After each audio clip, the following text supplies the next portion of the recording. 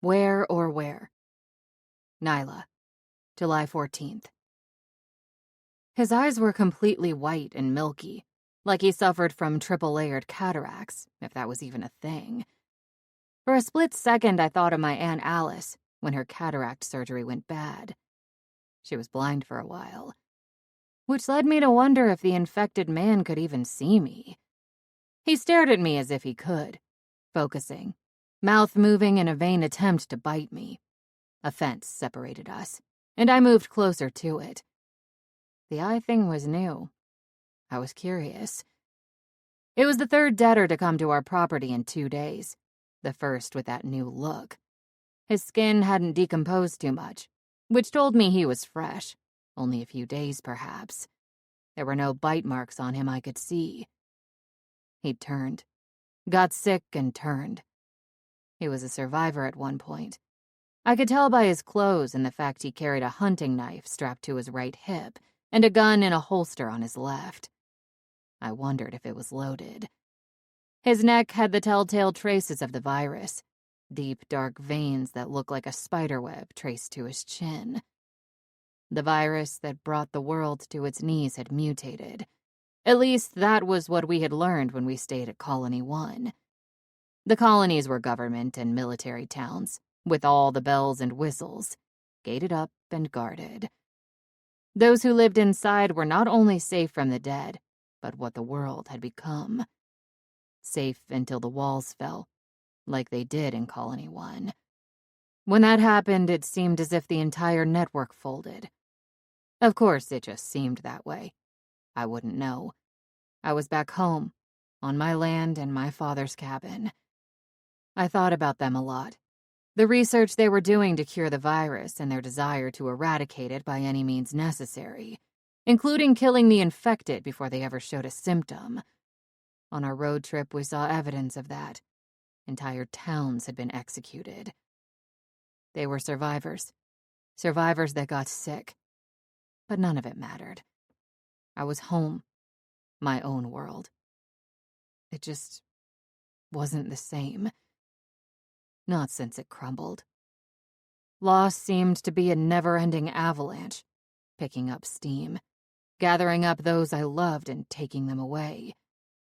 My daughter Addie, my husband, father, brother, and stepmother. Friends. I was eternally grateful my daughter Katie not only lived, but we also discovered she was completely immune to everything. Bites, the virus. Any way she could get infected, she was shielded by her own masterful DNA. She was a potential cure. Probably still could be. But in the mass confusion in the fall of Colony 1, we didn't just slip away. We disappeared off radar. With good reason. I was grateful beyond measure for still having Katie, and I had to learn to grasp that, remember it. But I was having a hard time focusing on what I had, because I was reeling in what I had lost. We went almost an entire year without losing anyone. In fact, we saw less and less of the dead. It was over. I believed that. Life would start again. Maybe some semblance of normalcy. I was wrong. My belief couldn't have been further from the truth. Heartache had been on a commercial break, and it came back with a bang when I lost Lev. Lev. I had known him my entire life, from childhood, and it took for the world to drop to its knees to realize what kind of man, what kind of friend he was. Lev was honest, and let me know how things were. He didn't mince words or walk on eggshells with me. When I was wrong, he told me. When I acted badly or selfishly, he let me know. I could count on Lev for anything. And when I finally realized he was truly part of my soul, he was ripped from me. My bravery in handling his death was a facade as weak as the walls that surrounded Colony 1. An illusion to benefit others when I knew how dark I felt inside. The endless nights of screaming into my pillow, sobbing myself to sleep. A pain in my chest that was as physically real as it was emotionally. It was like I was full of these emotions I needed to release, but I just didn't know how, or if I even could. Lev was the final death, the straw that broke the camel's back for me. He was a symbolization, a culmination of sorrow for every single person I loved deeply and who was gone. Only 3 weeks had passed since he died, head on my lap on the porch of our cabin. He had caught the new strain of the virus. Somewhere. Somehow. We didn't know because there was still a lot to learn about it. He decided to self-medicate and pass rather than chance dying and turning. A noble way to go. But Lev deserved better. Like a hero's death. When he left, the pedestal I always placed him on got a lot higher. It didn't feel like he was gone. I could still smell him, feel him, and hear him as if he were still alive. That's because I needed him to be alive. The world was hard enough with him here. I didn't know how I was going to survive in it without him. Nyla, are you going to take that out or stare at it the whole time? It was strange. I could hear his voice. I closed my eyes, absorbing the sound. I swore I heard him. His soft yet sometimes condescending voice. It wasn't really the way Lev was. He just sounded that way because he didn't use contractions much, and he still had a dusting of his Serbian accent, which crept up once in a while. Do you need me to do it? My heart beat faster. Nyla. Swept up in that weird moment, thinking of Lev and hearing his voice, I responded without thinking. No, Lev, I got it. Fleck. I briefly cringed when I realized it was Fleck who was talking to me. How did I not know, or even hear the dog barking? A dreamlike veil was lifted, bringing me back to reality. I know, It's okay. You need me to take him out? Fleck asked. I looked over at Fleck. He was poised and ready with an ice pick. Nah. I reached out and took the pick. I got it. My new cataract friend gripped the fence, the skin on his fingers splitting as he held tight. He was calm, almost lacking motivation to get me. I walked as close as I could to the fence, raised the pick and jammed it into his left eye. It didn't really do much until Fleck leaned in and smacked his palm against the end of the wooden handle, jamming it in all the way. Then he went down. What was up with his eyes? Fleck asked. I don't know. It's new.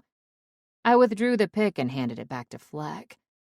He pulled an old bandana from his back pocket and wiped it clean. We should move him, Fleck said. Far enough away that we don't catch his smell when the wind blows. It smells every time the wind blows. Doesn't matter where we put them, I replied. It just permeates the air. You're nuts. It's like skunk. You think you smell it even after it's gone. What the hell kind of comparison is that? I asked. It's a good one. You want to help me move him? As long as we don't have to talk, I told him, and I called dibs on his gun. I walked past Fleck down the property line to the gate. As he trailed behind me, I heard him complaining that I always took the guns. I didn't understand what the big deal was. We all shared, and guns were useless to us unless we got overrun. In a quiet, dead world, up on that mountain, sound traveled for miles. As we learned a long time before, a single weapon fired was like ringing the dinner bell. They found us with little problem as it was, so we didn't need to make it any easier for the dead, or whoever else happened to be out there lurking. 2. Tune out. What's wrong with her hand? I asked the second I stepped back into the cabin. Ben sat at the kitchen table with my daughter Katie. His glasses rested slightly downward on his nose as he examined Katie's hand like a palm reader. She's got a splinter. A doozy of a splinter, if I may say, Ben replied. How did she do that? How does any child get the strange injuries they do? He spoke as he worked, by doing something they aren't supposed to. What did she do? What does it matter? Ben glanced up briefly, then back down to her hand. Almost there. Katie giggled. "There was a piece of wood sticking out of the cabinet under the sink," she said. "I pulled it out and thought it was smooth. When I rubbed it, it wasn't." "Next time you'll learn," I said. I could smell something cooking in the kitchen. There was a kettle on the wood-burning stove. A substance was brewing, causing steam to rise and whip out a pleasant aroma. A welcoming smell after moving Cataract Man. The smell of food caused me to realize I was hungry. I wondered who was cooking. It was probably Meg making dinner, though I didn't see her. She was a newcomer to our group. She had only joined us a few weeks earlier. A survivor from Colony 1. The cabin seemed so empty and quiet. It wasn't, though. Ben and Katie were seated at the big old wood kitchen table. Even Fleck barely took up any room. There were 3 other children with us. A baby, Sawyer, and Meg's daughter, Mara. Bella probably had the baby in the back bedroom, and the others were likely to be outside. There'd been a time, just over a year earlier, when there were so many people on the property. Not only my father and stepmother and children, but Lev, his father, and other people from Big Bear Campsite. We hunkered down there, waiting it out. Slowly, one by one, they all died. Ben's son was with us back then as well, Cade. That was how we'd met Ben. He came looking for his son, following a message Cade wrote on a survivor wall when he went out looking for his father. Cade never made it. We were lucky to have Ben. He wasn't just some youthful grandfatherly type picking out a splinter. He was a surgeon. Albeit a plastic surgeon, but a doctor nonetheless. I heard he was an orthopedic surgeon or something before that. I never asked why he switched. He was a good, skilled doctor. "There, out," Ben announced, then lifted the tweezers. "Look at this. It's pretty big." "I'm bleeding," Katie said. "I see that." Ben winked. "We'll take care of it." He dabbed it with gauze, then slowly shifted his eyes to me. "We need antibiotics." "We don't have any." "Unfortunately," Ben replied. "The last time we were here, before we left, Lev wiped us out. You went and got more, but he used most of them. On our trip back here, we weren't packing a lot of medical supplies." "She needs them?" I asked. "Not that I'm questioning your judgment, but does she need them now?" "I have enough for today, but I'll have to go tomorrow." "We'll go," Fleck called from the living room. "We need a supply run anyhow. We planted late and we don't even know if they'll take." "Then we go tomorrow," I said. "Ben, you just tell us what we need." "Don't I always?" I smiled. "Yes, you do." I was just grateful that for the time being, the world was our own shopping mall. We had every big store imaginable within a 15-mile radius. There was enough out there remaining on the shelves that could last us a while. There were more dead than living now, and they didn't need canned peaches. I watched as Ben bandaged my daughter's hand. It was hot in the cabin, even with the windows open. We had a solar generator we used to power the fridge and, for an hour or so a day, the back room with a tiny air conditioner. At least at night the temperature dropped. Plus, we couldn't run the air. The noise was too much. We couldn't hear if anything approached. As I ran my hand over my head to clear the sweat, I heard the sound of it. Crackling and static. The radio. "Who is this again?" a male voice called out. "Can you repeat?" My heart dropped to my stomach and I looked left to right, trying to determine where it had come from. As soon as I remembered it was in the back room where we had stored the radio, I raced back there. I burst open the door, scaring Meg. The young mom sat on my stepmother's sewing chair, staring at the radio while holding the microphone in her hand. "What are you doing?"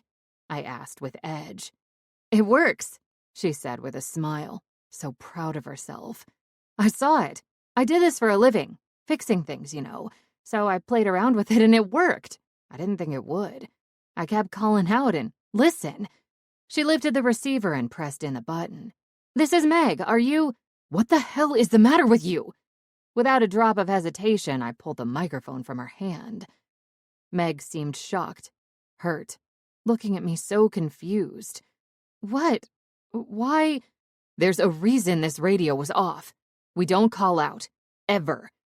I shut the radio down with a hard smack with my hand, because we can't take a chance on who will respond. 3. At the end. Colonist Sean Marshall, July 15th, Burlington, Vermont. The tiny hand poked out of the rubble. It was the last straw. The dainty fingers with chipped pink nail polish wiggled and grabbed the air. The reasonable man in me knew the child was not alive, not in the conventional sense. But a part of me feared she had been trapped in the rubble for 3 weeks, suffering and alone. Knowing not much covered the child in the way of debris, I lifted the wood planks and bricks until I exposed her face and upper torso. Immediately, the little girl tried to lift up. Her arm swung wildly at me as she snarled and snapped her jaw. I can't. My throat was thick and the words barely came out. I coughed to clear my throat and raised my voice a little louder to be heard by my team. Guys, I can't. I just can't. It was at that moment I knew I was done. I would finish my work there at the former site of Colony 1. The people that had lived there were my family and friends. For them, and out of respect, I had to finish. We were nearly done, as was my short tenure as a captain for the Colonist Division. Cap, one of my crew approached me. You all right? No, actually I'm not. I don't know how you guys keep doing it. Self-medication, he said. Don't worry, we got this. He placed a hand on my shoulder and I turned after nodding a thank you. No sooner did I turn, I heard a single gunshot. It went right through me. Was that what it took to perform such a hard task? Self-medicate? Be numb to it all? I didn't want to be numb to it all. Feeling it was what kept me human. It was a child, one probably no older than 5 or 6. I knew the virus wasn't kind to the world, no matter who you were or how old. But we at the colony were supposed to protect those who came into our fold. Somehow we'd failed. I'd failed as a leader. Who was I kidding? I wasn't a leader. I wasn't even in the military. I had been a police officer in a small town. I was the cop known for giving out ridiculous amounts of traffic citations. When the virus hit my town, I couldn't stay. I moved on. We tried everything we could to hold our ground, but it had been useless. Some remained. I left. I wore my father's heavy green canvas jacket to protect my arms, and thick blue jeans and boots so one of the crawlers didn't grab hold and bite. They don't rip through jeans. Their teeth aren't sharp enough. It wasn't a foolproof defense, though. I was happy on my own, walking place to place, everything I needed on my back. The world was full of supplies. There was no need to starve, not this early in the apocalypse. It was never my intention to join up with a group. But I happened upon a group of colony soldiers in trouble, so I lent a hand, and the rest was history. I did like what the colony was doing. It was bringing back life. A person can survive, but living was vital. Living wasn't running every day of your life. There were entire families who'd survived and were looking for a cure or antidote. We were working on the cure here day and night. They were close. And just like with Colony 1, the chance for that cure slipped through their fingers. More than I was willing to admit, I played a role in that. I helped the key to their cure escape Colony 1 when it was overrun by infection and the dead. It wasn't my intention to let the potential cure slip from our grasp. A cure which lies in the blood of a 5-year-old. I only wanted to make sure she lived. I would never have thought, with her mother knowing how vital she was to the human existence, she would leave the evacuation center. Where they went, if they survived, I didn't know. There were rumors when the wall went down they had arrived in Cobb Corner, but in the short time I'd gotten to know the mother, Nyla, it would have been closer and easier for her to go home to Pennsylvania, back to a place she said was safe, rather than pass it and go all the way south. We had successfully evacuated a little over 4,000 out of the 8,000 in Colony 1, an impressive feat in such a short period of time. Things were hectic.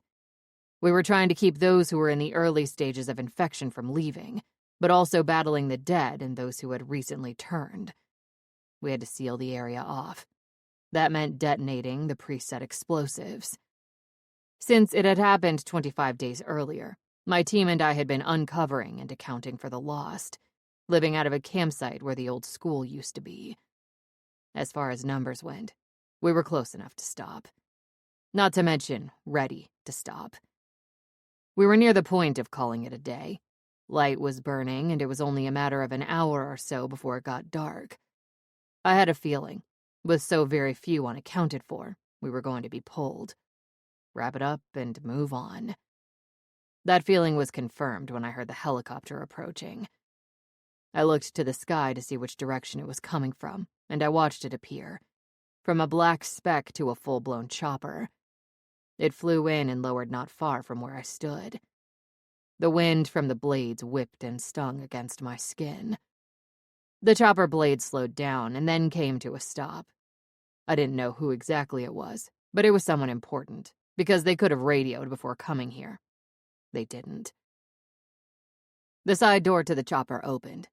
Deacon McCaffrey, a self-proclaimed general of the Colony Council, stepped off, along with Almada Hillgrove, a research doctor.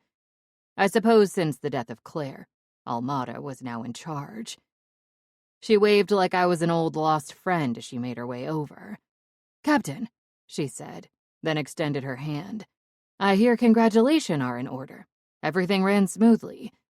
"What percentage is left?" McCaffrey asked. "We estimate less than 10% of the population unaccounted for," I replied. McCaffrey nodded. "They could have made it out." "You run a tight ship here," said Almada. McCaffrey sounded as if he scoffed. "Not so tight they don't follow our regulations." He rubbed his own chin, which I took as a reference to my own beard that had grown in the last month. "Yeah, well," I rubbed my beard. "The dead don't care." I'm joshing you," McCaffrey winked. Joshing, I thought. Who uses the word joshing anymore? "Is that why you came?" I asked. "To check up on things?" "Actually, we have 2 reasons," Almada said.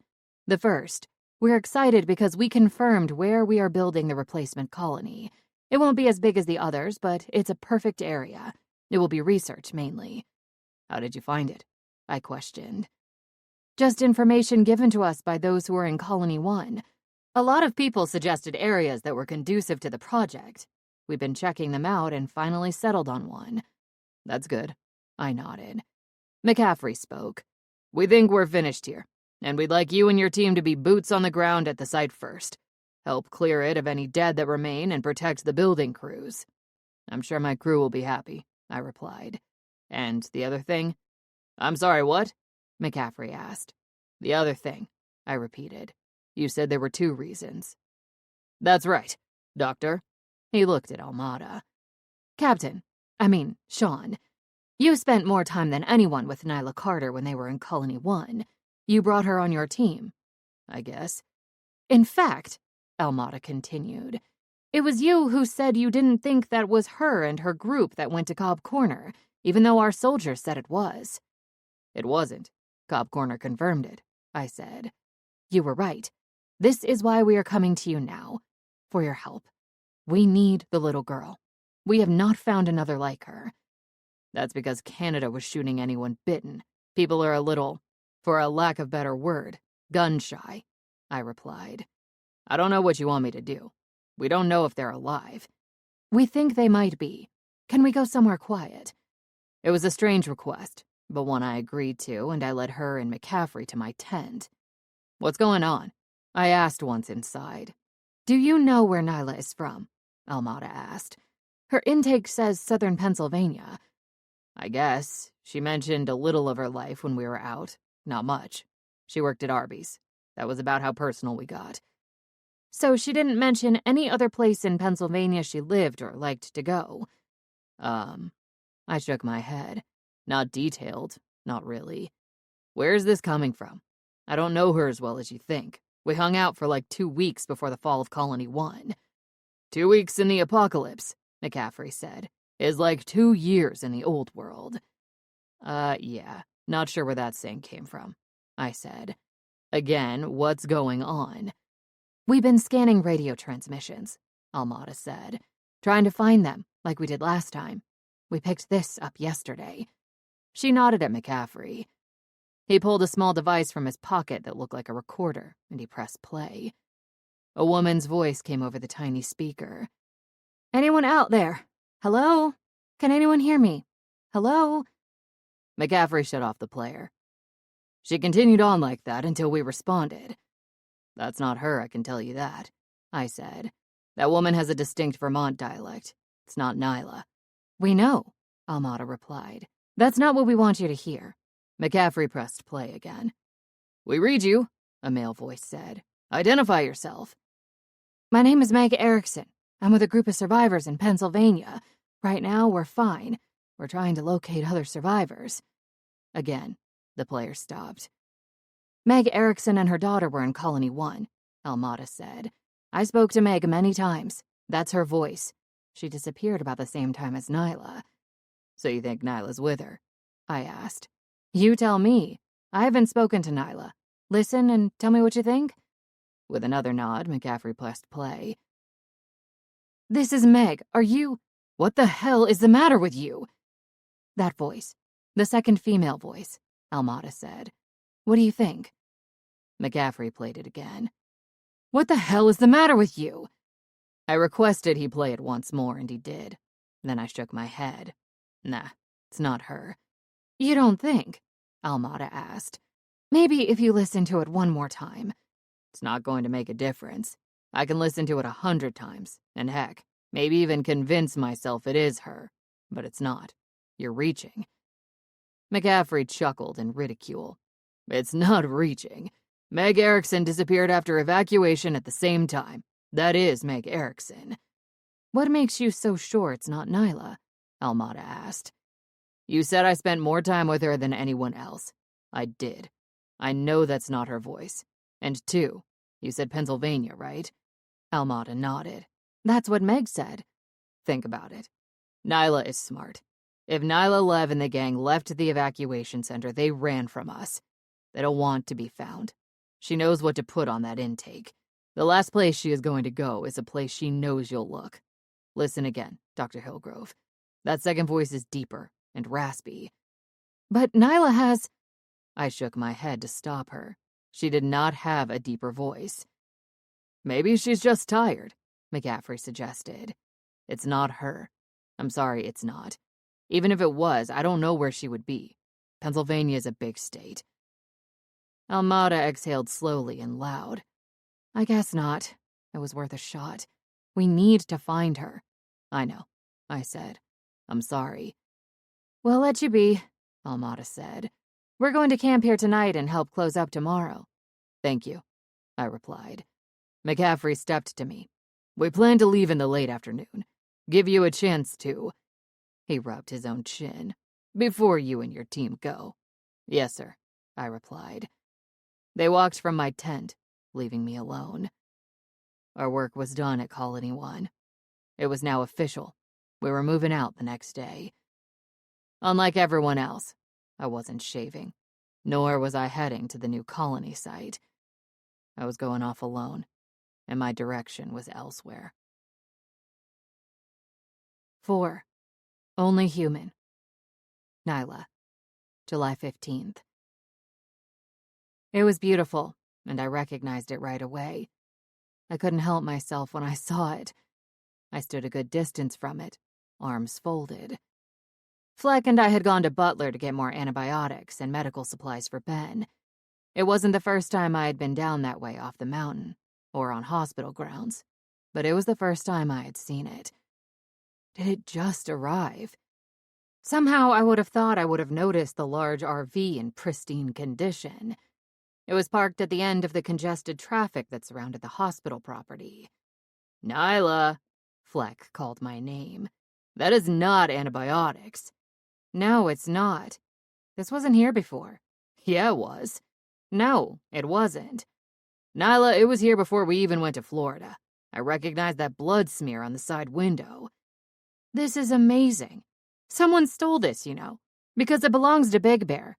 See the number on the door? BB8. This was RV8 that they rented out." "Big Bear.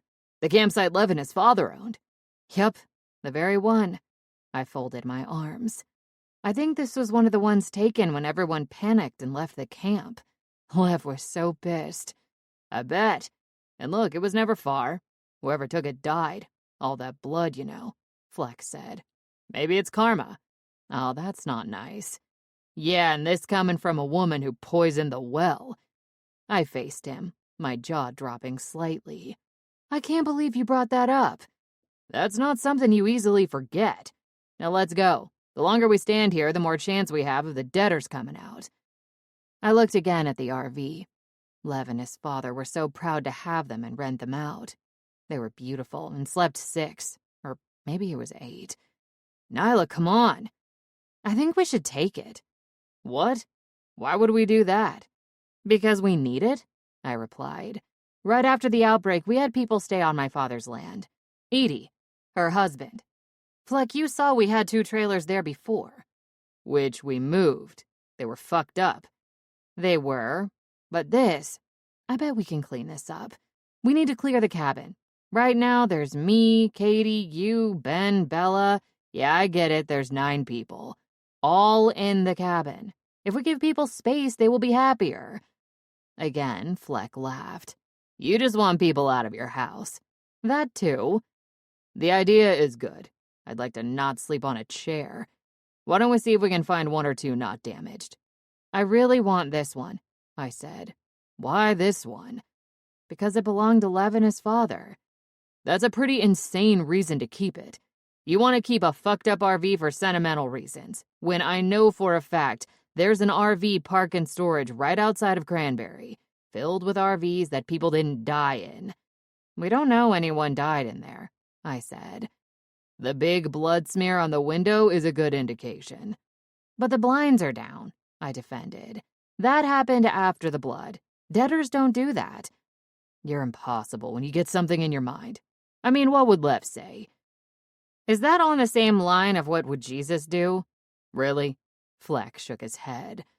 Okay, Lev would. I paused, and in an instant I could hear his voice. Nyla, as nice as it is that you want to do this, there are better options. Go to the Cranberry RV Park and Storage. He would tell me to check it out first, I said. Okay, fine, we'll check it out. When you see it's bad, can we move on? Can we get an RV? Today.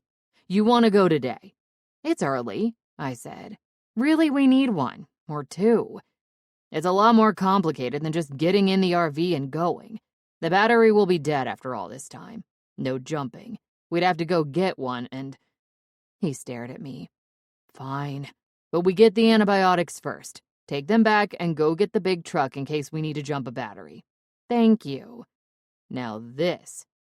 Fleck walked to the door of the RV and banged his hand once. I don't hear anything, I said, standing next to him. Usually they clamor. Usually.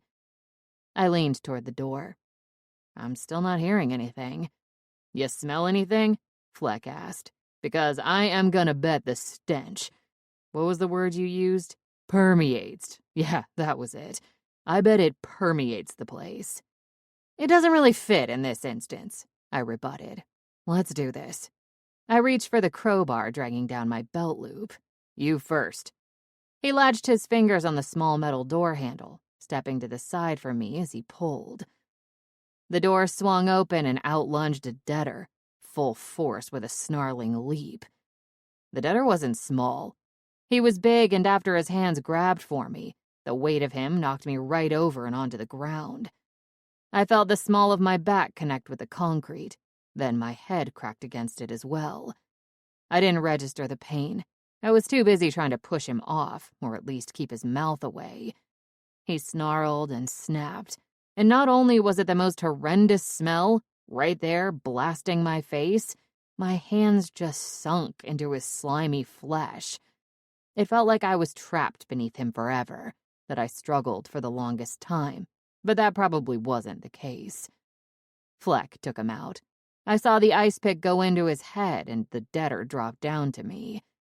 I tried to move, but my hands just sunk further. I could feel the mush his organs had become. Fleck tried to kick him from me, but his foot did the same thing as my hands, just went right into him. Finally, Fleck lifted him off and grunted with disgust. "What the hell?" Fleck shook his hands. The stringy clear substance just kind of whipped around. It reminded me of the rubber cement glue I used in school, and it covered the debtor in a thick coat. Fleck kept trying to flick it off, and he groaned with his futile attempts. Was he really complaining? I was still on the ground. The stuff was all over me. Not to mention up my forearms, I was covered with insides. It was gross, and worse than the debtor I had put in the pool house up at Big Bear early in the outbreak. I rolled to my side and felt the slight pain in my hip, but it was nothing compared to the instant throbbing headache I experienced. Between the pain in my head and the stench, the moment I stood, I wobbled to get my balance, took a few steps away, and vomited. "What the fuck was all over it?" Fleck asked. "I really can't," I heaved again, my stomach twisting and turning. "Can't answer you right now. Oh, God, that smelled so bad." Just when I thought I was under control, I saw the stuff on my arms and fought to not throw up again. It wasn't like me to get sick from it. Maybe I was still in some sort of sensitive state. "Ugh," I heard Fleck grunt again. "I'll get the jug from the car." I nodded, still half bent over. "I know what it was," Fleck said. "Hot car syndrome." "What?" I asked, confused, and stood upright. I turned and instinctively began bringing my arms to my mouth to wipe, but thankfully caught myself before I smeared dead guts all over. I opted for my shoulder and top of my arm to clear my chin. "Hot car syndrome." Using that damn dirty bandana, Fleck wiped off one of his hands and opened the station wagon door, reached in and grabbed the gallon water jug. He placed it on the ground, careful not to touch the jug at all with his other hand. "When someone gets locked in a hot car with no air, they kind of melt from the inside out, and I bet that's what happened to him." He washed off his hands. "We're gonna need more than this. Soap, maybe," he said. "New clothes," I said. He carried the jug to me. "I have never seen that on them, and we've seen a lot. Hold out your arms." "There's not enough water in that jug to clean my arms." He looked around. "Well, we're not far from the hospital. We can find something there to clean off with." Hopefully the barricade held so we don't run into any debtors. I whacked my head. "You okay?" Fleck asked, rinsing off my arms and using the last of the water. "Yeah." I shook my arms to dry them, then wiped them on the side of my pants. "Sorry I said you first." Fleck bent down for my crowbar on the ground. It was quiet, probably because it was... "Dude, you're bleeding." "What?" I asked, shocked. "The back of your head." I reached up and he stopped me. "Don't touch your open wound," Fleck instructed, "until we get cleaned up better." "Open wound?" "It's bleeding pretty bad." "Head wounds always do," I said. "Let me get something from the car to put against it. Just not your bandana." I watched him head back to the car. I knew there'd be something in there. Lev got me in the habit of keeping supplies in the car in case we got stuck. He fussed around in the back, then shut the door with his hip before returning to me. "Sanitizer." He held up the bottle, then placed a few squirts in my hands. As I rubbed it in, he placed the small bottle in his back pocket and gave me a cloth. "Put that on your head." He guided my hand to where I should place it. "You don't feel that?" "My head hurts too bad." As soon as the cloth touched my scalp, I felt the stinging. "I feel it now. I think I have a concussion." "Are you all right to do this?"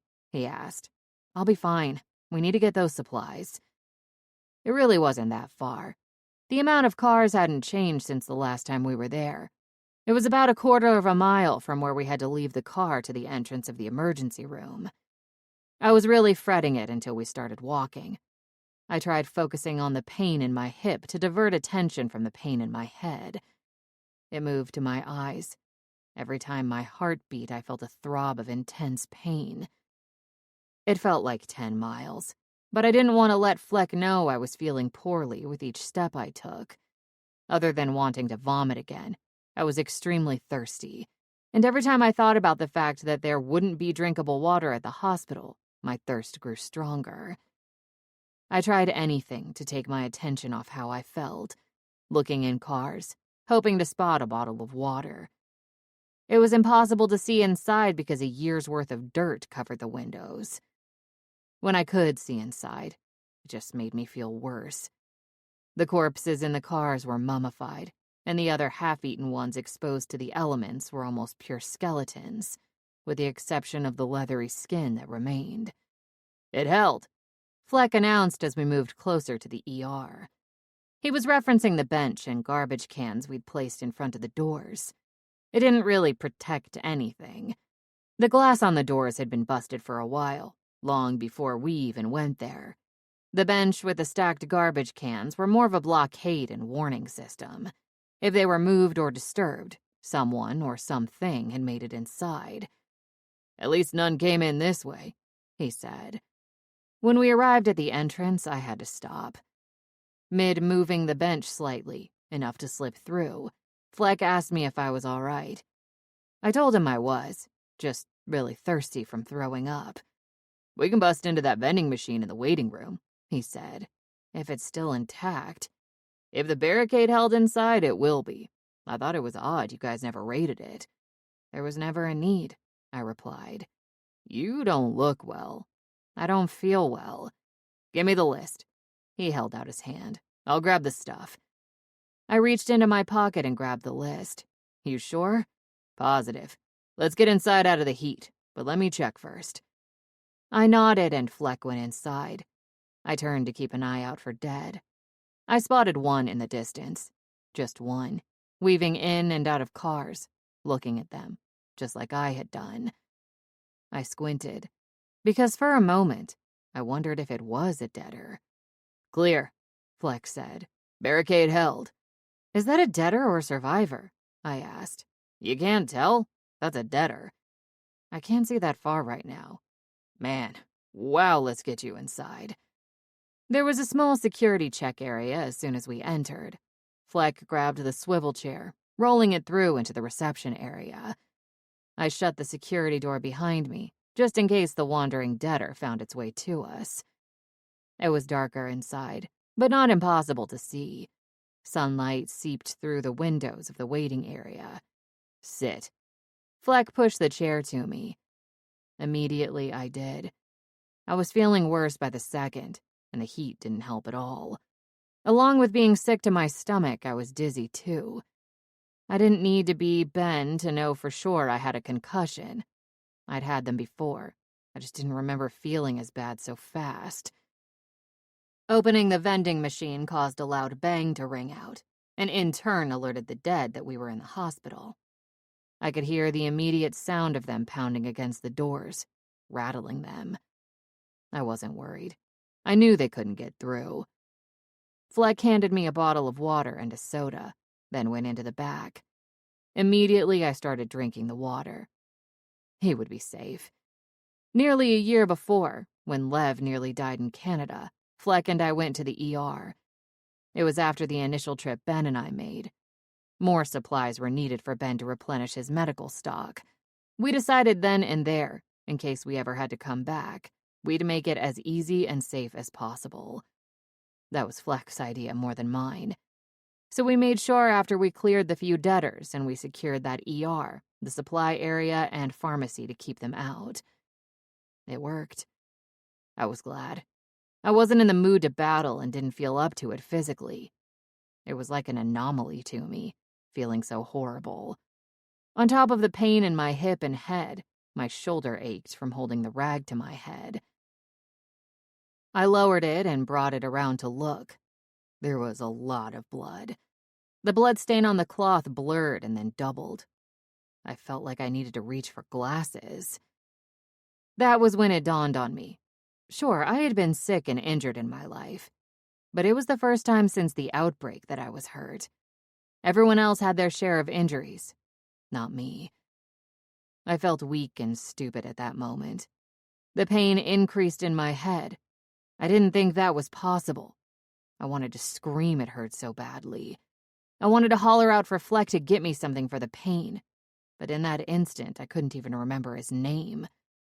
I didn't know what it was. It was one of those moments where it was on the tip of my tongue. In fact, I started to get confused. Why was I there? How did I get hurt? Why was I in pain? I closed my eyes, trying to think.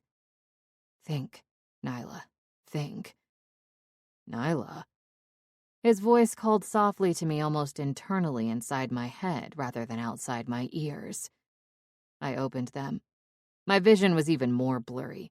Everything looked dreamy. I swore I saw Lev crouch down before me. I knew he wasn't real, that it was my mind reaching out for the one person who was always there when I needed him. I know it hurts, Lev said. Remember when I hurt my head when we were 12? I nodded. Are you tired? So tired. I'm going to go to sleep, Lev. Nyla, don't go to sleep. Nyla, open your eyes. I can't. I'm tired, Lev. I'm so tired. I was. My head bobbed forward, feeling so heavy it was hard to lift. The rag slipped from my hand. The pain, while still there, lessened as I drifted off. Nyla, wake up. Stay with me, don't go to sleep. I could feel the vibration and the movement. My eyelids fluttered, opening slightly to the bright sun. I was in the car. Grown or something, Fleck said. I'm fine, Lev. Sure you are. Just try not to sleep. I don't know if that holds true or not about falling asleep. Nyla, wake up. Suddenly his voice became my own, back to that night after Lev was beaten within an inch of his life. Spending the night in the car, constantly calling his name to get a reaction from him. I wasn't that bad, was I? I didn't hit my head that hard. Was I so consumed with worry over that debtor I never knew how hard I hit the pavement? Despite Fleck's best attempts to keep me awake, I fell asleep again, waking to Ben's voice. Let me get this straight, Ben said. You pushed her from the hospital in a rolling office chair. How did you keep her in the chair? Duct tape? Fleck replied. That was smart. What? I heard my sluggish-sounding voice as I tried to move. My arms are tied. No, they aren't, Ben told me. You're back at the cabin. I'm fine, Fleck laughed. When I came back from the supply, she was having a conversation with Lev. How hard did she hit her head? Ben asked. I need to staple the gash, but the head split's easy. Honestly, Fleck replied, I don't know. We were too busy with a debtor that attacked her. Yeah, I can smell it on her, Ben said. I smell? I asked. Yes, we'll get you cleaned up. But first, Nyla, open your eyes all the way for me. I did, and held them open as much as I could. A bright light flashed in my eyes and I squinted. Open them, Nyla, Ben instructed. It took all I had to keep them open with that light in my eyes. Okay, well, the pupils are not reacting very fast. More than likely it's a concussion, Ben said. I don't see any fluid in her nose or ears, so that's a good sign. She threw up almost immediately, Fleck said. The thing smells and it was gross, I said. I'm fine. Really, just a little groggy. We have to go get the RV. Ben looked at Fleck. RV? Is that another illusion like Lev? No, that's real, Fleck replied. We were gonna head to parking storage and grab an RV for the property. More space for everyone. That's a good idea. However, she's not going anywhere yet. Her getting up from that fall and walking to the hospital did more harm than good, so she has to rest. Can I rest without my name being called every 5 minutes? I asked. Yes, Ben told me, after I fixed that gash. Without groaning or complaining, I gave him my agreement. I really wanted to go get that RV, but I wasn't feeling up to it, and doctor's orders were to rest. I hated being down and out, but at least I was down and out on my own couch, on my property in the safety of my home. To me, there was no safer place to be. 5. Freedom After 5. Sean Marshall, July 16th. I left before daylight. It wasn't the smartest thing to do. The dead were hard to see at night, and I had to rely on the scent. Although the night vision goggles did seem to help. More than anything, I wanted to take one of the jeeps or trucks, but I couldn't bring myself to do that to my crew. I took only the very few personal belongings I had. My weapon, ammo, a radio to monitor things, and 2 bottles of water. The rest I could find on the road. The night before was normal, with the exception that Almada and McCaffrey were there. They had dinner with the crew, laughing and chatting. They talked up the new place for the colony, mentioning they didn't see many dead on the ground. The crew was amped up to go clear the town, as if taking out the dead was a fun thing to do. It was disturbing to me. Always had been. As cold and collective as I put on about clearing them outside the perimeter of Colony 1, it bothered me. The hard part was the beginning of the journey, right after leaving camp. I had to head south. I could walk, and I would if I had to, but my best chance of getting a head start would be to get transportation. I didn't know if the colony would look for me or would simply say screw him and head off on their merry way. There weren't any AWOL regulations that I was aware of. Still, the way I knew they did things, creating rules as they went along, I wasn't taking any chances. There were cars and some other vehicles at the evacuation center. Whether they worked or not remained to be seen. The evacuation center was the receiving center before Colony 1 fell.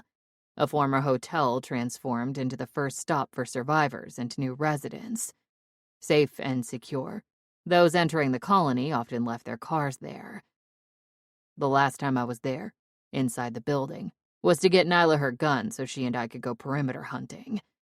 The keys to their vehicle, along with other keys, were in an envelope neatly stacked in a metal bin. That was my goal, to get there and to that office.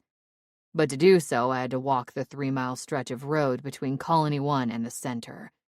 An open road.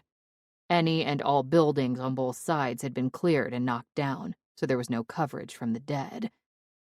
When we evacuated Colony 1, that was the route the buses took. It had become so overrun with the dead, we had to firebomb the road. We lost 2 of the buses. That stretch of road scared me. I walked it with the night vision, opting not to use my flashlight.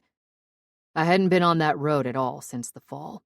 I was seeing it for the first time through the green, glowing tiny holes of my goggles. The smell of it hit me just before the sight of it. Rotting flesh that smelled as if it had been charcoaled. The road was scattered with debris, and there were deep divots that I imaged were from the explosives. Then I saw the bodies. They were charred, some in pieces, and those still attached to a head moved. Their eyes glowed when I looked at them. The dead were still moving. I had to be careful. My heart raced with each step I took. I realized how much bravery I lacked when I wasn't with others. It wasn't that way when the outbreak first began. I was happy to be alone, never too fearful. Now I was like a kid walking in the dark, shaking at every sound or movement. A mile before the center, I saw an evacuation bus on its side. The windows were broken, and bodies of the deaders covered it. They had attacked the bus before the road was bombed. It was the long walk of death, and I was glad to see the evacuation center. I arrived there just as the sun began to lighten the sky, about the time they would realize I was gone. Maybe not. Maybe they would think I was still sleeping or in the John. I glanced down to the radio clipped to my belt. The green light was lit. The battery was still strong. Even with low volume, there was no sound, no chatter. That was a good sign. I'd hear it if they were looking for me and calling out. I hoped it would take them a while to figure it out. I wanted miles between us. At that moment, the only distance between us was that stretch of road. The gate was closed, latched but not locked. I was able to open it and lock it behind me. There was an eerie feel to the dark building. No sounds, no dead walking about. Every person that had been there was long since gone. I walked around the hotel to the front lot. There were at least a dozen vehicles parked there. Not taking a chance, I pulled out my pistol and went inside to seek out the office with the keys. I banged on the front desk counter, hoping to call out any dead that were there. None came.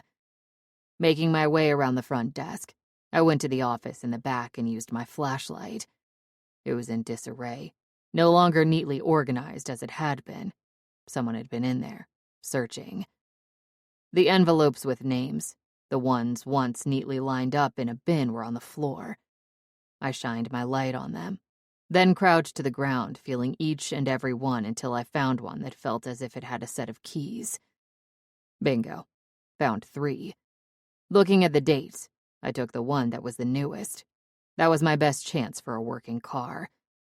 I ripped open the envelope and let the keys fall into my palm. It had one of those key fob clickers on the chain. I prayed in my mind the car wasn't dead. I hurried back outside. In those few minutes, the summer sky had lit up even more. I held my breath, raised the key fob, and pressed it. Blip, blip. Yes. I was so excited I didn't see the car's flashing lights. So I pressed it again. The parking lights blinked on a small black car 2 rows away, and I rushed over there. Just as I unlocked the driver's door, my radio hissed, causing me to nearly jump out of my skin. Captain Marshall? You read? Cap? Hand on the car door. I glanced down to the radio. Cap, come in. Are you there? Do you read? Yeah, I said to myself. I read, but I'm not answering. I opened the car door, tossing my few belongings inside. Then I slid into the seat. With a please, please, please, I placed the key in the ignition and turned it. It started. Filled with excitement, I closed the door and looked at the gas gauge. A little less than half a tank. It wasn't a lot, but I would cross that bridge when I got there. For the time being, it was enough. Hearing them call for me one more time, I shut off the radio, put the car in gear, and hurriedly drove off. 6. Big Bang. Nyla, July 18th. I swore I'd had enough rest over a period of 3 days that I wouldn't have to sleep for the longest time. Hating to admit it, that bump to the head took me out of commission for the first 24 hours after it happened. I lacked energy to do very much, constantly micro-napping. My daughter Katie never left my side, or at least it seemed that way. She had this twisted habit of drawing events that happened with disturbing graphic accuracy on a child's level of artistic ability. When Lev was injured, she drew him getting beat up. She drew Corbin being shot in the head. When Lev died, she drew him in heaven with my father, her father, and Addie. For me, she did wonderful pictures of my head being huge and bloody, my eyes dark like the dead. Perhaps that was the way she saw me. She kept me company constantly. But she, like me and probably everyone else, was growing tired of the commune that the cabin had become. Katie wanted to play with Sawyer, but since Mara arrived and was closer to his age, Katie was the third wheel. They didn't push her away on purpose. She was young. Katie was ready to have her home back. When I woke and washed my face, she carefully carried a cup of coffee up to me, even though the liquid splashed about with every step she took. Her way of warming me up.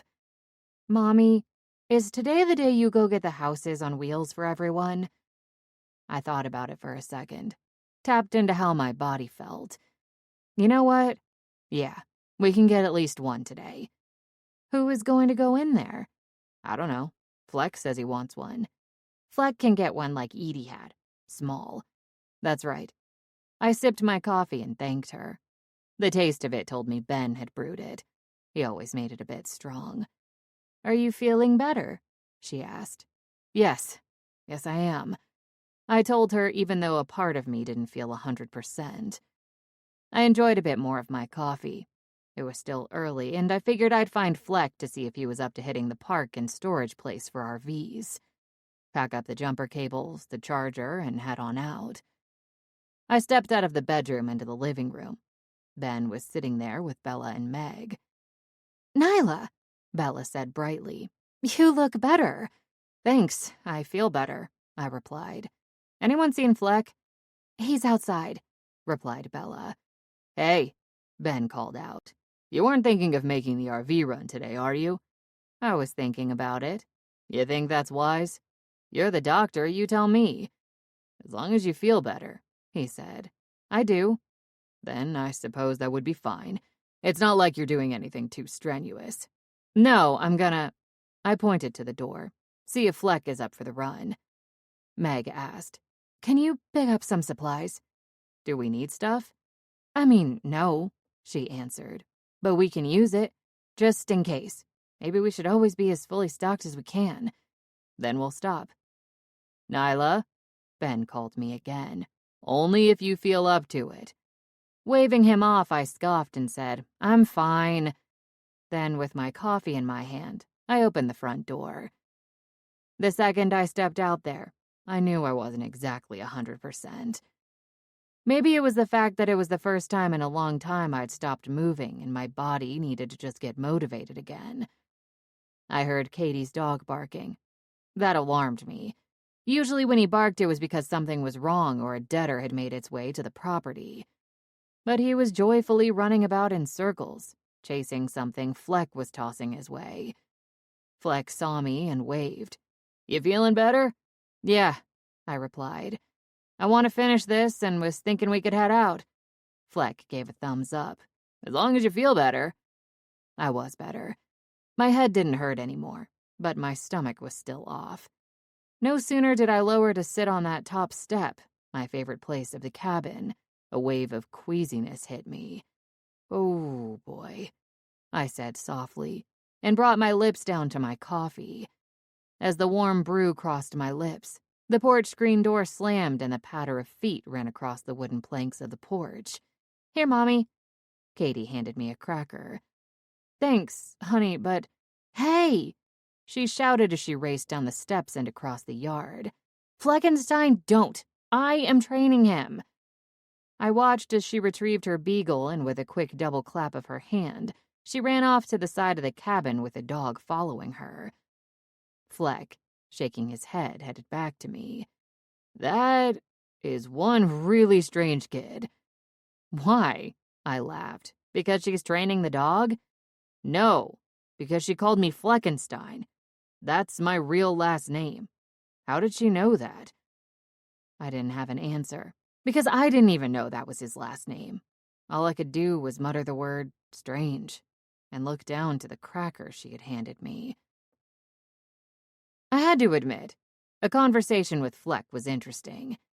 In the past, it just consisted of his snide comments about things, especially about my daughter. They weren't really in-depth. I blame myself because I gave all my conversation time to Lev. Now they were different. Granted, he still went off about Katie. Nothing mean, but definitely comments from a man who didn't have children. The whole trip to the RV place was about Katie knowing his name. Then he went off about the dog and he didn't stop. It made me laugh. Why do you care? Because it's the family dog. She has to share. She does. No, she doesn't. She yelled at me for teaching it to fetch. I asked her about it. Do you know what she said? What? She asked if I would teach a 9-year-old to go potty. She's 5, Nyla. What 5-year-old talks like that? Katie's around a lot of adults, that's why. What about this one? I asked, stopping at a smaller RV. I banged on the door as a warning. Yeah, that's good. What is she training it? Who knows? I like this one. It's small. I grabbed for the door and paused. You stand in front this time. He did. Maybe I should train Katie to pick up the dog poop. You should. Maybe then she'll share her dog. Did you ask her? I carefully opened the door, swinging it out so if anything jumped forth, it would hit Fleck. I did. I said really nicely, can we share your dog? I got he wanted to talk about it, but I wanted to pick an RV so we could get it ready to move. First step was going inside to make sure it was fine. When it was clear nothing was in the small RV, I stepped inside. Fleck followed. What was her reply? Keep in mind she's 5. Why is her young age only an excuse when she says something I don't like? Do you like anything she said? I looked around. Oh, this is really cute. We can put that new bossy woman Meg in here. Fleck laughed. She's not bossy. You just don't talk to anyone. No. Huh? No? You don't like this one? It's not like we're shopping. You can pick one you like for you. No, I mean, Katie said no. I told her I always had a dog growing up. Fleck stayed in the kitchen and sitting portion of the RV, and I walked to the back. There was a nice closet and a bathroom. Only one bathroom, but more than that wasn't needed. She told me, Fleck spoke from the other room, I was going to get my own dog soon. Now how the hell is that gonna happen? We don't really need another dog, Fleck. Nyla, this isn't like a family decision where there are too many pets in the house or who was gonna take care of it. I walked from the back to join him. How long to get this road ready? We have to let it charge for about 20 minutes before we move it. We can go hit the Bright Pharmacy for some of that list. Good idea. Don't you like dogs? Fleck asked. Not particularly. Cat person? Hardly. What? Fleck asked in shock. What kind of person doesn't like animals? I didn't say I didn't like animals, just not dogs and cats. Can we get this ready? Yes. What animals do you like? What does it matter? Did you ever have a pet? Fleck. I snapped his name. Who cares about this right now? And yes, I had a pet. We had a pet pig at the cabin. See? Better. More human. How long did you have him? Until he was big enough for my dad to slaughter? Nyla, that constitutes a farm animal, not a pet. Oh my God, please stop. Grab your tools. Let's get this ready and go to the pharmacy. Worry about your weird obsession with dogs another time. It's not a weird obsession. I just love dogs. Just wish Katie was right and I'd find my own. But what are the chances? Woof. My eyes widened. His eyes widened. Slowly, at the same time, we turned our heads to the sound. Woof. I swear to God, your daughter is fucking weird. He barreled to the door. Stop! I called out just as he reached the door. What if it's a setup, or it's some zombie dog? It's not a zombie dog, it would sound different. He hurriedly opened the door. It could have been a lot of things, including bad people, but he was just so unsuspecting because he wanted it to be a dog so badly. When I heard him talking in that high voice saying, "Who's the good boy? Who? That's right," I knew it was safe and I stepped out. Sure enough, tough guy Fleck was like a little boy with his dog. The brown lab looked so grateful as well. Look at him, Nyla. Oh man, Katie is gonna be so pissed that my dog is bigger. I don't think she'll care because you'll leave her dog alone. No tags. Fleck examined its neck. I'm gonna call you 316. He spoke happily. I didn't know you were particularly biblical or spiritual. What does that have to do with the name? John 3:16 is a famous Bible quote. What is it? I shrugged. I don't know, I just know that it is. The dog had its paws on Fleck's shoulders as Fleck pet him. Well, the name has nothing to do with the Bible. It's after a famous wrestler. And you like it. He upped his voice again. Don't you, boy? It's a girl, I said. I don't see a penis. Why are you looking? And it doesn't matter. Fleck stood. I wonder if she knows how to sniff the dead. The bigger question should be, where did she come from? She looks healthy, not malnourished. Someone has been taking good care of her. She's not mean, so her owner is around here. Are you saying we should look? Yeah, I am. I mean, if you lost your dog, wouldn't you hope someone would try to get him to you? Aw, god damn it. Fleck stomped. Let's look. It can't be far, I said. The dog didn't just wander onto this lot. There's no water or food source. Ask her.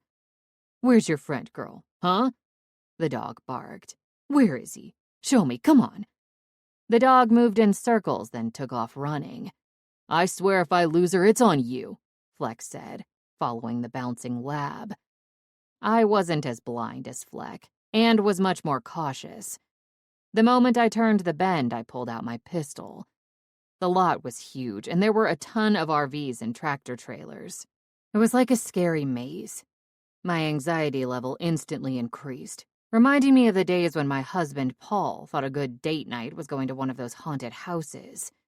I hated them, and hated when someone jumped out at me. Fleck was a good 20 feet ahead of me, staying steadily behind the dog. Then the dog just stopped, causing Fleck to stop as well. This gave me a chance to catch up. The dog didn't bark. Its hind legs moved back, and she kept on nudging into Fleck as if pushing him. "Something is there," I said, backing up slightly. "She's warning you." "I don't hear anything." He looked to his right and to the RV. "Maybe one is in there." Still, 316 kept using her body to move Fleck. "Fleck, she's telling you to back up."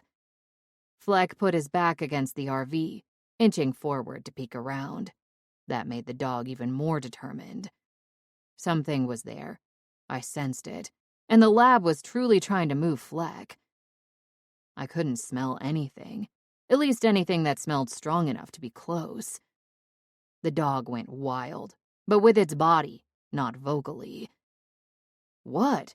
Fleck asked her, then peeked again around the side of the RV. "What is it, girl? I swear there might be something wrong with this dog. I don't see anything." Then I saw it. The arms. There had to be 6 of them reaching out from under the RV. "Fleck!" I called out. Immediately my mind flashed to that moment in the drugstore with Kate when one of them, on the floor, bit him on the leg.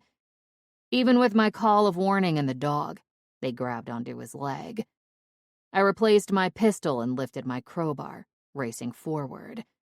When they grabbed for his leg, it took Fleck by surprise and he lost his balance, catching himself before he slammed to the ground.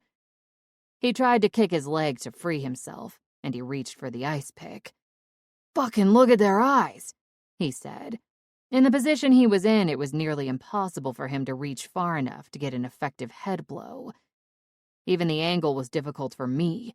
His foot was partly under the RV, so getting to the heads of the dead was tough. I could shoot, but that would be a bad angle as well. Even the dog knew better than to bite them. She started barking loudly. One crawled out from under the RV. He was fast on his belly. The deader was missing his lower limbs and, like a snake on speed, he slithered his way up to Fleck. That one I could get. I brought down the crowbar hard, hooking it into the skull, deep enough to drop it. "Pull your leg, Fleck!" I shouted, then reached for his leg. "I'm trying! It's like the movie The People Under the Fucking Stairs. They are pulling!" I grabbed hold of his legs, trying to free him as well, but they had him good. "They're biting my boot. I can feel the pressure." I had to think.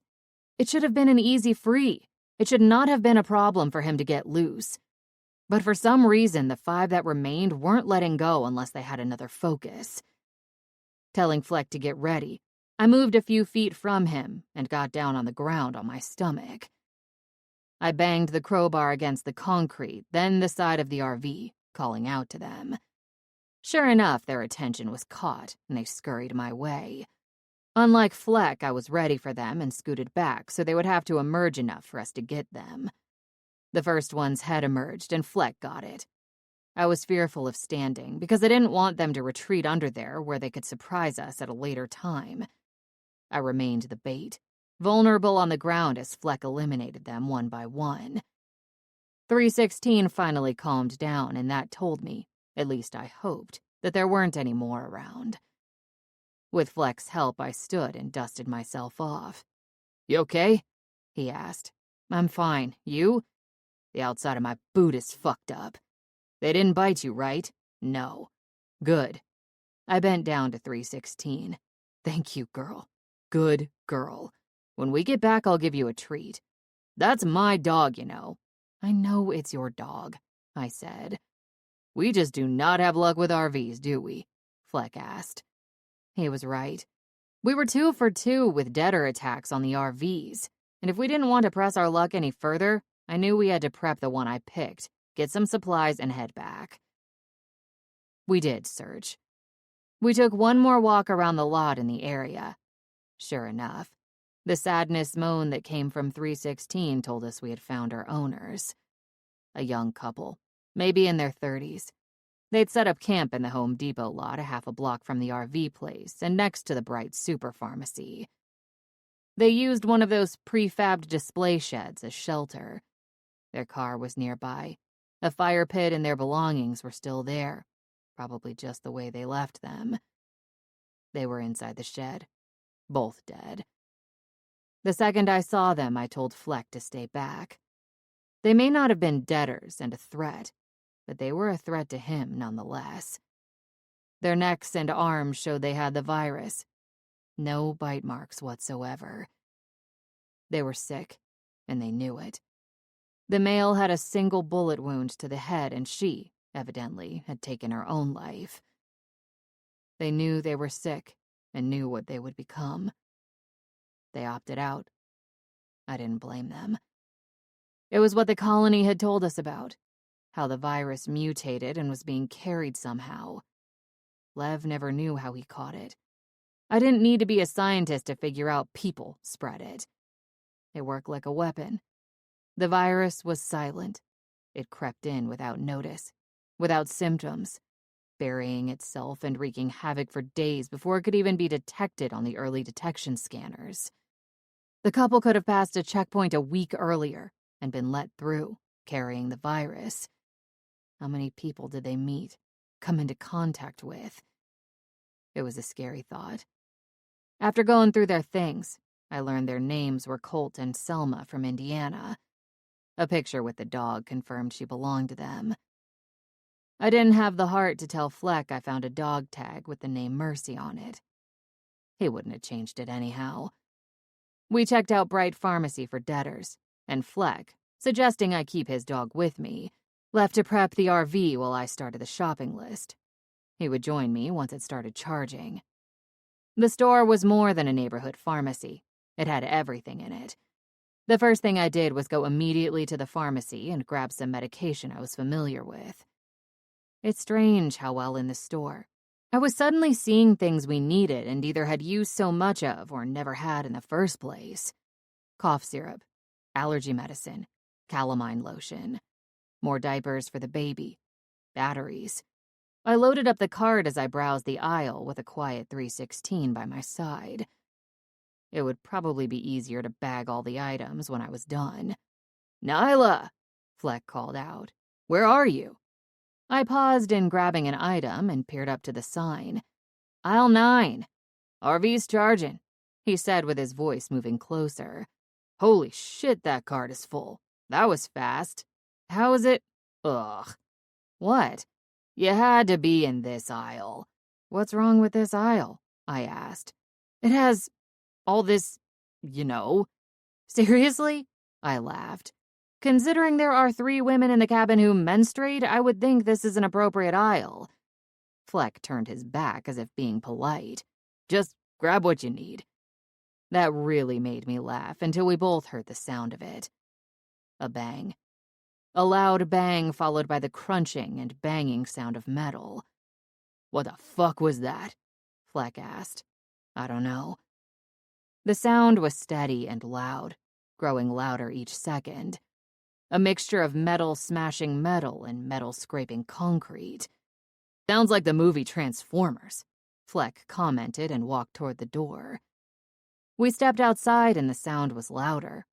We both turned left to right trying to see what was causing the noise, but we couldn't see it. "It's coming from that way," Fleck pointed. "The highway?" I asked. "Maybe." "The highway is jammed. It can't be. I wish we could see it." "We can, come on." Moving at a good trotter's pace, Fleck headed in the direction of the RV park and storage, with 316 keeping up the pace. I didn't know what he was planning and didn't understand at first how he was going to see the highway. It was close to us, but it was up further on the hillside. All I could see was the guardrail. Then it hit me what he planned to do. At the very end of the lot, Fleck stopped at a huge tractor trailer. Using the outside ladder, he climbed up to the roof of the cab. "Come on," he called to me. "Stay," I told 316 and climbed up the rungs. At the top, Fleck reached down his hand to help me up and over. I didn't think I'd be able to see anything. Once I stood, I knew my thinking was wrong, and the highway came into clearer view. As crazy as the world had become, with what Fleck said, I wouldn't have been surprised to see a 10-story alien robot walking down the road. What I did see was far worse. It made my stomach sicker than it already was. It was a caravan. Large plow trucks lined up straight across the highway, moving at the same speed, pushing the cars that congested the road, smashing into them, bulldozing to clear a drivable path for the long line of military trucks that followed. 7. What to expect. Nyla. It was the smallest RV on the lot, but once we moved it into the property, it looked really huge, much bigger than the camper we had for Edie. We parked it south of the cabin, far enough away that it didn't shade the garden that Edie had started. I thought a lot about the tiny houses on wheels and how there was a place near Franklin, PA that had them. We had plenty of land, but with the military convoy that we saw headed north, leaving the area wasn't an option. First priority was getting the RV back to the cabin, along with all the supplies we had gathered. We gathered quite a bit after we stayed low, watching the trucks roll by us. It made me nervous because our cabin was north, but there were so many vehicles I couldn't imagine them leaving the highway, and was hopeful Big Bear Mountain wasn't their destination. We decided after we brought everything inside, we would gather Ben, Bella, and Meg to let them know what we saw. They were pretty enthusiastic about the RV. Bella and Meg immediately talked about moving in it together. "Can I stay there with the baby?" Bella asked. "Can I?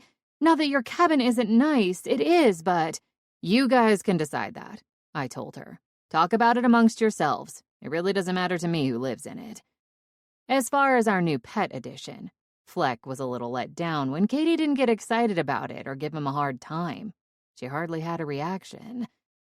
Even when he said, "My dog is a much cooler zombie sniffer than yours," she merely responded with, "We'll see about that," then took Caesar with her and walked away. Fleck and I took the supplies inside and sorted them out, stocking items under the floorboards and putting other things away in the cabinets. I had grabbed a bunch of coffee when we were out, a lighter roast so maybe Ben wouldn't make it so strong. After an hour, we asked if they would come in, and we had them sit around the table to tell them about what we saw. I didn't know what to make of it or actually how I felt, mainly because I didn't know what it meant. They weren't all too surprised. "We wondered what that sound was," Ben said. "It was in the distance. It sounded like something from an alien movie." "See?" Fleck snapped his fingers. "I said the same thing. Transformers." "Yes, exactly," Ben nodded. "What does this mean?" Bella asked. "I mean, for us. Does it even affect us?" I opened my mouth to answer. "Well," then Meg spoke. "This is such great news. It really is. I just love hearing that." "Why?" I asked. "It may be bad." "You said it was military trucks, right?" she asked. "The military isn't a bad thing." "I'm not saying it is, but rolling through that many trucks, something is up," I said. "Whatever it was," Fleck said, "the sound disappeared, so they went really north." "Well, it has to be good. Maybe it's the colony," Meg said. "They lost Colony 1. Maybe they're building another." I chuckled. "Okay, that's not a good thing. It would be a horrible thing." "Are you serious?" Meg asked. "The colony was a good thing. People were safe. It fell. We made it out. I mean, what did they do to you?" Meg questioned. "What did they do that made them so bad in your eyes? They're trying to rebuild the world." "It's a breeding ground for that virus," I argued.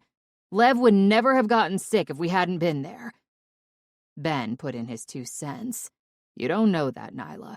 There were a couple days on the road after you evacuated from Colony 1. He could have gotten it anywhere."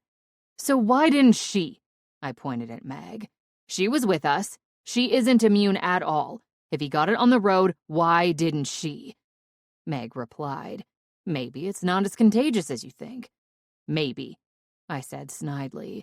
You need to go out there and look at the deaders that are in the woods, that come to the gate, that we find. No bite marks and fresh. That virus is out there again and stronger. You don't need to get so angry, okay? Meg said. I was just saying. I know what you were saying. Nyla. Ben said my name with a slight hint of warning. Let's not argue. Now, you saw this convoy. Were you two thinking of going to look for it? Fleck shook his head. No, that never came up. I mean, unless we want to see if they are a threat. They don't bother us, we don't bother them. So why would we? To get rescued, maybe? Meg replied. Hearing that just struck me the wrong way. Rescued? Rescued like you're being held captive here. That's not what I meant, Meg said. I mean, yeah, rescued. But to get us out, down from the mountain where we're safer. With a ha, I folded my arms and spoke on edge. Listen, no one is making you stay here. If you want to feel safer or get rescued, by all means, leave. Get the fuck out. I stormed from the kitchen and out the back door. Briefly, I heard Ben calling for me, I guess trying to stop me. But I wasn't sticking around, and I wasn't going to apologize for how I felt. I made my way off the porch, really needing some air. I walked a bit, and before I knew, I was right there at our little cemetery. Maybe subconsciously, it was where I wanted to go. I groaned out when I saw Lev's grave. Oh man, Lev. I lowered to the ground. I really am pushing the bitch zone. Closing my eyes, I reached for the dirt, gently moving it and imagining his voice. Nyla, you know that is not a word you like. I know. I guess it's just been a weird day. We went to Cranberry to grab an RV to get some people out of the cabin, and we saw an entire military convoy traveling up 79, plowing their way through all the cars. Do you think they are the colony? Actually, yeah, I do. And that new woman sees nothing wrong with the colony. I mean, Lev, if they are the colony, what are they doing here? It's a highway. Maybe they were just traveling through to somewhere else. Are they bad? No. They have good intentions. They just do not handle things like we would like. Oh my God. I just remembered. They gunned down people for showing signs of the virus. They nearly gunned you down. But they did not. Still, they almost did. So they suck, Lev. They really suck. And Katie is just being stranger than usual. Her mouth is driving me nuts. She's so mouthy with Fleck. Then you need to talk to her and tell her. That's easy for you to say, Lev. You aren't. I stopped when I heard the scuffling sound. Turning around some, I saw Ben. Hey, I said to him. Hey. Sounded like you were having quite the conversation. I stood. I was, but I glanced back at the grave. Think I'm crazy or seeing things. Maybe when I hit my head, but not now. It's your way of dealing. It's my way of trying to make it through this, I said. He was my best friend, the one I always talked to, ended my day talking to. Now there's just this big empty space in my soul. I shouldn't feel as lost as I do. Why not? Ben asked. Because I have my daughter still. That doesn't mean you can't grieve deeply for your friend. It'll take a while, Nyla. If you need to talk to him, you do that. I miss him. I miss him so much. It's really affecting my moods, too.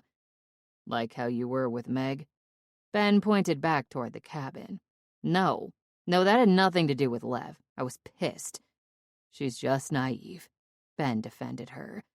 After the outbreak, she was fortunate to be in a survivor camp, then Colony 1. She was never really out here. So of course to her, this isn't survival. She needs to know how lucky she is to be here. I believe she does.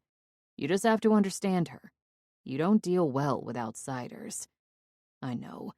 It doesn't help that I'm just sick, nauseous all the time. Sometimes a little, sometimes I want to just throw my guts up. "Nyla, you have a head injury," Ben said. "That will take time to heal." "I know, but I also think it's something else." "Like what?"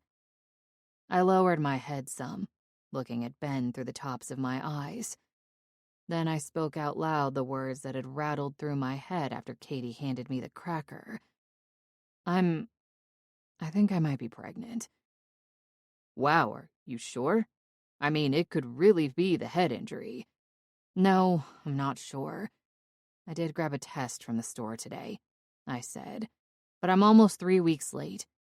I thought, you know, it was Lev's death that made me late. But it was Lev." "Nyla, if you are, that's a bit of Lev that lives on." Yeah, I know." He tilted his head and gave me a curious look. "Why do you sound so concerned?" "Because I am." "We will make sure you are fine. I'll make sure of it. Hey, look, how we did with Christian when he was a newborn. We're Kid Kingdom on the mountain. We'll do just fine." "That's not what I'm worried about." "What is it?" Arms folded tightly to my body, I spoke softly. "Ben, if I am pregnant, then I know exactly when I got pregnant." "Okay." "And knowing exactly when I got pregnant, I also know there is a really good chance that Lev was already infected." I saw it on Ben's face. He tried not to show a reaction, but he did. His jaw flinched a little, and he blinked a few extra times. "Nyla, if he was infected, Ben, what does that mean for the baby?" 8. Hide and Seek. Sean, July 19th. This car was an older model, and I liked it much better than the previous one. It was the third one I had picked up, and I believed third time was a charm. It was going to get me where I was going. I was on foot for nearly a day, but I was prepared. Once free and safe from Colony 1, and confident that no one had followed me, I stopped at Grizzly Bear Sporting Center and picked up what I needed, which was everything but a canvas jacket, as I already had one. I grabbed a couple new backpacks, one more for hiking, a sleeping roll, and small camping supplies. When I did, I felt like my old self, the one that left his life behind and set out for the road. Of course, I didn't have a choice. The outbreak and rise of the dead took away my choice to stay in my town. It was too painful. I never expected back then that I would live. Although I was a police officer, I wasn't some tough guy. I didn't deal with crime much. A wayward, mouthy teenager or drunk was the norm. The dead were new territory for me. Then again, they were for everyone. The impulse to kill them or put them down right away wasn't natural. There were people you knew and loved, and putting a bullet in their head when they were walking toward me was a nightmare. I always suspected I would wake up one night in horrendous pain, finding myself the dinner plate for the dead. But the will to live became my skill to live. On my current journey, I didn't worry about the dead so much. I took them out when they were a threat. I left them alone if they weren't. The first car I had taken from the evacuation center didn't even get me out of Vermont. Finding a replacement vehicle wasn't as easy as I thought. Too many people left their cars running, or they had sat too long without being started. I resolved myself to walking and traveled on foot for an entire day. Then I found the second car. It took me to Syracuse and provided me a safe place to sleep. It was strange, because I had heard so many stories of how Canada remained infection-free and that Americans tried to flee there. But I never truly saw signs that Americans traveled in droves until I got to Syracuse. There were signs everywhere. Hand-painted signs that had names. Marcus Lee was here and went to Canada. Safe house if you are going to the border. Things like that. I wondered how many people made it, how many lived. There were rumors that farther north in Canada they didn't have the undead. But north was not my focus. I'd walked another half a day when I found Betsy. That's what I named the old tan car, like my father called his car Betsy. "Come on, Betsy," he would say if the car slid in the snow or had issues. "Come on, Betsy, you can do it." The car made me think of my father. He loved working on cars and hated when they got so computerized. My Betsy would have been a classic had it been in pristine condition. Instead, it had been used a lot. I suspected the odometer had been turned many times. Like my father, Betsy's owner was handy with cars and kept her running well. If she failed, in the trunk, just like my father had, was a toolbox and spare parts. Parts that could easily go on a trip. Belt, hose, plugs. He knew his car well. I was curious when I saw the massive emergency stuff in the trunk, so I peeked in the glove box to find out the owner's name. Because the spare part thing was something my father did, I was hoping the owner's name was George, like my dad. It wasn't. It was Parker. Parker was headed somewhere. He had survived the initial outbreak, that was evident.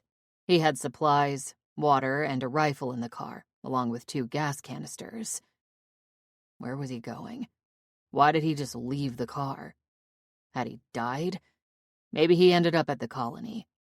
The car was so old it still had an ashtray in it, and the person that last drove it was a smoker. Smashed butts packed that ashtray. I liked the car. I liked Parker. And I missed my father. I missed my family. Driving Betsy had me drowning in thoughts while I listened to music Parker had in the car. Old songs.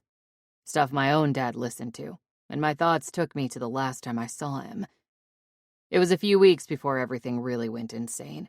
Before we knew about the rising dead, how the infected went insane before they died and kept on going. He had just gotten back from that senior singles cruise. He complained he didn't meet anyone and had caught a cold. He was stuffy and congested and had this weird cough. I didn't worry too much about it until he developed a fever. Apparently the doctors didn't worry either. Go home. Rest, plenty of fluids. He did that, but got worse. Knowing what I know now, it was with the virus. He grew pale and gray. His veins were darker, almost black, and they were prominent on his neck and face. My father felt agitated, and I became worried. It was so unlike him. I kept driving by his house every few hours, whether on shift or not, just to go in and check on him. Then one day, his last day, I found him at the bottom of the stairs. He had fallen, hit his head, and died. It wasn't even supposed to be out of bed, but my father never turned, and for that I was grateful. Back then we didn't know about the dead rising. I really didn't know what I would have done if he had. Within a week, everything erupted. Most of the town was ill, and later days it was chaos as they transformed from being sick in bed to mad lunatics, attacking everyone. For me, it started after I returned to duty from a week of bereavement. I was sitting at a light and my car was attacked. It was a nightmare. It took 2 days and numerous attempts to get in touch with the National Guard for all of us in my town to realize we were on our own. We would have to take matters into our own hands. I didn't even want to think about how many people I put down, and they hadn't been at the dead phase. Amazing how a car can not only transport you on a road, but through memories as well. Betsy did just that. Losing someone you loved during the outbreak was a totally different grieving process. My father passed at the onset. There was still a funeral. I was able to grieve. My brother was the next to go.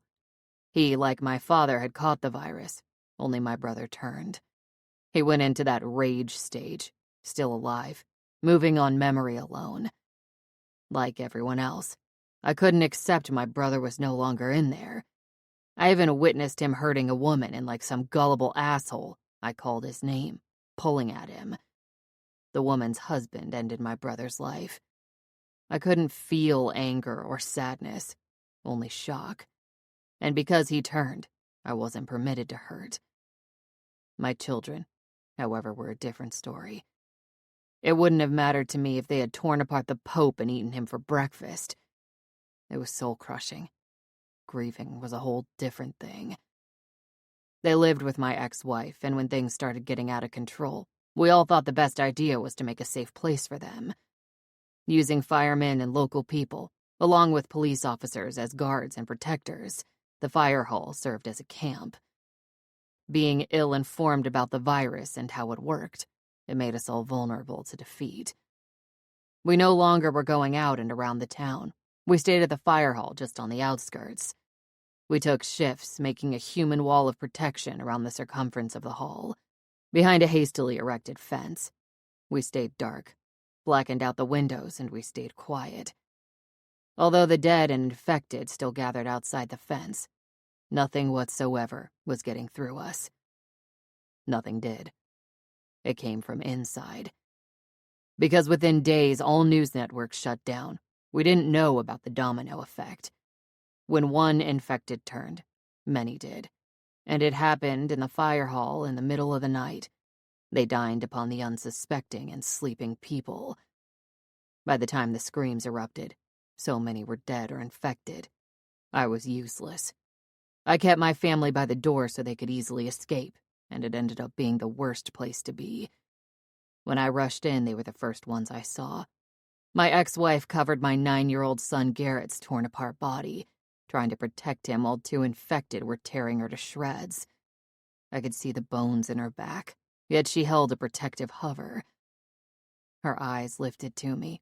"Get the baby! Sean, find the baby! Find the baby!" The baby. My God, my 2-year-old daughter, Ava. "Ava!" I screamed out over the gunshots and screams. Then I saw her. I heaved out a short-lived breath of relief when I saw her tiny little frame running, darting from the bad people that came for her. I could get to her. I believed it. But she ran right into them. No! I watched them encircle her. They were so fast. No matter what I did, they had her. My baby didn't stand a chance. Screaming with everything I had, I went ballistic. I swung out. I hit them. Shot them. I didn't care if I got bit or infected. I wanted to be bit. I couldn't bear to look at what they did to her. Her tiny, bloody shoe was enough to devastate me to the point of no return. The heartbreak, the pain was, and always would be real and strong. It causes your chest to hurt and stomach to flip every time the memory arises. And like a bad commercial, it popped up all the time. The emotional trauma was intense. I wanted to put a bullet in my head and say, fuck it. But if I did, and everyone who lost someone they dearly loved killed themselves, there would be no human race. We'd all lost. We all had insurmountable pain. It was a different way to grieve. I carried my losses as a badge of inspiration to get the world back, to avenge their deaths by making sure others didn't die the same way. Like with my family, I failed miserably. Perhaps one day I wouldn't. Betsy was proving simply reliable. Sure, she used a bit more gas, but not only did I feel safe, the old body was like a tank and plowed through 4 infected who had raced after me. I hated doing it, but it was me or them.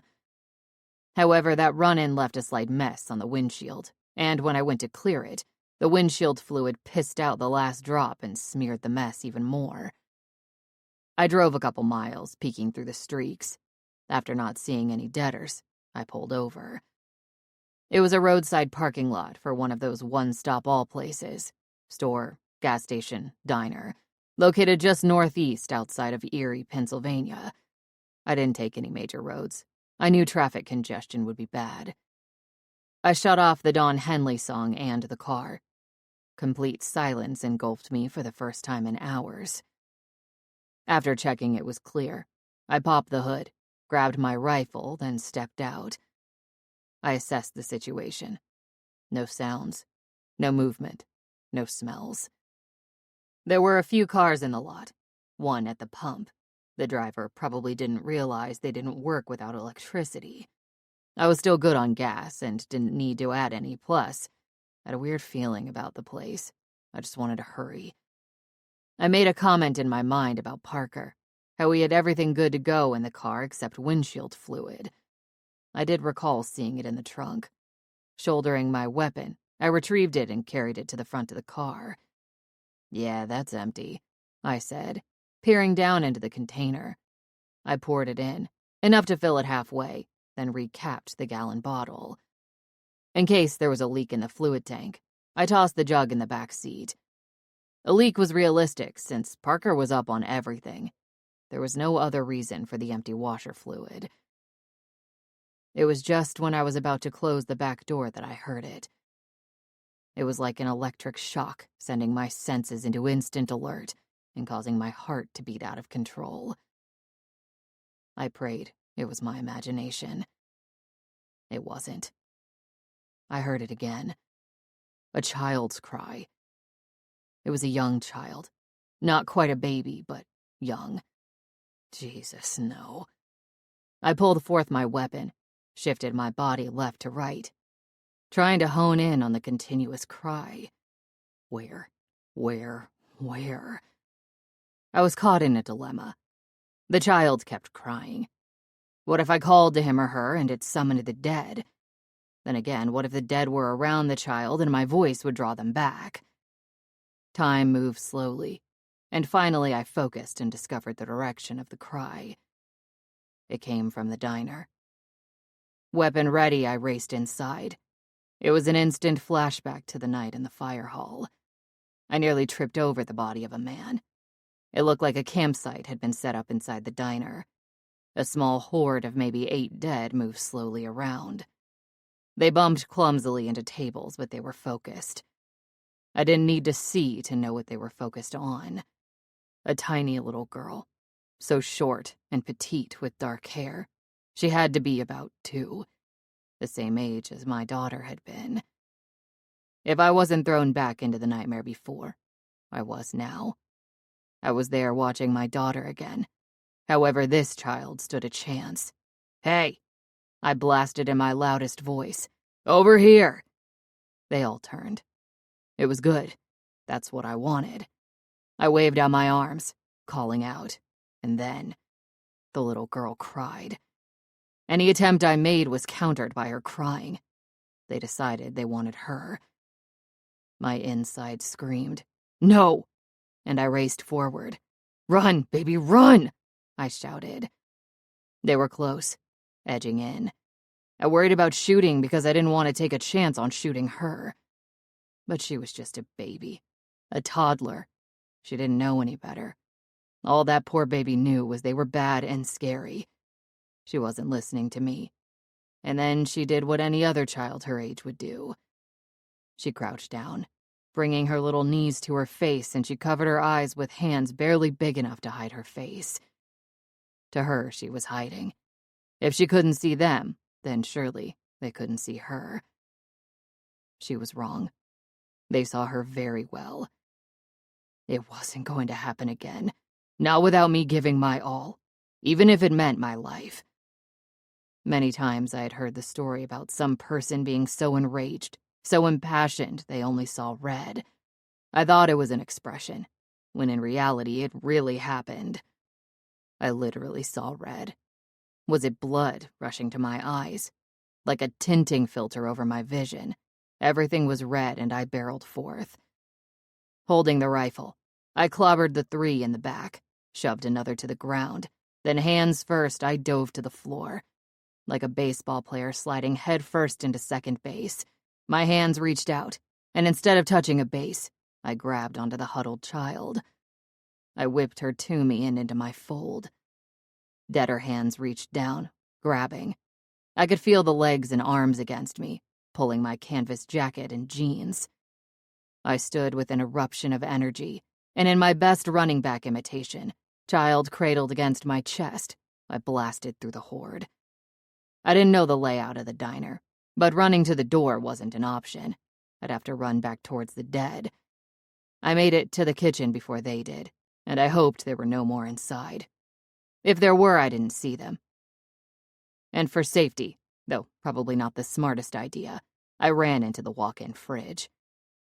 I knew we'd be stuck there for a while, but I had to check her, see if she was hurt.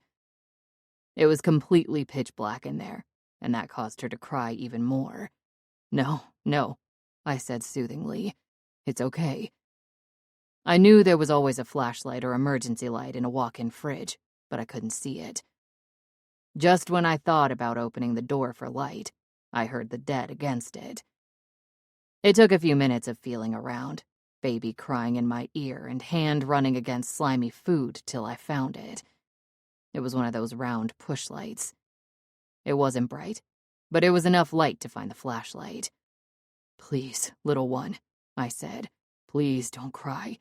Please, I know you're scared. I know you are. I need to check you. Are you hurt? Are you crying because you're hurt?" The little girl hyperventilated some, her mouth wide and distorted as she continued to cry. I could only imagine what she was feeling. She allowed me to sit her on a box, and using the flashlight, I checked every single inch of her for a bite or scratch.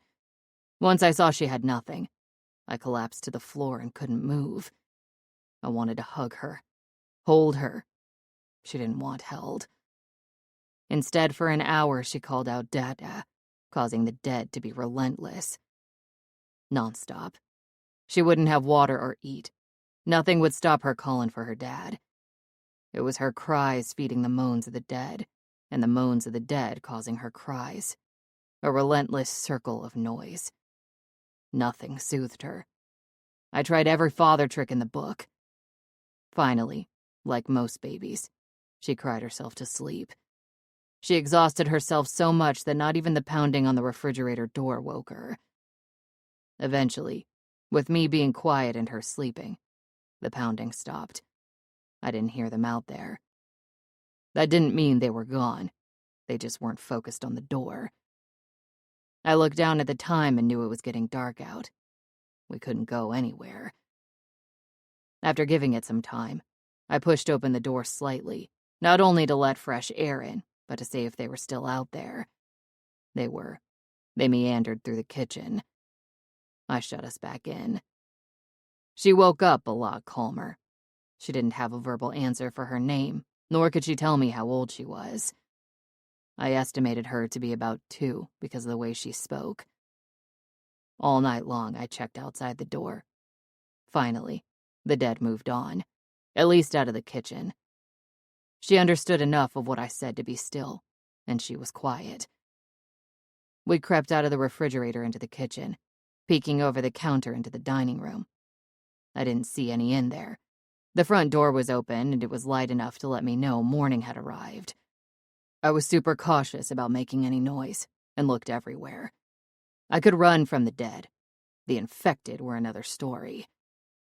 Once in the dining room, I spotted Betsy. She was still in the same spot, back door still wide open.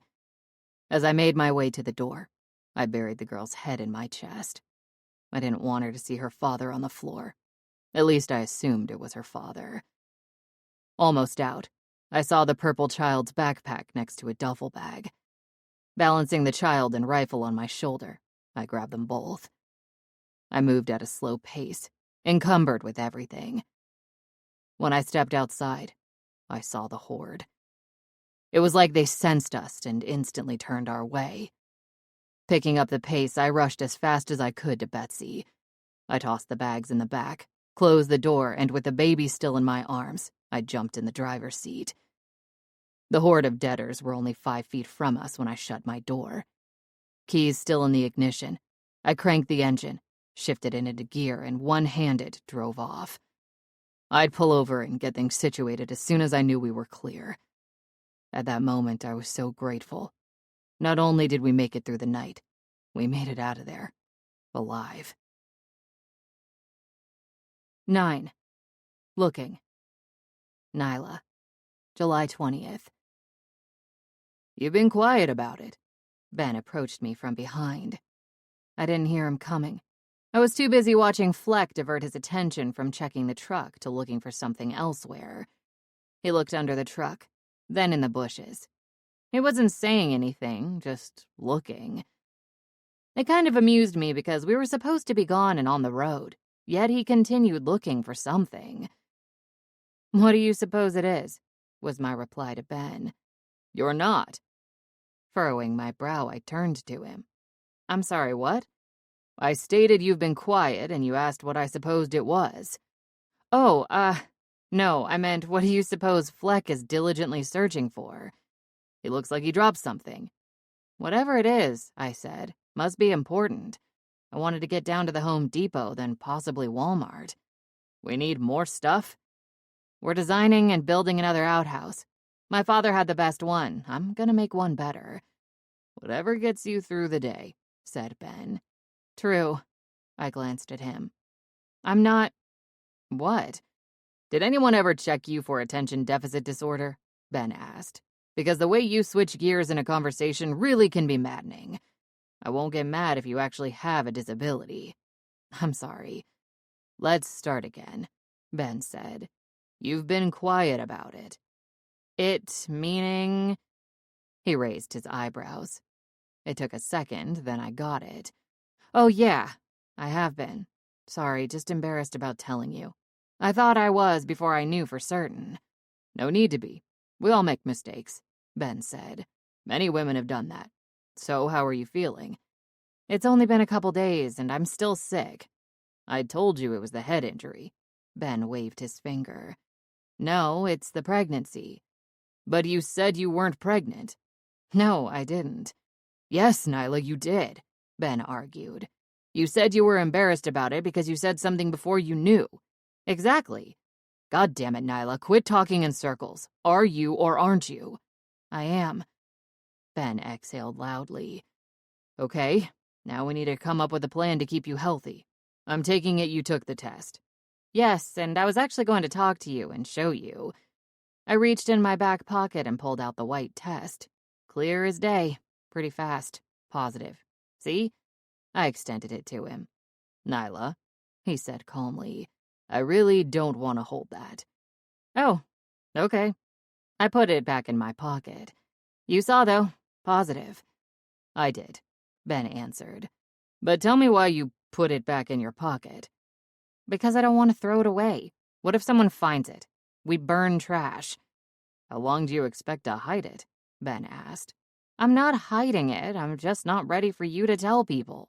I will. Well, if that thing falls out of your pocket, you may have to tell them before you're ready. I'll throw it away inconspicuously when we go to Home Depot. That's just ridiculous, Ben said.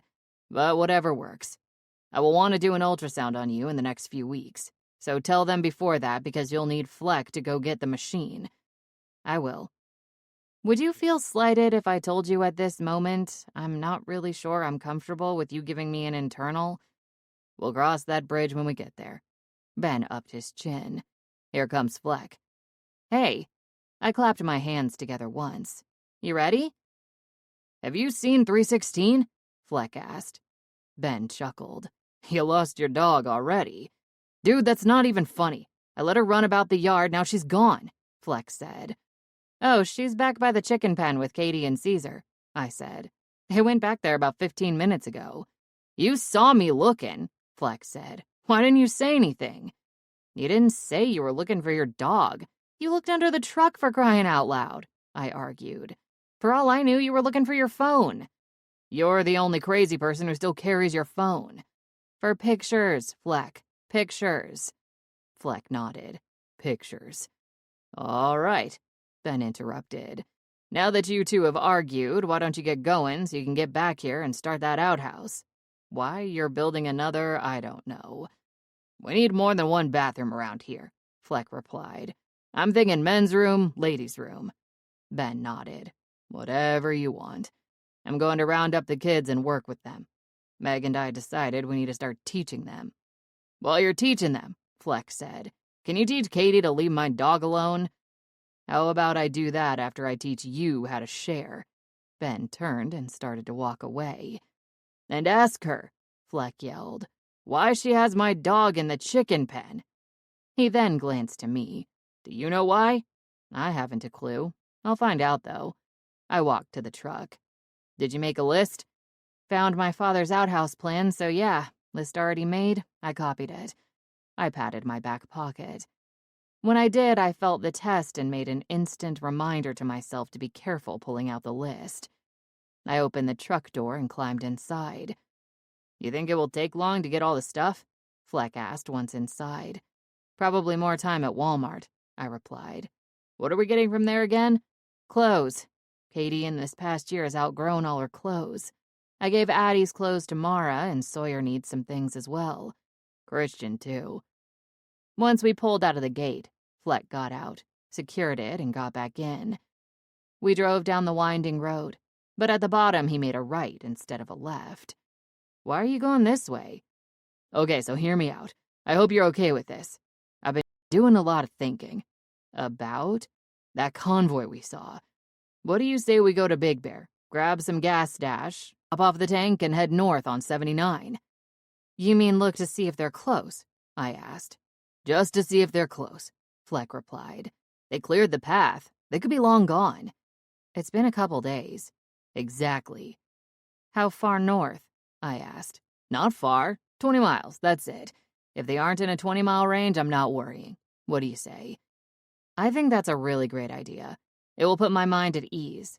Because, to be honest, I was thinking about them too. That's what I thought. I truly did believe it was a good idea. I wasn't worried about what we'd find. A part of me believed they were just passing through. What worried me more was how I would handle Big Bear. More than I wanted to admit. I was nervous about what kind of feelings it would stir up. Walking back onto Big Bear property would be stepping into Lev's world, and I really wasn't sure I was ready for that yet. 10. Nearly there. Sean, July 20th. We had become buddies. That wasn't to say she hadn't called out for her father with questions numerous times, but she started to trust me. Once we had left the diner, she did not like driving in the car on my lap, which left me with a predicament. How was I supposed to drive in the car all the way with the baby? The car only had lap belts, and that wouldn't suffice for someone as pint-sized as her. I needed a car seat or something. I made it about 10 miles, wondering in my mind if going to a store in Erie would be the best choice or chance to take, or if I should turn around. Which would be safer. It was only 10 miles, so I turned around. The horde had made it down the road, following us, I suppose. I zipped around them, causing the baby to cry, and I made it back to the parking lot. One of those cars had to belong to her father. I just couldn't see him walking with her. They had belongings. Maybe they lived on the road, but to walk with a baby was dangerous, especially with so many cars everywhere. The car at the pumps drew my attention. It was slightly cleaner than the others. I pulled right alongside and, carrying the baby, I looked inside. Sure enough, my instincts were correct. In the front passenger was a car seat. As a police officer with the reputation for most vehicular citations, I would have been all over that car seat in a pre-outbreak world. It was in the front seat. It was for an older child, and the baby was way below the weight for that. Still, it would do. I retrieved it and placed it in Betsy. At first, I placed it in the back seat, but Betsy didn't have harnesses, and I would have to loop the seatbelt over. Then, just as I was about to put her in it, I saw the horde slowly returning. My paternal instincts trumped the lawman in me. I strapped her in, then lifted the car seat, putting it in the front and buckling her down. I wanted her near me, like her father did, in case of trouble. After an hour of driving, watching her little feet kicking told me she had calmed down a lot. Are you hungry? I asked. Eat? She shook her head. I was going to dismiss her nodding, then I remembered my own daughter, and how she didn't know yes from no. I was so nervous and cautious about having her in my car. I pulled over and stopped so I could reach in my bag for a cracker. When I handed it to her, she thanked me. In my short time with her, I realized her vocabulary was limited. She knew thank you and dada, and surprisingly potty. She didn't know her name, and I couldn't keep calling her child or baby, so I named her June, after the diner where I found her, Juniper's Grill. I thought about her father a lot, how badly I felt for him, and how outstanding of a job he did. Whether or not June was his birth child, he had taken care of her. She wasn't malnourished that I could see. Her coloring was good. He had done a great job. What happened? How did a man go a year, diligently taking care of a baby, to suddenly get attacked by the dead? Like many times I have seen, and because of where he was, I was willing to bet it happened when he slept. They just didn't get June because they didn't see her. but I would never know what happened to her father. God willing, if I survived long enough for her to ask, I would tell her he died protecting her. Because he did. And I vowed from that moment, for the sake and memory of my own children, for my shortcomings in saving them, and for June's father, I would protect her at all costs, like I hoped someone would have done for my child. I was curious what was in the bags I'd grabbed. I assumed some clothing, though not diapers, because June impressively didn't need them. Then again, I probably wouldn't want to change diapers in the apocalypse either. I was fairly sure we were close to our destination, but I needed to pull over and figure it out. Plus, June needed a break from the car, and I wanted to search those bags. After finding a great hideout in a shed, I hid the car to look like it was abandoned and then unloaded it. It took a bit to carry the bags because I always had one arm full with June. I set up a little area for the afternoon break, laying a blanket on the floor, lighting an LED lantern, and giving June some food. There were no dead in the area, at least none I saw, and I felt it was safe. But even so, I blocked the door. In the purple child's backpack, there were fresh clothes for June, but I found something I was lacking in the larger bag. A map. In a world of electronics and GPS, maps were a thing of the past. It used to be that any convenience store had them, but I wasn't thinking when I was at the sporting goods store. I was too focused on making ground. "What do we have here?" I said to June as I spread out the map. "Let's see if I'm close, or we're close. Here's where we are." My finger touched the map. And here. Oh. Look, June. We are close. Really close. See here? You know what this says? I asked as if she understood me. Big Bear. You see that? Big Bear. Big Bear Mountain, Nyla said to me the second night we went out shooting after she had come to Colony 1. What in the world is Big Bear Mountain? Pennsylvania. In Butler. You're probably not familiar with that. I've heard of Butler County. That's it, she said. And it's not technically Bear Mountain. I really don't think the mountainside has a name. She shrugged. People started calling it Big Bear because of the campsite. Lev's father started it decades ago. Big campsite? I asked. Gave Koa a run for their money. It was a good one. So that's where you went all this time? Not Florida? Not at the campsite. More like my father's property and cabin. It shared a property line with Big Bear. We had all we needed to survive there. You know, well water, a flourishing garden. So why did you leave? I asked. We all thought for the sake of the kids we should see what else was out there. So we ventured south, she said. And we're headed north again. Lev never wanted to leave. I wouldn't want to leave either, I told her. Every time I think of it, I really didn't want to leave. What about you? Me after my town fell. I was just a nomad until I came here. Which did you like better? She asked. Don't get me wrong. I love what the colony is doing and what they stand for, I told her. But there has to be something simpler out there. There has to be. Big Bear, June said, pointing. Good girl. That's right. And here's where we are. We're not far. Not far at all. If I was correct, I was on target. The map clearly showed the Big Bear campsite. The wooded area wasn't named at all, and Nyla's cabin had to be somewhere in the vicinity. Was Nyla there? I wasn't 100% sure. The fragment of voice on the radio sounded like her, but it was just a snippet. Even if Nyla wasn't there, the fact that she said it had well water and a garden was reason enough to try to find it. It had been a year since the outbreak, and canned food and boxed goods were reaching their expiration dates. While meals ready to eat and other survivor foods had a good shelf life, I had to look beyond that. I had June. I wasn't alone now. There was a new focus for me. Stability. And from what Nyla briefly described, her father's grounds would be perfect.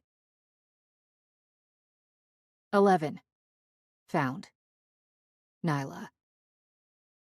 Just shy of the 20 miles intended, Fleck and I traveled 18 miles north. We hadn't seen a single truck. We even stopped to listen. No noises. I felt the pause in traveling to evaluate the quiet helped with the motion sickness. My anxiety over seeing the military movement began to leave. We deducted they were probably headed back toward Vermont and to Colony 1. The research facility was there and still standing. I couldn't imagine they'd abandon that even if they moved their scientists. They couldn't have moved their research. After talking in the truck, we both deducted it was post-colony paranoia, along with what happened in Cobb County. They were looking for us then, so it was safe to assume they were looking for us now. Although Fleck came up with a counter-argument to that. The colony had tested both Katie and I and got all that they needed from us. I found some comfort in that reasoning. I didn't want to run. I just wanted to figure out a way to make life better and safe at the cabin. Safe and long-term. Not sure I can agree with you, Fleck told me. I don't understand. It has everything we need. You sound like Lev. We have 4 kids. Is that enough for them? Only having each other? What are you suggesting? I asked. We find a community? Fleck, it's dangerous right now. With the dead, the virus. I know. But Nyla, I don't want to be alone the rest of my life. I don't. That's weak. How is that weak? Just because you could care less either way, I do. I thought I had a chance with Chandy. Fleck, you knew her for like 5 seconds. Still, he said. It was a companionship I hadn't had in a year. What about Meg? I asked. What about her? She's like your age. Hit on that. Hit on that. Yeah, I shrugged. You want companionship, she's perfect. Come to think about it, she's not bad. No, a little bossy, but you said I don't talk to anyone. You don't either. Bet if you strike up a conversation with her, it goes better than you think. Maybe I will. Just don't put any good words in for me with her, because there's this catfighting thing happening between you two. I laughed at that. It was funny. We arrived at what was supposed to be our only destination, the Home Depot. We slowly made our way through the parking lot, making sure we didn't call attention to debtors. We didn't see any, which was always a good sign. With the amount of noise the military trucks made, it probably drew every debtor in a 20-mile radius. We didn't see any large hordes. They had to be out there. They always followed noise. You got that list? Fleck asked, putting the truck in park and opening the door. Yep. I stepped out. He walked immediately to the door, holding out his hand. Can I see it? I pulled it from my pocket and I walked and extended it. Why do you have a toilet seat on here? Because it will make it look nice, like the one my dad built, I replied. See, I thought we were building a simple outhouse. We can, if you want to do that men's room, women's room thing. Build a simple one for you guys all you want. You sure this amount of wood? I copied it directly from my father's list. And there's a saw? I nodded as we approached the door. Lev had one at the cabin. It's in the... I slowed down. Shed. What is it? What if we cheated? I asked. With what? What if we took one of these smaller pre-built sheds and used it as an outhouse? Then the only thing we'd have to build is the toilet part itself over the hole. That's actually not a bad idea, Fleck replied. Only problem with that is getting the thing on the truck. We can grab a prefab kit. The lawnmower one, I stated. It's smaller and we'd just need the wood for the bum box. The bum box, Fleck laughed. You know what else? Little houses instead of trailers. We could figure out how to make these tiny homes. Why not? We talked about the tiny house thing a lot while we shopped in the store. It was hard to see the list in the dark, but I was confident after nearly an hour in there we had gotten everything we needed. Fleck had made 2 trips with wood to the front door. On the 3rd trip, he balanced the board as he walked out with me. I followed behind him with the cart, but without the really cool marble toilet seat and paper roll holder. I nearly bumped into him when he stopped cold. What is it? Look at that! A pregnancy test on the ground. My eyes widened. Man, some poor sucker is pregnant. Feel bad for her. He continued to the truck. Why? Who wants to have a baby in this world? He placed the wood in the bed. I mean, it's a dinner bell, right? The dead would snatch it right up. You don't know that. He slid the wood in. They follow sound. They'd hear that thing cry all night long. Christian didn't. We kept him safe, I said. That was a luck. Fleck turned to head back to the store. Just unload the light stuff, he instructed. I'll be right back.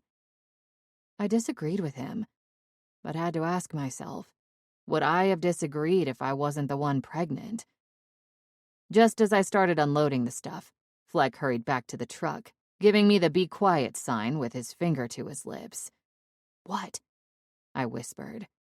Quietly, Fleck opened the passenger door, reached in and grabbed his ice pick. He then pulled his revolver out. He had seen something. I followed suit and grabbed my weapons. Staying close, I followed Fleck a few feet across the lot. He stopped and pointed to a small blue shed. He raised his ice pick as the door slowly opened. Surely, he was prepared for debtors to come out. But the second the door opened, I reached up and lowered his hand. "It's not the dead," I said in shock, walking to the shed. "Nyla!" Fleck called my name in a whisper. "It's not the dead," I repeated. I came to a dead stop in shock when I saw him emerge slowly from the shed, holding a baby. If I wasn't mistaken, it was Sean from the colony. His hair was slightly longer and he had a beard. He wasn't dressed in any colony military garb, and the baby on his arm replaced the rifle I was used to seeing him with. "Nyla," Sean smiled. "I thought I heard you." "Oh my God," I said. "Sean." Fleck looked confused when he tapped me on my shoulder. "Who?" I was full of questions, especially since the last time I saw Sean was at Colony 1 as we were evacuated. "I didn't know if you were alive or dead," I said to him. "How did you end up here?" "You," he said. "The one night you told me all about your camp in Big Bear." "I remember that." Fleck stepped forward, lifting a finger. "One thing, how did you know we'd be here or even alive?" "I didn't," Sean answered. "To be honest, when I knew I was going to split from the colony, this is where I thought to go. You said it was self-sufficient." "So you were just gonna take our land?" Fleck asked. "Fleck?" I scoffed. "What? Where's he been?" "I was cleaning up and recovering bodies at Colony 1, Sean said. "Honestly, it was my intent to come here. I hoped you guys were here, but it was my destination." "Is the baby from Colony 1? I asked. "No, I found her. Now she's my buddy." "So sweet." I reached out and touched her tiny fingers. "You're a sweetie. What's your name?" I asked. "She doesn't know it," Sean answered. "I call her June." "Such a pretty name. Such a pretty little girl." I upped my voice. "Aren't you, sweetie? And brave." "Oh my God," Fleck scoffed. "So is everyone with you?" Sean asked. "Everyone fine?" "You mean her daughter?" Fleck asked. "That's what you want to know." "Fleck, stop," I told him. "We all are fine except Lev. He ended up with the virus and didn't make it." "I'm very sorry." "Me too." "All right," Fleck said. "We came here to get stuff for the second outhouse. We need to do that. Get the shit loaded into the truck. Here, if you don't mind." Sean handed me June. "I'll help." "I don't mind." I took the baby. Fleck moved his hand in a half-ass wave for Sean to follow him. Walking toward the store, Fleck scuffed his foot on the ground, kicking the pregnancy test. Fucking test. Who leaves a piss stick on the ground? Suddenly, Fleck had turned miserable. I didn't believe it was because he was threatened by Sean, but more so he didn't trust Sean for some reason. I understood, but I trusted him. There was no reason not to. Fleck was antsy the entire ride back to the cabin. He kept switching his hands on the wheel, shifting in his seat and looking in the rearview mirror to Sean, who followed us. "He has a baby with him, Fleck. Why are you having such a hard time with this?" "Just because he rescued a baby doesn't make him a good person. Don't you think it's a little strange he shows up right after we see all those military vehicles?" "I would if I hadn't told him all about this place. He was in a shed with a baby." "So you really think that takes away suspicion?" "Yes." Fleck nodded. "I think you should trust him. Trust me," I said. "Okay. What would Lev think right now? What is it with you all the time asking me what Lev would believe? Just curious because you sort of listened to him. I laughed. Lev would argue that I never listened to him. But he would say... I glanced out the window, thinking about that. Nyla, Lev would say, I think the guy is an asshole, and we are making a mistake letting him into our home. Well? Fleck asked. Lev would say to give him a chance.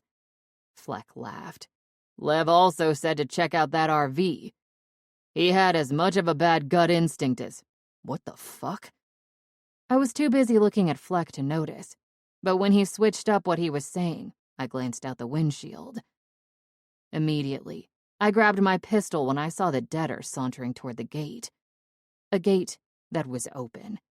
Fuck. Fleck stopped the truck, reached down for my crowbar, wound down the window, and hit the gas. As we flew up the remaining distance, he leaned out the window and nailed the debtor with the crowbar, nearly losing control of the truck. We swerved as we went through the gate, narrowly missing it when we pulled onto the property. With an "oh my God," I flung open my door the moment Fleck stopped the truck. 5 debtors were on the porch, while one kept trying to make it up the steps. It was as if they just didn't have the strength to pull themselves up. His foot kept slipping. The others moved sluggishly, their hands slowly smacking the windows. The interior shutters were closed, which told me Ben had everyone inside, hatched down. They didn't notice us standing there, nor did they turn when Sean pulled up next to the truck. "Did we leave the gate open?" I asked Fleck. "No, I'm sure we closed it." Sean stood on the other side of Fleck. "There are no others back there. Should I shut the gate?" "Yeah." Fleck lifted the crowbar. "Wait," I told him. "There are no others out there. Why don't we lead them from the property? Lead them out, and when they approach the gate, take them out that way." "Why don't we just take them out now? They're slow," Fleck said. "And useless. Nellie on the steps is an easy out. No reason not to put them down here." "Yeah, there is. There are kids in there. Do you want to clean up a debtor mess?" I asked. "Those are old debtors, too. They'll be really nasty." Fleck turned to me. His jaw twitched in thought and he exhaled. "Okay. Sean, move the car with a baby. I'll call them to the gate, have them chase me. Once they're through, shut the gate and call them back. I'll make my way back in." "No," I said. "I'll lure them. I know the property better than anyone. And," I took the crowbar, "this is mine." Sean quietly got in the car and inched it to the other side of the truck, out of the path of the debtors. Once he was clear, I whistled and shouted, gaining their attention. The debtor on the step turned first and fell. Then the others caught my shouting and followed. They came down the stairs, trampling over the one that had fallen. Fleck and I kept yelling, and sure enough, they followed slowly. It seemed to take forever, and I even had to move closer to them to keep their attention. I kept thinking if all debtors were like them, there would be no danger. They were, for lack of a better description, clearly dying off. I drew them closer to the gate, and Fleck broke off. "What are you doing?" I asked. "They're gonna follow you." "No, they aren't. That motherfucker is making me nervous." I was just about to ask who, thinking it was a bad time to get on Sean, until I saw him go to the debtor on the ground. One strike down, and Fleck put the ice pick in his head. "I'll clean it, I promise." I shook my head, walking backwards, drawing the 4 remaining my way. I crossed through the open gate, verbally beckoning them to come get me. Once they cleared the fence and were coming for me in the driveway, Fleck shut the gate. Immediately, he started banging on the chain links and making a ruckus. Feeling a slight victory when they turned back and headed to Fleck, I ran about 15 feet down the road and veered to my right. I wanted to hurry and circle around back to the fence. I knew it wouldn't take Fleck long to put them down. They would be clinging to the fence and easy targets. Confident, I spun around, never expecting to see a debtor as she emerged from the tree line. Because she startled me, I screamed, and as she gasped with a wide mouth and swinging arms, I wailed the crowbar to the side of her head. I really didn't have much luck putting them down with one strike. She tilted and swayed, and it took 2 more hits before I penetrated the skull enough for her to fall. I had to jam the end of the crowbar downward to finally kill it. Slightly out of breath and not seeing more ahead of me, I walked back to the fence. I didn't hear them yelling anymore. That told me it was done. As I came to the crest toward the fence, Fleck was walking my way. "You all right?" he asked. "I heard you scream." One jumped out and scared me. I hate it when that happens. Me too. "Everything done?" I asked. "All down." "Good job," I said. "You too. I wonder what happened." "We'll find out. I feel like shit. I keep thinking we left the gate open." "Well, Ben had the cabin shuttered. He had everyone inside." We arrived back at the gate. Sean held June center of the yard, and as Fleck shut the gate and locked it, Ben emerged from the house. Katie flew out from behind him, both dogs in tow, running to me. She paused and looked at the deader on the ground and made a sound of disgust. Immediately, she ran and clung to my legs. "Are you all right, sweetie?" I asked. "Caesar and 316 warned us," Katie said, "so we had time to get in. They were super slow." Yes, they were. I ran my hand over her head and looked up as Ben approached. "Newcomers?" Ben asked, pointing to Sean and June. "Where'd you find them?" "At Home Depot," I replied. "You probably don't recognize him, but this is Captain Marshall. He helped us evacuate from Colony 1. "Ah, yes." Ben nodded and shook his hand. "Forgive me for asking, but how are you here?" Sean pointed at me. "She told me about the place." Ben nodded. "Ben," I questioned, "what happened? How did the dead get through?" Ben groaned out in frustration. "The gate was wide open." "Fuck." Fleck swung out his hand. "Fuck, we're sorry, Ben, we really are." "No need," Ben said. "It wasn't you who left it open." I was about to ask who it was, then I looked around. Our group was mainly children, other than Ben. Only one other person in our camp was tall enough to open that gate, and she wasn't there. "Meg?" I asked. "Yep," Ben nodded. "What else is missing?" I glanced around and didn't see it. "Shit, your station wagon." "You got it. She took it," Ben said. "Her and her kid are gone. They left, along with a boatload of our supplies." 12. Stranger. Sean. When I was 17, I started dating this girl. We went to her house after school to do homework. We were sitting in the family room, books open, when her parents not only started arguing, the police showed up and arrested her mother on drug charges. It wasn't a normal situation, ever. I can recall saying to her, before the police came, maybe I should leave. That feeling of being the third wheel, at the wrong place, at an embarrassing time, intruding in a family's private moment. That was how I felt stepping into the cabin and watching Nyla throw a mild tantrum as she opened cabinets, closets, and even a hatch in the floorboard. "At least she didn't take anything from here." Nyla slammed the floorboard hatch shut and tossed a rug over it. "Do you know how much she took?" "Enough," Ben replied. "Unbelievable! Do you know when she left?" "No," Ben said. "I thought her and her daughter were in the camper. I was in here with Katie and Sawyer. We were going over schoolwork. 316 was shoving against the door and Caesar was barking. I looked out and saw the dead. I yelled for Bella and Meg. Only Bella came from the RV and we hunkered down here. I didn't want to take a chance leaving the kids and taking them out. They weren't that big of a threat out there. They were older ones, been deaders a while." Nyla shook her head with disgust and looked to the young girl holding a toddler younger than June. "Bella," Nyla said to her, "you lived in the RV with her? Did she say anything to you?" "She said you didn't want her here. That was it," the teenage girl replied. "Well, I could care less either way, but her daughter shouldn't be out there," Nyla said. "Didn't you notice when she left?" "I thought she was coming to the cabin." "And you didn't notice, I don't know, when she took and packed a ton of shit?" "Nyla," Ben interjected, "none of this is Bella's fault.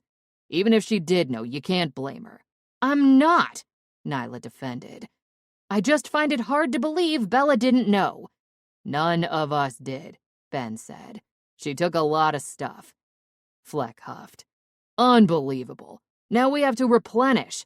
Can't we go like 1 week without shopping? Why would she do this? Mommy told her if she didn't like it, Katie said, to get the... Okay, all right. Nyla cut her off. I remember. She brought her hand to her head. I don't know which to feel, guilty or pissed, or probably both. I stood there listening, wondering if it were even my place to say anything. Figuring the worst that would happen was they would say to mind my own business, I decided to speak up. Look, I don't know her. I don't. But I do know the traits of people that pack up and leave camp in the middle of the night, stealing supplies. They don't do it on a whim. It's on their mind for a couple of days. If the decision to leave is last minute, they take what they can grab. Sounds to me like she took a lot more than a handful of items. Do you know what all she took? Was it only food? Ben answered. Haven't checked the back shed for supplies. It was food. Not sure how much. We'd have to really look to see if she took supplies, but she did. He cringed, looking at Nyla. Take one of the rifles from the closet. I went to grab one off the rack and noticed it was... Before he could finish, Nyla brushed by him and walked down a hall. I couldn't see what she was doing, but she blurted out aloud, "Fuck!" before storming back. She took my father's 1982 Smith & Wesson Eastfield. I'm killing her. That was my father's. I want it back. I will get it. I will find her after the debtors get her and pull it from her cold, dead hands. Oh, Nyla, Ben scolded. Stop. That's a bit extreme, and over the top even for you. The cold, dead hand thing, Fleck said. John Wayne, right? Bite your tongue, she snapped. It was Charlton Heston. Who? Fleck asked. Ben breathed out slowly to keep his patience. Not everyone had a father like you, Nyla, who talked about those guys. Listen, she took the rifle. I get that you're mad. Won't do her any good. She'll have a false sense of confidence, Nyla said. Why? I asked. Did the rifle not work? Nyla chuckled. It worked. She just took the 16-gauge shells for the old Browning instead of the 12. Fleck looked at me as if to explain. Nyla's father has a lot of classic rifles, if that's what you want to call them. So she had time to take food and at least a weapon, I asked, along with the car. I'd say she had that packed or was packing for a couple of days. Here's my concern, Ben said. And I know, Nyla, you don't care. I do. Not just because she took your stuff, Ben continued. My concern is Meg did not strike me as very survival savvy. The woman was at Colony 1 for a while. What makes her think she can just take off and be all right? Nonchalantly and speaking so matter-of-fact, Katie said, She wanted to find the rescue. You wouldn't let her be rescued, Mommy. Instantly, Nyla looked at me. We weren't keeping her hostage. I didn't think you were, I replied. Kid doesn't have a filter, Fleck stated. But she's right. Not that we wouldn't let her be rescued, but Meg made that comment about getting rescued. She was calling out on the radio. Maybe she thinks there's something better out there and close by. But what? Nyla asked. And where? Katie replied to that. The people she talked to. But don't worry, Mommy. She didn't tell them where we were, like you did with the bad people last year that shot Lev and broke his leg. Gee, thanks, Nyla said. Did you hear her? Did they tell her where they were? Katie shook her head. No, but I bet she went to find them, Mommy. They're close. Listen. In a strange move, Katie stood from the couch and walked to the door. Katie, where are you going? Nyla asked. To see. Katie opened the door. See what? As soon as Nyla asked that, I heard. They heard. The faint sound of a helicopter. It grew louder. Without a second of hesitation, Fleck dove forward and grabbed Katie and pulled her back away from the door. Stay back, Ben instructed Nyla, who was about to step out. I'll check. You and Katie stay out of sight. He stepped through the door, and I immediately followed. It took for us both to step out into the yard to see the chopper, high in the sky and in the distance. It wasn't circling. It was just flying straight, as if to a destination. I had been holding my breath for the few seconds I saw it in the sky. It moved on, the sound of it fading quickly. At least it's not close, I said. If there's a helicopter right now in these parts, Ben looked at me. It's close enough. 13. A late return. Nyla, July 29th. My hopes were high it would be this day. For some reason, I was fine until the morning after Meg had left, and suddenly I was hit with this feeling of guilt, thinking about her daughter. That poor child out there was someone who had very little skills on how to protect her. We could have all been wrong about it.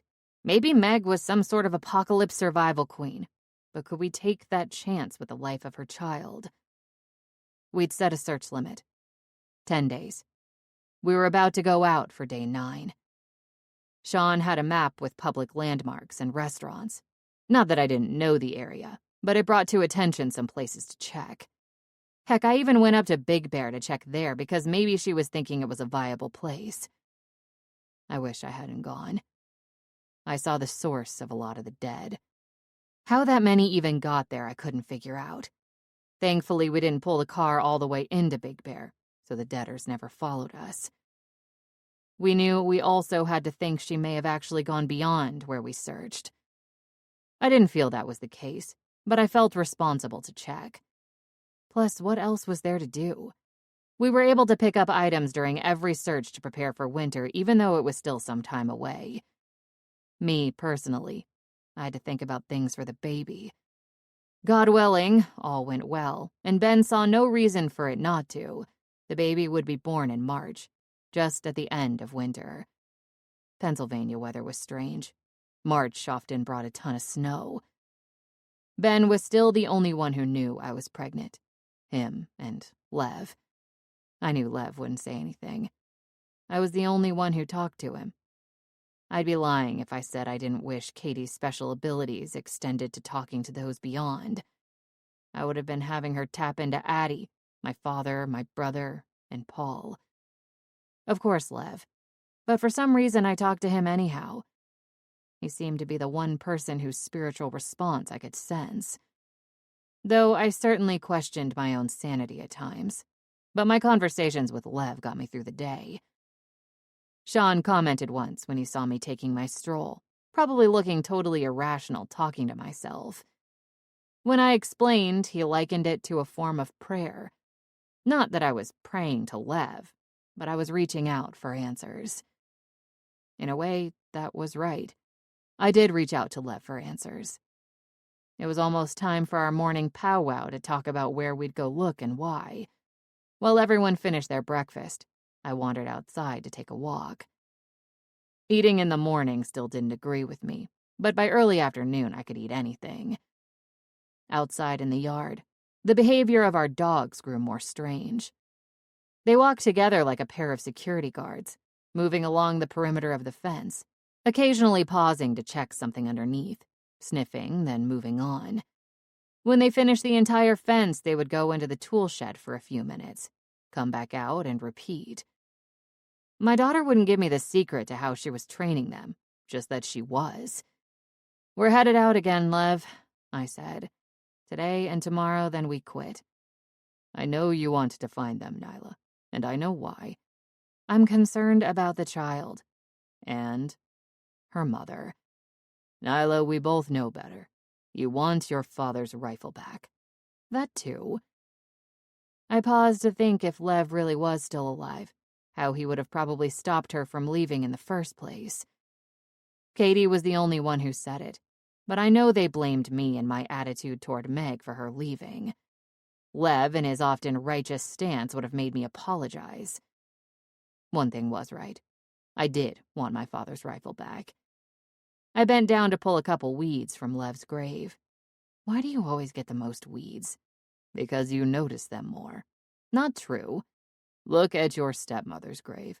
It is overgrown. I hate to think how the grave of someone you truly did not like would look.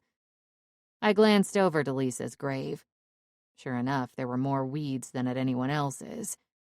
Tossing down what I yanked from Lev's grave, I went to Lisa's and crouched down. Sorry, Lisa. I grabbed some weeds, and when I did, Sean stood off in the distance, waving. I returned the wave, tossed the weeds aside, and stood. I'll get those later. And then walked over to Sean. I guess we're ready to do our meet? Yeah, just waiting on you. I figured you were out here, Praying? I asked. Yeah. Anything interesting? Just in my conversation with Lev.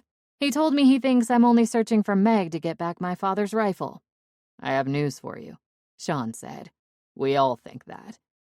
That made me smile as I returned to the cabin with him. The map was spread open on the kitchen table, and only Fleck and Ben stood there. Bella had the kids at the RV. I packed you a lunch today, said Ben when I approached, since you were gone yesterday 4 hours. Hey, Fleck said, why didn't you pack a lunch yesterday when I took her? I didn't think you would be gone that long. You only went to check Lindora, Ben replied. They had that big old spooky hotel, Fleck said. We had to check that out. But... He turned and looked back at Sean. Your turn today. Do we need anything? Sean asked. That we can look for? Hand soap, Fleck answered. We can never have enough hand soap. That made me roll my eyes and shake my head. We picked up hand soap every trip. Okay, so any idea where we're going? Well, we checked Lindora, Ben answered, and all Butler areas. You could check them again or go out further. You haven't been to West Liberty. I replied. We have traveled Route 8 and 422 extensively. You said. Sean interjected. She was calling out on the radio. Did she pick up any areas, maybe? I shook my head. Katie said no. Did she take the radio? Sean asked. Suddenly, I felt the color drain from my face. I hadn't even thought about it because we just never used it. I don't know. No one checked? Sean questioned. I took it from her and put it in the sewing room closet, I said. Fleck left the table. I'll go check. It's on the bottom, I told him. A few seconds after he walked away, Fleck returned. It's gone. She took it, I guess. Why we didn't think about it, I don't know. You need that back as well as the rifle, Sean said. You don't want her calling out and giving your location. I shook my head. Why didn't we think about that? Pisses me off. 9 days and we're just thinking about it now. Ben replied. Because we don't use the radio. I'm curious, Sean. What made you think of it today? I was trying to figure out where my socks went and... Sean noticed I pointed at Fleck. You took my socks? Sean asked. Why would you take my socks? Thought they were mine. Fleck lifted his hands. Yeah, Ben said. You have to hang your socks somewhere he doesn't see. He takes everyone's socks. I don't get why, Sean said. You're out there all the time. Grab a pack. I don't think about it until I need them, Fleck replied. Anyhow, get to the point. You were looking for socks. And I saw my radio, and that's when it hit me, Sean answered. You have a radio? I asked. Yeah, short distance handheld. I took it from the colony. I turned it off and took the batteries out before I got anywhere near Butler. I was monitoring, and it had been a day since I heard anything. There was chatter, Ben questioned. Yeah, not much, though. Camps, I think, not sure, Sean said.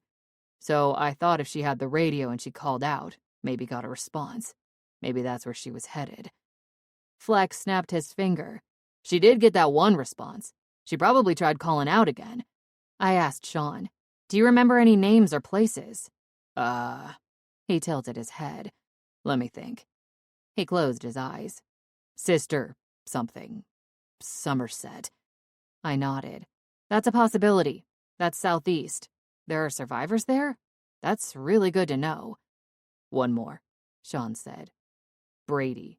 Does that sound familiar? East Brady, maybe? I suggested. I couldn't tell you. Sean lifted his hands. I glanced down to the map and put my finger on it. East Brady, 20 miles east, on the Allegheny River, really small. They could perimeter off that whole town easily. I can see that being a survival town. Then that's where we go, Sean said. Wait, Fleck stated. I don't know. We've run into some bad people since this whole thing started. I don't know that it's safe just driving up to a small town. They may shoot you. I would." "Oh, stop," I scoffed. "No, you wouldn't. You'd ask questions first." Ben asked, "Sean, does your radio work?" "It should. I took the batteries out." "Why don't you do this?" Ben suggested. "Take the radio. Call out to East Brady when you start to get close. Let him know you're coming." Sean seemed in debate. "I don't know. Listening, sure. But calling out, I don't know. To be honest, I don't want the colony to hear my voice. And we can't have Nyla call out on the same chance." "You said they were short range," Fleck said. "What is the range?" 50 miles, Sean replied. "Do you think the colony might be within 50 miles? I couldn't begin to tell you. I don't want to know, and I really don't want to take the chance. Not after the helicopter and you guys saying you saw that convoy." "He's got a point," I said. "Okay, we take it. We only monitor. We take Sean's old Dodge. It will come across a lot less threatening than a truck. Chances are they're going to have guards on post more for the dead. I really believe if it's the people of East Brady, they'll stop us before they shoot us." Ben glanced at me. "Do you really want to take that chance?" "I have to. I really do." I paused, then smiled. I want my father's rifle back. "Oh, wow." I showed Sean a half sandwich as we drove. "So good. Want some?" "No, I'm fine." "I can't believe Ben made this bread. It is really good. Are you sure?" "Positive. You should have had breakfast." "Nah, I'm not really a breakfast eater." I picked at the peanut butter. "That was an hour ago." "I got really hungry." "I see that." I unscrewed the cap on the Scooby-Doo thermos and took a swig, cringing slightly. Even though I knew it was in there, the taste of powdered milk always threw me off at first. I miss real milk. "Ben packed you a thermos of milk?" he asked. "It goes with peanut butter." "I would have thought coffee." "Nah, he's limiting my intake." Sean laughed. "Why?" "Why? I don't know. He said he needed to, and since he's the doctor, I agreed." "You think it's stress?" "Again, I don't know. I mean, who would question Ben?" "Me," Sean said. "If he walked up and took coffee from me and said he was limiting my intake, I'd ask why." "I guess we're different." "I guess. I mean, I really don't know you that well. You just never struck me as the type that would accept something without asking." "I wouldn't have a while ago." I took another bite. "A lot has changed recently." "Well, have you changed some since I met you?" I watched him look down to the radio on the seat and lift it as if it would make something come through. "You want me to try to call out? I'll do my best Pittsburghese." "What the heck is Pittsburghese?" he asked. "Just the local dialect." "No. We'll just leave it on and stay radio silent. It's not far." He set the radio back down on the seat. He was right. Shortly after I finished my half sandwich, we saw the East Brady 1 mile sign, but as we came up on it, we didn't see any movement. There was a huge fence erected and several cars parked outside it as a blockade, but we didn't see anyone. Until we drove closer. It looked like there were people on the ground by the fence. A couple flopped over on the hood of a car. "Deaders?" I asked. "Let's see." Sean placed the car in park about 40 feet from the blockade. He reached into the back seat for a backpack, lifted it to his lap, and reached inside. He pulled out a pair of binoculars, then opened the door. I stepped out when Sean walked in front of the hood, raising the binoculars and adjusting them. "Take a look." He handed them to me. I was never really good with looking through them, and it took me a few seconds to find something recognizable. I was only getting trees and car roofs. Then I scanned down and saw the body of a man resting chest first on the hood. From what I could see, he didn't look like a deader, nor were his clothes tattered and blood-soaked, but he had a bullet hole in his head. Might be infected. Might be. Or it could have been the work of the colony. That too. "Stay back and cover me. I'm gonna go look." I handed him the binoculars. "Why are you going to look?" "In case they're infected. I'm immune." "Yep, well, me too. Not to the bites, but to the virus. So let's go." I already had my gun, but Sean went back and retrieved a rifle from the car, and together we walked to the barricade. There were several bodies. Only one woman. All of them were armed. 2 were dead with their backs against the fence. The remainder just lay where they were shot. As soon as I was close enough, I could see the telltale marks of the virus. They hadn't turned, I said. They look like late stage, but not turning. So it's definitely the work of the colony. They would do this, Sean said. Looks like it, but... I moved closer. They are all around the same stage. How can you tell? The veins on the neck and jaw. Usually the black veins are all over the face when they turn. None of these people have those. We need to be careful, Sean said. There could be ragers around. I don't think so. These people were definitely put down. But doesn't it seem weird to you that they're all armed and they were all on guard duty with all of them infected? Another step and another closer look. A male voice called out from the distance. I wouldn't get too close or touch them if I were you. I glanced up. An older man, maybe in his late 60s, approached the fence. They might still be contagious, he said. I'm immune, I replied. How do you know that? Sean answered. There are government-run survival areas. They test. Probably the same people who came through and killed these people. The man at the gate shook his head. No one did that but them. That big guy over there. He pointed, then hesitantly asked, You from one of those survivor areas? I shook my head. No, at least not anymore.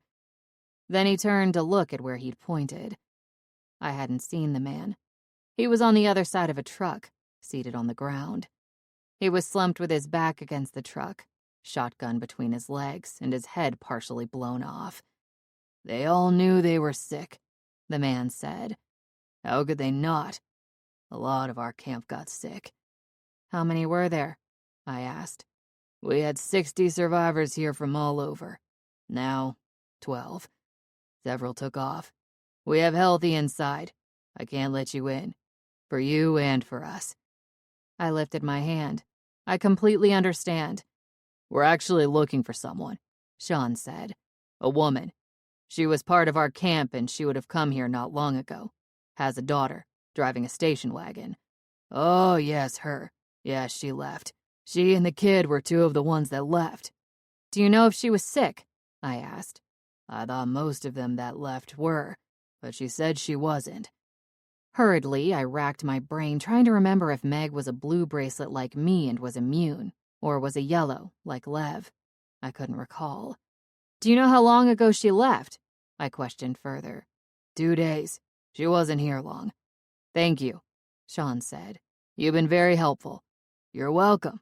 Good luck. Same to you, I replied as we turned.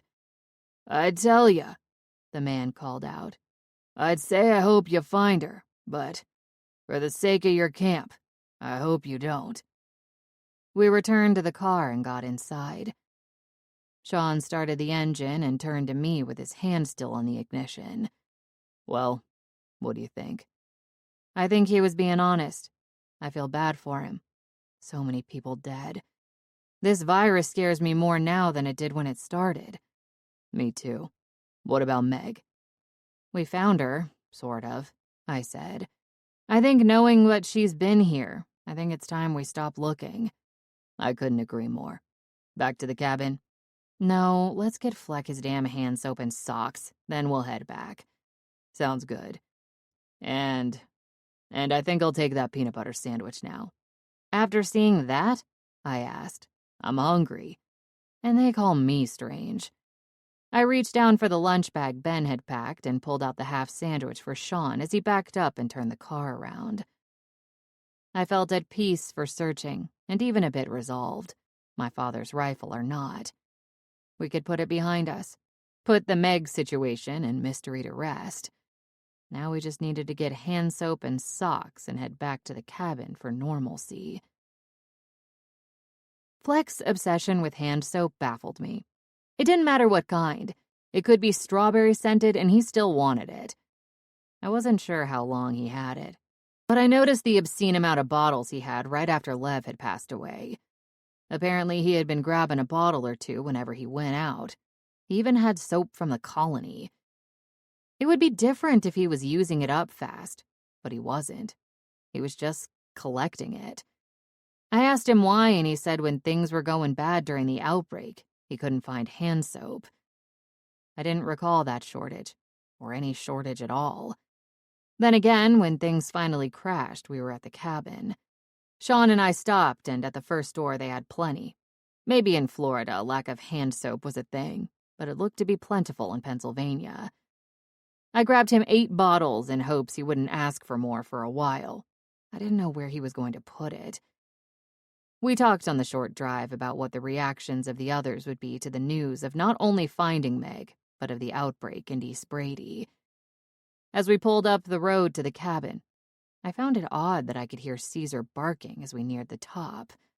My heart raced and chest pounded as I thought, not again. Please don't let the debtors have gotten in. But just before the top of the road, parked on the crest, was Ben's station wagon. Shit. Sean shoved the gear in park. Meg.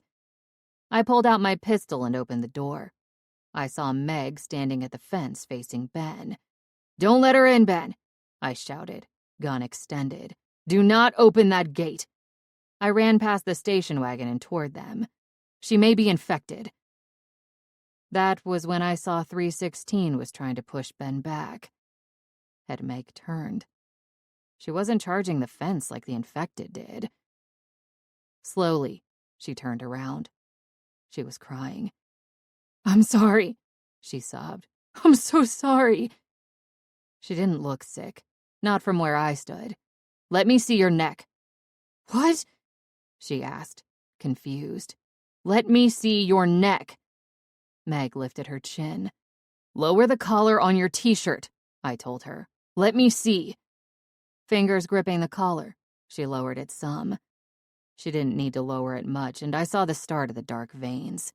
"Son of a bitch," I barked. "You brought it here? Please, no, listen." She held up her hands. "I don't care what you do to me. I don't care. But help Mara. Please help my baby." "Where is she?" I asked. "In the car." She broke down again. I lowered my gun and turned, and walked back to the station wagon. Sean stood behind me. Whispering, I asked him, "Did you see her in the car?" I didn't look. Giving him a slight nod, I walked by him to the wagon. I first peeked in the windshield but didn't see Mara in the front. Then I moved to the back and looked in the windows. The little girl was covered with a blanket. She lay on her side, her head resting on her arm as a pillow. My first thought was, what the hell was the matter with Meg? It was 80 degrees, and not only didn't she leave her sick child in the car, she covered her in a blanket and, dangerously, she left the windows all up. Immediately, I grabbed the handle. I wanted to get fresh air in the car for Mara. But when I opened the back door, fresh air wasn't going to matter. It blasted me, like a bomb, with the smell of death. Sour, pungent, and rotten, my eyes cast to Mara. The blanket had come onto her shoulders, but what flesh was exposed was thick and swollen and discolored. I didn't stand there long enough to see if she had been infected or turned, or even how she died. My stomach flopped, and the contents of my belly make their way up my esophagus. I spun from the car and barely made it a foot before I threw up. It was a combination of everything about that moment. The surprise of Meg, fear that the debtors had invaded camp, all topped off with the sight of that little girl in the back of the car. When I finished, I glanced up. Meg still stood there by the fence, watching me, crying. I stood straight. I wanted to scream at her, shout, "You left this cabin to find safety, and that killed your daughter." But I couldn't. That pain in her face wasn't her illness. It was her heartache. A pain I too had felt. She didn't even realize her child had died. I couldn't help but feel sorry for her, hurt for her. I didn't know how I could help her, if I could even help her at all. I would think of something. 14. Being human. Sean, July 30th. Nyla had a really strange routine of getting up in the morning, walking the property and talking to herself. Actually, she said she was talking to Lev. Now I knew she was well aware she wasn't speaking to his ghost. She was working through her grief, missing him, and finding her own way to deal with it. It bred comments from the others. Flex stating he thought it was harmful. Ben was keeping an eye out. Me, if she really truly believed she was talking to actual Lev, I'd worry some. But the answers she got from Lev were from her years of time with him, her memories of what he would say. At least that was my take. Of course, my take was also the cabin was good for Nyla. When I had last seen her at the colony, sure, she was healthy, but at the cabin, she looked good, relaxed, had even gained some weight. But from the moment she decided she couldn't let Meg die outside the fence, I saw it weighing down on her. She claimed it was because the infected moved on memory before they died and became debtors, that somehow Meg would unlock the gate if she turned out there. Instead, Nyla said to allow Meg to comfortably move to the brink of death and then help her cross before she turned. Personally, I didn't buy her reasoning. I think the human being in her was coming out despite the tough act she put on. She had a little tent, and she set it up for Meg far from the cabin. It was so hot out, but Meg was fevered and didn't know. Only Nyla and I tended to her and checked on her. With the exception of Katie, the others were susceptible to the virus. Ben argued that he was a doctor, and he didn't get it from Lev. From what I had seen, the virus was mutating and changing fast. There was the possibility that how it was today was not how it would act tomorrow. Same virus, different actions. I was told when I was at the colony that had the current strain been the one loose during the original outbreak, none of us would have survived. The infected would have turned too fast, and there would have been too many of them. We had discussed the same thing over dinner the previous evening in the cabin. Then we talked about the virus. It was reminiscent of the outbreak days, early on when it was all everyone could think or talk about. I bounced between focusing on June and on the conversation at the table. I wish I was as ignorant to everything as children were. In actuality, June and the baby Christian were the only ones ignorant about it. Sawyer and Katie knew it well. Katie was depressed about it some. Her usually cheerful and bubbly self kept asking, "What happens if they don't fix the new virus? Will everyone die?" The grown-up response of, "Don't worry about it, it will be fine," wasn't sitting with her. Of course not. Everyone was too focused about it. I knew it mutated and was out there. But finding June, being at the cabin, had me in the mindset we had escaped it. We were fine. As long as some bird or animal didn't drop it on us, we would prevail. Even I, immune as I was, worried about it constantly because Meg was on the property. It didn't surprise me that Fleck and Bella were slightly angry with Nyla about allowing Meg on the property, and I saw their point. The decision was made. Whether it was like Nyla said, to prevent her turning on the other side of the fence, or Nyla being human and giving Meg some dignity to die with care and comfort. I didn't see her lasting much longer. Meg's grief was deep. It was grief and guilt, a lethal combination I too had felt. But for all the negatives of her being on the property, we were learning this new phase of the virus. Ben and Nyla both said it was different than with Lev. Meg coughed more. Her fever was high. She complained her entire body not only hurt, but burned. And her eyes. Her eyes were quickly losing color. We were our own scientific study group. It took a while to get June to go down for the night. Even though Christian was younger, he was almost the same size, and she just wanted to play with the baby. Ben was reading and still awake, so I asked him to keep an ear out for her while I walked the property perimeter. I didn't need to. Not with a dynamic duo of 316 and Caesar. I couldn't figure out how they learned so much so fast. As much as everyone praised the little girl, I believed their zombie skills were honed in long before they joined the group at the cabin. But I didn't see the dogs, and they weren't in the cabin. I started to get concerned, almost ready to call out for them when Fleck and Nyla's attempt at having a conversation at a whisper failed. I followed the sound of their voices as they carried in the night. Their talk about how much they missed McDonald's and other takeout foods led me to the RV. I didn't see them, but I did find Caesar and 316. Both dogs were seated 10 feet from Meg's tent, while Fleck and Nyla were on the roof of the RV. Hoping they didn't mind, I climbed up the side ladder, announcing my arrival as I did. "Hey, my man," Fleck said. "Beer?" He extended out a bottle. "Thanks." I took it. It felt cold in my hand. Nice. After twisting the cap, I chugged a few good drinks. Nothing like a cold beer on a hot night. "Tell me about it," Fleck replied. It didn't take me long to figure out why they were up there. Nyla had a rifle. Not only was there a silencer on it, but night vision as she watched Meg's tent. "She that close?" I asked, taking a seat on the roof. "She's close," Nyla answered. "Not close enough for Ben's comfort to euthanize, although in my opinion she's ready emotionally." "So why aren't we?" Fleck asked. "Ben said as a doctor he has to try. He's trying." Nyla shrugged. "Call it a hunch, but she's gonna turn.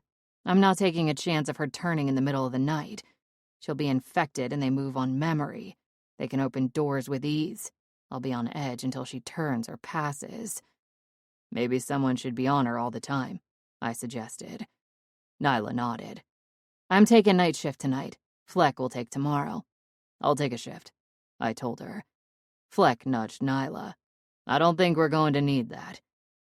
I knew the infected and debtors as well as anyone, and I didn't know what Fleck meant until I saw the dog suddenly stand at attention, necks extended toward the tent. The tent was dark, and there was no noise, but the reaction of the dogs was enough for Nyla to stand, extend her rifle, and take aim. We watched those dogs. They were frozen for the longest time.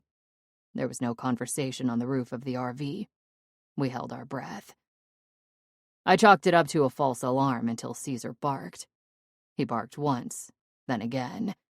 The small tent rippled some as if caught by the wind. Caesar darted at the tent, in and out, but didn't go in. His barking increased when the entrance flap moved violently, almost as if Meg struggled. "Ha!" Fleck said softly. "So much for opening a door with ease." Nyla muttered a yeah, entirely focused and watching. Then, with a whip of the flap, Caesar barking insanely, Meg charged out. One shot. One fast, silent whiff of the rifle, and Meg went down. Man, Nyla was good. She stood staring out for a few seconds after lowering her weapon, almost waiting to see if Meg moved, but she didn't. Nyla had done her job. She turned around and faced me. "Now we can sleep and get back to normal." "What, about the body?" I asked. "Let's you and I move her into the tent tonight, and we'll deal with it in the morning." "Aw, man," Fleck gloated. "This is one of the times I am glad I'm not immune." I looked at Nyla, who kept staring out to Meg. There was a bit of relief on Nyla's face. In the week and a half that I had been there, we had done nothing but look for Meg. Not to mention my arrival was greeted with debtors on the property. Nyla said that since Meg was down, we could get back to normal. Apparently, I hadn't experienced normal. At the cabin, I truly looked forward to it. 15. Widening Approach. Nyla. September 20th. The cold evening weather arrived quickly, but thankfully the days were still warm enough that the house kept the heat high enough inside so we didn't have to use firewood. The firewood thing made me miss Lev. No one could chop it as efficiently and as fast as he had. Fleck and Sean tried. I didn't nag them, though I wanted to. Lev had been gone almost 3 months, and it was still hard to believe. My body believed it. With my 2 daughters, I never did show like I was pregnant. The cooler weather afforded me the chance to wear bigger clothes and cover up, because I still wasn't ready to let anyone know. It had been calm and peaceful. We had a few infected since Meg had died, Most debtors would come to the fence. The infected and how fast they moved added some excitement. Hearing the dogs bark, watching 316 nudge the kids back, getting the infected before it climbed the fence. Trips for supplies were geared towards stocking up rather than need. We ended up with some pretty great tomatoes. Thank God Ben knew how to can them because I would have just cut them and tossed them in the jars. So many tomatoes and very few jars. We did replenish the chicken coop. Fleck and Sean came back with some chickens. He found them walking the road like I used to see ducks doing. I didn't want to ask how they caught them. It was awesome to get eggs, but we were getting them faster than we could eat them. Who knew 3 chickens could pop out so many? I asked Ben to pickle them, and he looked at me as if I were nuts. What was so wrong with pickled eggs? Other than an occasional desire for odd food, my behavior hadn't changed. Though, I broke my own rule. The people in East Brady were on my mind a lot. So much so, I pulled out the radio. I checked and double-checked with Sean if the colony had the ability to hone in on a radio. He told me if it could be done, they were doing it. They were scanning frequencies for chatter. He did tell me if the signal was clear, common sense would tell the colony they were close. It wasn't the colony's policy to just grab people for the town. They invited them, like they did with Cobb County. However, in my case, we were fearful about them wanting Katie. East Brady was a possible and viable trading post for us. So against everything I said I would do, I reached out to them. Of course, I communicated in my best Pittsburgh accent. Anyone in the Pittsburgh area would say they didn't talk like that. I swore I didn't talk like that. The dialect had to be really bad for another Pittsburgher to say, "Hey, you really sound Pittsburgh." Local comedians racked up video views by poking fun of our dialect. Most of us were guilty of it when we didn't think we were, using the wrong vowel sounds, making 2-syllable words into one, like fire was fi, and shower was shire, things like that. Add a bit of a tang and make it drastic, and you sounded like the comedic axe, and that was exactly what I did. Plus, I tossed in the very funky yins word. "Remember in history books," I said on the radio, "how Pittsburgh, because of the rivers, was a great trade area. Maybe East Brady can be. Huck?" I asked the man I had met at the gate the one day.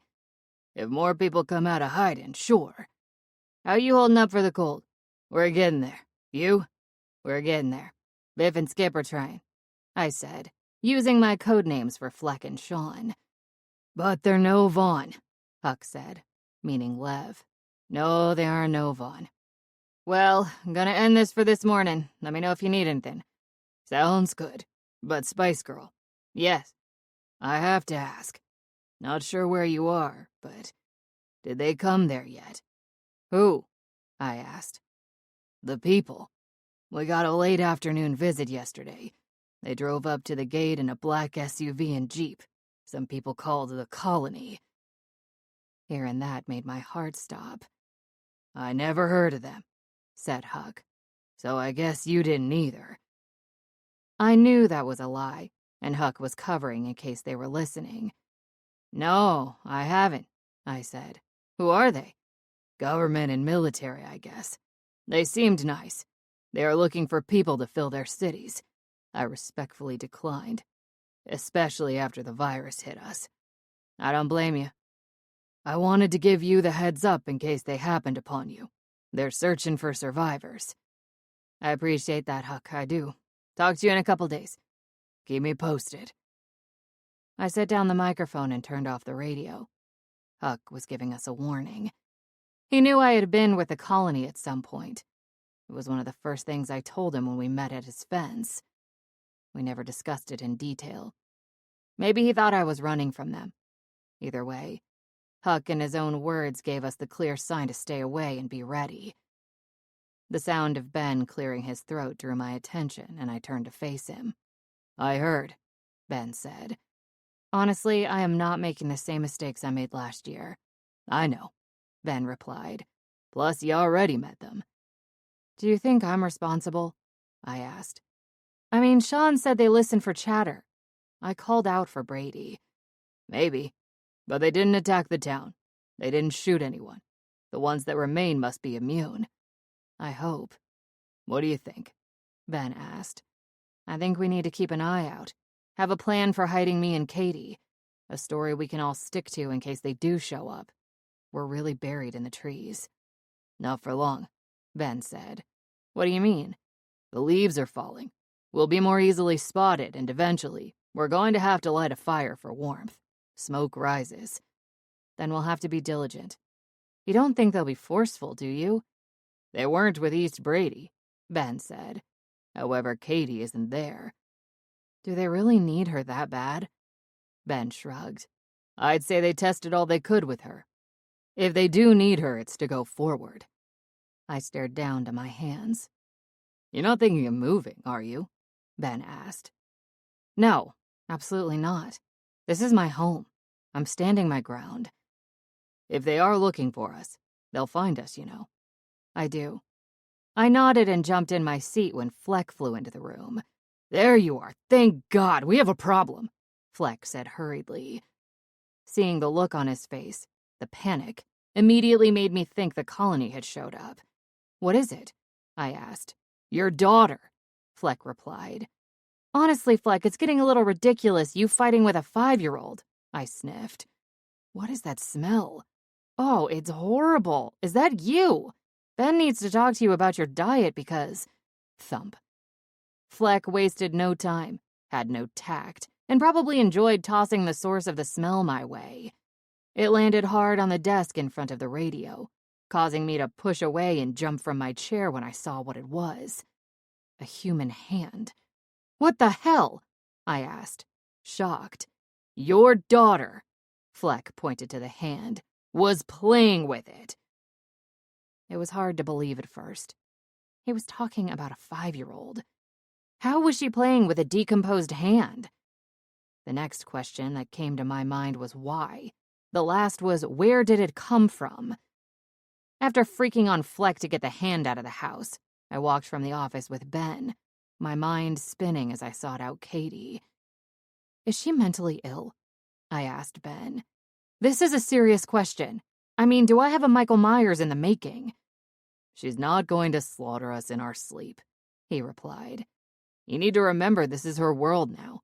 These kids are growing up with dead bodies walking up and trying to eat them. A new normal you and I still can't adjust to. It doesn't scare her. It has to, and it should for her own safety. I still get terrified. Me too. But before we jump to conclusions, let's talk to Katie. We didn't have to seek her out. Katie was sat on the top step of the porch, her hands tapping on her knees with an okay, you got me look. She didn't deny it. Not one bit when I asked her if she had that hand. So you were playing with it? I asked. Who told you that? Fleck. That is not true. I was not playing with it. Oh my God, Fleck barked. She lies with a perfectly straight face. I'm not lying, Katie defended. Katie. Fleck tried to be reasonable, and I could tell it was a chore. You were chasing Caesar, yelling, "Give me back my hand," and when you got it, you put it on the ground and teased 316 with it. That's not playing, she said. What is it? Fleck asked. Training. You're training the dogs with a deader hand, Fleck quizzed. And other parts. I didn't mean to, but I screamed. A short scream of shock. Katie, what other parts? Just parts? Some I don't know what they are. One is part of a head. Again, I screamed. Oh my God, Katie, you've been playing with body parts. Training, Mommy. I want the dogs to be zombie protectors. They already are, Fleck said. 316 came here trained, Katie said. I trained Caesar. Where did you get the body parts? I asked. Caesar, she replied. He digs them up all the time. Immediately, I panicked and wanted to run to the little cemetery. Where? Outside the fence facing the hill. He dug a hole there and climbs under and gets parts. He likes them. The zombie parts, she said. When he brought the first one and I took it off him, he barked and sniffed it out. So I hid them so he can sniff and find them. But today he took off with one. Fleck got it before I did. He's not, I said. Caesar is not digging them up in our cemetery, is he? No. Katie shook her head. Besides, he only likes the infected body parts. I closed my eyes and turned to Ben. I'm not even going to ask how she knows that. I will, Ben said. Katie, how can you know that? Because one day he went out and came back with a foot. It wasn't a deader foot. It didn't have the black lines. He dropped it and went back out and came back with a real deader part, and got mad and barked when I wanted it. Okay, 2. Ben held up 2 fingers. 2 questions, beg and answer. First, where do you put the body parts you train with? Katie bit her lip. I cover them with the stuff we use in the outhouse. And, Ben continued, I don't know if Katie can answer this one, but why is Caesar even able to find body parts outside the fence? I thought when we took them out, we moved the bodies to a pit a mile or so from here. Fleck raised his hand. Guilty. I dug some shallow graves. I thought if I made a perimeter of dead, it might keep the dead away. Not working, I said. Well, in my defense, we don't get any coming to that section of the fence anymore, Fleck replied. Okay, true, that... The sound of a helicopter in the distance drew my attention. I stepped back away from the porch and looked up to the sky. Whether it was or not, it looked like it was moving our way. Ben, kids inside now. I rushed forward, grabbed Katie and took her into the cabin. Stay here, do not leave. Are they coming for me, Mommy? I hope not. Just stay put. I ran down the hall to the closet, grabbing from my father's best rifle and ammo. I heard the others all enter the cabin, immediately discussing whether to shutter the place. Where is your mom? I heard Ben ask. Getting a gun, said Katie. I was just about loaded when Ben called for me. Nyla, what are you doing? I glanced up from my rifle. Fleck and Sean stood in the hall as well. Defending my home, I replied. You need to hide. You and Katie, Ben stated. No, I need to fight this. Fleck questioned. What? You're gonna go out there and shoot at a chopper? If I have to. Okay, I'm in, Fleck said. I smiled and widened the closet door. Take your pick. Just don't grab mine, added Sean as he walked by me to the closet. I'm in. At that point, the chopper was loud. Too loud. I knew it was upon us. Nyla, Ben begged as he followed me to the door. This is insane. If they don't come guns blazing, they will if you go out there and shoot. Don't do this. I held firm to the door handle. This is my home, Ben. They're here for my daughter and you know it. I won't give up my child without a fight. We don't know this, Ben said. They may only want to talk. With a chopper? I asked. You heard? Huck said they drove to his gate. Nah. I shook my head. They aren't here for a chat. You know that and even said it yourself. Nyla, please, Ben said. Just stay inside. Wait for them to bust the door down? No, Ben. If they wanted a peaceful entrance, they wouldn't have come in so loud. I'm sorry. Get the kids on the floor. I opened the door. It was even louder than I expected when we stepped onto the porch. I could feel the force of the blades whipping, lifting the dirt off the yard. What the hell were they doing? I stepped down the first step and I saw there wasn't just one helicopter, but 2, hovering low. Ropes dangled from the open side door, each lowering an armed colony soldier. Oh, fuck this. I raised my rifle, got the leg of the soldier in my scope, and as quick as I was, before I could pop off a shot, I felt it hit my right arm. Instantly, my arm went numb and a shift of my eyes to my bicep allowed me to see the tiny silver dart. As if I were having a stroke, I lost control of my right arm and the rifle toppled, no matter how hard I tried to hold on to it. I was able to reach with my left hand and pull the dart, but by the time I removed it from my skin, my eyes went blurry. Nyla! Sean stepped in front of me. Get in the... His words slowed down and voice deepened. Cabin. There were 2 or 3 Seans, and every movement of his head caused trails of color streaks. Was I teetering? I was still aware enough to see Fleck go down. My lips felt swollen. I tried to speak. Sean grabbed my arms. His fingers felt like daggers. The slightest pressure caused pain. Pain I knew was there, but in a way I couldn't truly experience it. The dream-like state grew deeper. "Nyla," Sean said. With a jolt of his body, he leaned into me then, just like Fleck dropped. I tried to move. I really did, but I only fell to my knees. It was a military invasion on my land. There wasn't enough space to lower the choppers, so they dropped the men right into my yard. They rushed by me into the cabin, and there was nothing I could do about it. I was helpless to even stay awake, let alone move. Before I could even register anything, I saw the grass and a portion of Sean's leg. Closer, closer, and then helicopter noise blasting. Enough wind coming at me to take my breath away, along with shouting voices. All faded. I was out. Quiet. Extreme quiet accompanied by a daggering and pounding headache.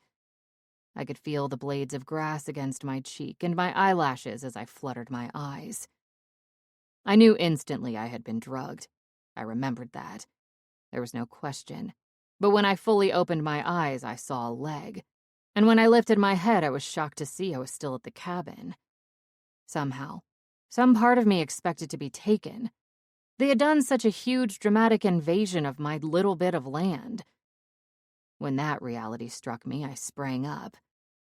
Along with a headache, my mouth was dry and my legs weak, but not so weak I couldn't pull myself together. As soon as I stood, I saw Sean lying near me and Fleck a few feet away. Both still had their weapons near them. 316 was on her side, too, motionless. Were they dead? Or were they, like me, drugged? "Sean," I called out. "Fleck?" Neither of them responded.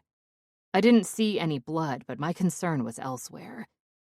Fearful, I hurried up the steps. The front door was open and I raced inside. Ben was on the floor behind the couch and near him was Caesar. Like Sean and Fleck, they didn't move. Ben lay on his side, and I was able to see a larger dart than the one that hit me was in his neck. "No, no, no!" I screamed out. "Katie! Nyla!" I heard the muffled call of my name, then I heard the sound of the babies crying. "Nyla, down here!" The heaviness in my chest lifted, and I felt somewhat relieved. I hurried to the center of the room. The throw rug on the hatch was disturbed and shifted. I reached down, lifting the hatch. When I did, the cries were louder. Bella held both June and Christian, crouched down tight in that crawl space storage with Sawyer next to her.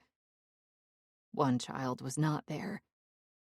Katie, my daughter, was gone. 16. Too many holes. Sean. Whatever drug they used on me, Fleck and Ben, was different than the one they used on Nyla. Hers was smaller, almost like a woman version. It didn't make sense. They targeted the cabin and had made special darts for each person. It made me leery on what was in there. Clearly, Nyla woke before us. When I came to, she was screaming, calling out, "Katie!" over and over while the dogs barked. "Nyla!" Bella shouted. "Stop, please! I have to find my daughter." Before I opened my eyes fully, I squeezed them. When I did, the headache worsened and I sat up, and then stumbled to a stand. Fleck was on his back. He groaned and moved some. "Fleck." I nudged him with my foot. "Fleck, get up." Once steady on my feet, I felt the pinch to the base of my neck where it met my shoulder. That was when I discovered the dart. The larger needle still embedded in my skin. I pulled it out. My wits slowly returned, and I watched Bella chase Nyla toward the gate. I tried to move. "Nyla," I called out. Nyla stopped and ran to me. "Sean," she said. "She's gone. Katie isn't here. I have to find her." Bella approached. "She's not on the property, Nyla. You're confused. Listen to me. She's not here," Bella said. "I know. They took her from my arms." Nyla was physically unstable, and I could see that. Her color was off, and whatever drug they pumped into us was still pulsing in her veins. Nyla! Ben followed her back into the cabin. Please calm down. Let me help you. I reached out. You're swaying. I'm fine, she snapped. All of us. Ben lifted his voice. We need to get hydrated. It's important. We need to get my daughter. I agree, Ben said. But do we know where? Did Huck mention anything about where they were? If he didn't, Fleck added, we ride to East Brady. Don't use the radio and get him to reach out to them. You think he will? Yeah. If I tell them they took Katie, he will, I'm sure. Then that's step one. Fleck then faced me. Sean, you were with them. Can you go back? Maybe say you changed your mind? I can, I replied. I can reach out to them. Use my radio. I don't think they're very far. Ben shook his head. That would be suspicious. They storm our camp, take Katie, and then you call.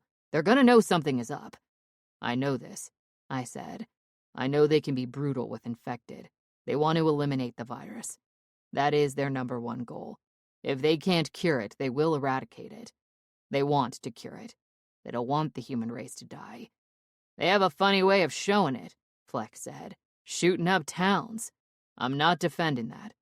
I lifted my hand. I'm just saying this is their way to get rid of it. They didn't shoot any of us. They knocked us out. The fact that they came in on choppers tells me they wanted Katie fast. Maybe they're on the brink of a cure. They could have asked, Ben said. Nyla shook her head. It wouldn't have made a difference. I wouldn't have responded, and I wouldn't have given up my daughter to be an experiment. And that, I stated, is why they did what they did. They took her. Now they have your attention. Dude, Fleck snapped. Why are you defending them? I'm not, I replied. I'm just trying to give my view of what is happening. They aren't hurting her. Not Katie. She's so young. Nyla folded her arms tight to her body. Can you imagine what she was feeling when that all happened? How scared she was. Bella. Nyla walked over to her. Did she fight or scream? Was she scared? Tell me. Nyla. Bella spoke, slightly frightened. I kept trying to tell you. Fleck whistled short and sweet. He stood by the window. We have company. I hurried over and peeked out. A black SUV was parked by the gate. A man in a suit, looking like some sort of CIA agent, stepped from the driver's side. Then I watched her get out of the car as well, dressed as if going to a business meeting. Who is that? Nyla asked. She looks familiar. Almada Hillgrove, I answered. She took over when Claire was killed. Nyla wasn't strong. I saw it and knew it. But it didn't stop her from grabbing the door, swinging it open and pulling out her pistol as she raged to the front gate. I handed June to Bella. Can you watch her? Without waiting for an answer from her, I hurried behind Nyla, as did Fleck and Ben. Where is my daughter? Nyla blasted. I could see the CIA-looking guy had a shoulder harness, but he didn't pull it. Almada lifted her hands. Where? Nyla repeated. Mrs. Carter, Almada said softly. We are not here to play Wild West with you. I'm not armed, and Jason doesn't even have his hand on his weapon. Again, I'll ask. Nyla walked to the fence. Where is my daughter? I think we both know the answer to that, Almada replied. She is with us, safe and sound and in good hands. I want her back, now. We are on a cusp, a complete cusp of a breakthrough. Your daughter is right now one of a kind, and I mean that. She is special, and we need her. We waited until we absolutely needed her. We could have come sooner. You took her without permission. I know you feel that way. What? How can you... Can you please calm down? Lady, Fleck said. You blasted in here, knocked us all out, and kidnapped a kid. It's in national interest. It would be in global interest if we could reach beyond the continent. We can't, Almada replied. Besides, would you have willingly handed her over? Would you have come to the Colony Alpha, reached out to us? No, you have hidden for months. What goes on beyond these fences is none of your concern. You don't care. Nyla responded. You got that right. Then I apologize for the means, but it will justify the end. She smiled. She's your daughter. I understand that. You, Nyla, are welcome to come and see her. Stay with her. She lifted her hand once more and reached into her jacket. She pulled out an envelope, rolled it up, and pushed it into the link of the fence. That is where you can find us. We're not hiding, and we have something for you, Ben. Almada nodded at Jason. He walked to the SUV and reached into the back, then returned with a small green cooler bag. He tossed it over the fence and it landed by Fleck. Fleck leaned down and lifted it. This is for you, Doctor, Almada said. Ben, we used something milder on Nyla. I'm certain it isn't harmful, but you will want to flush her system as soon as possible to be sure. All you need is in that bag. There was a strange, stunned look on Ben's face. He looked at Almada as if she knew something she shouldn't. Almada smiled and stepped back. We'll leave you be. You know where we are. But Nyla, when you come alone or... She smiled and looked at me. Captain Marshall. I do have to say, Captain, I had a feeling you were lying about her voice on the radio. I wasn't sure you knew where she was. Good thing for us you stole that radio. The GPS tracking on it went out until several weeks ago when you went to East Brady. Then we lost you again. I'm not surprised at all you're here. She waved and walked back to the SUV. I'm coming for my daughter. Nyla charged the fence. I'm sure. Then you'll thank us. She paused. Maybe not you, but the young woman standing on the porch will. Saying no more, Almada got into the SUV. I heard them pull away, but I had to turn to look at Bella. She stepped off the porch. June ran to me, while Bella carried Christian. I wondered what Almada meant. I suppose we all did. Nyla walked to the fence, pulling the envelope, and she paused. Give me that. Ben reached for the bag. That was when I noticed Fleck staring me down. What? I asked. You led them here, Fleck said. I did no such thing, not on purpose. You knew they had heard Nyla on the radio. Isn't that what she implied? Why do I get this feeling you're getting really shitty with me? I asked. Because I am. Enough, Ben said. We need to get into the house. Nyla. Nyla? He snapped his finger. Nyla turned slowly, holding the envelope. Fleck grew heated and moved toward me. Want to know what I think? I'm pretty sure you'll tell me. Fleck! Ben shouted. What? Fleck snapped. Grab her! A part of me believed Fleck was pretty close to decking me for some reason, had it not been for Ben. It was one of those crazy moments when I realized how well Ben knew Nyla. Knew her so well that as a friend and a doctor, he saw she was going down. When he ordered Fleck to grab her, it was just in the nick of time. Fleck turned and caught her before she hit the ground. Is she okay? Bella asked, opening the door as Fleck carried Nyla inside. Yes, Ben answered. Fleck, put her on the bed. What's in the bag? I asked. Ben undid the zipper. Just as I suspected. An IV. What the hell? Fleck placed Nyla on the bed. Why would they bring one for her and not us? Is it because she's a woman? Bella asked. Did they give her a man-strength dart? Something like that. Ben sat on the bed, feeling Nyla's hand for a vein. I'm going to need something to hang this IV bag with once I get the line started. You and I, Fleck pointed at me, are not done. I did not bring them here. I did not lead them, I defended. You expect us to believe that? Fleck asked. You show up. So do helicopters. She said you heard her on the radio. Yes, I did. I noticed when I said that Ben glared up at me. But they asked me if it was her, and I said it wasn't. I didn't want them to find her if she didn't want found. But you did, Fleck stated. You wanted to find her. I wanted to find a place. I have not lied to any of you. Where's your radio? Fleck asked me. What? Fleck, Bella tried to interject. Where's your radio? It's in my things. I haven't touched it since East Brady, I said. And you're accusing me for no reason. I have plenty of reason, Fleck argued. Will you two? Ben stood up and handed the IV bag to Fleck. Hold this while I find something to secure it. Fleck took the bag as Ben walked out. Get the radio, Sean. If you want us to trust you, hand it over. Fleck, Bella said. Listen. You know what? I said. If it makes you feel better, I will. Okay, you can have it. I walked out of Nyla's bedroom and went to the back room where June and I slept. Immediately, I reached for the top of my dresser. It wasn't there.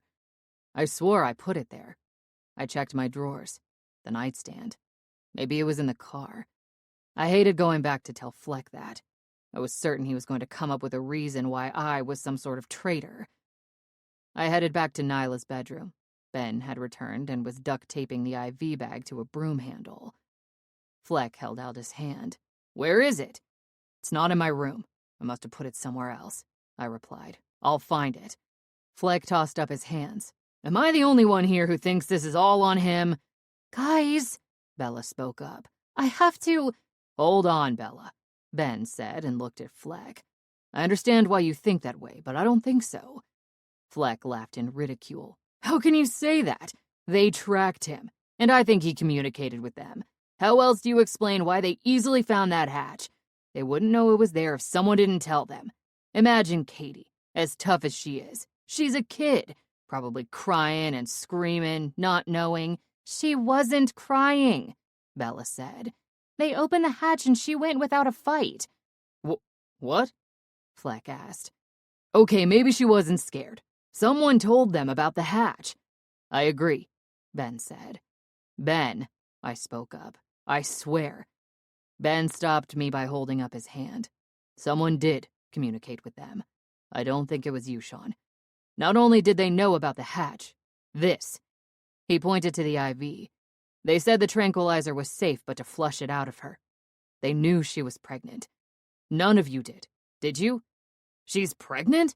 Fleck asked. I shook my head. I had no idea. She didn't want anyone to know, but someone did, Ben said. The colony isn't psychic. Guys, Bella spoke loudly.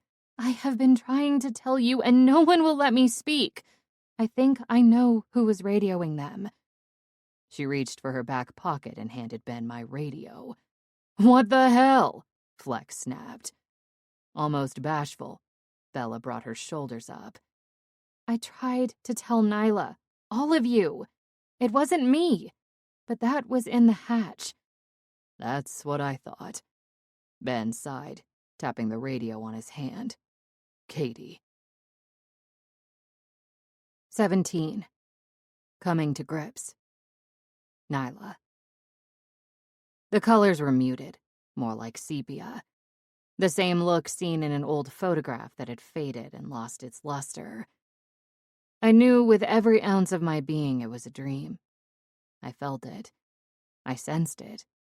I was knowledgeable, lucid in that dream, and at any point it could tip and I would wake up. Many times I had fallen asleep with the television on, and whatever show was playing made its way somehow into my dreams. This was the same thing. In the distance, muffled, I could hear Ben and Fleck, though I couldn't understand what they were saying. I was somewhere else, in a dream. While it looked dark, it was a place I longed to go. It was my father's kitchen, the home where I grew up.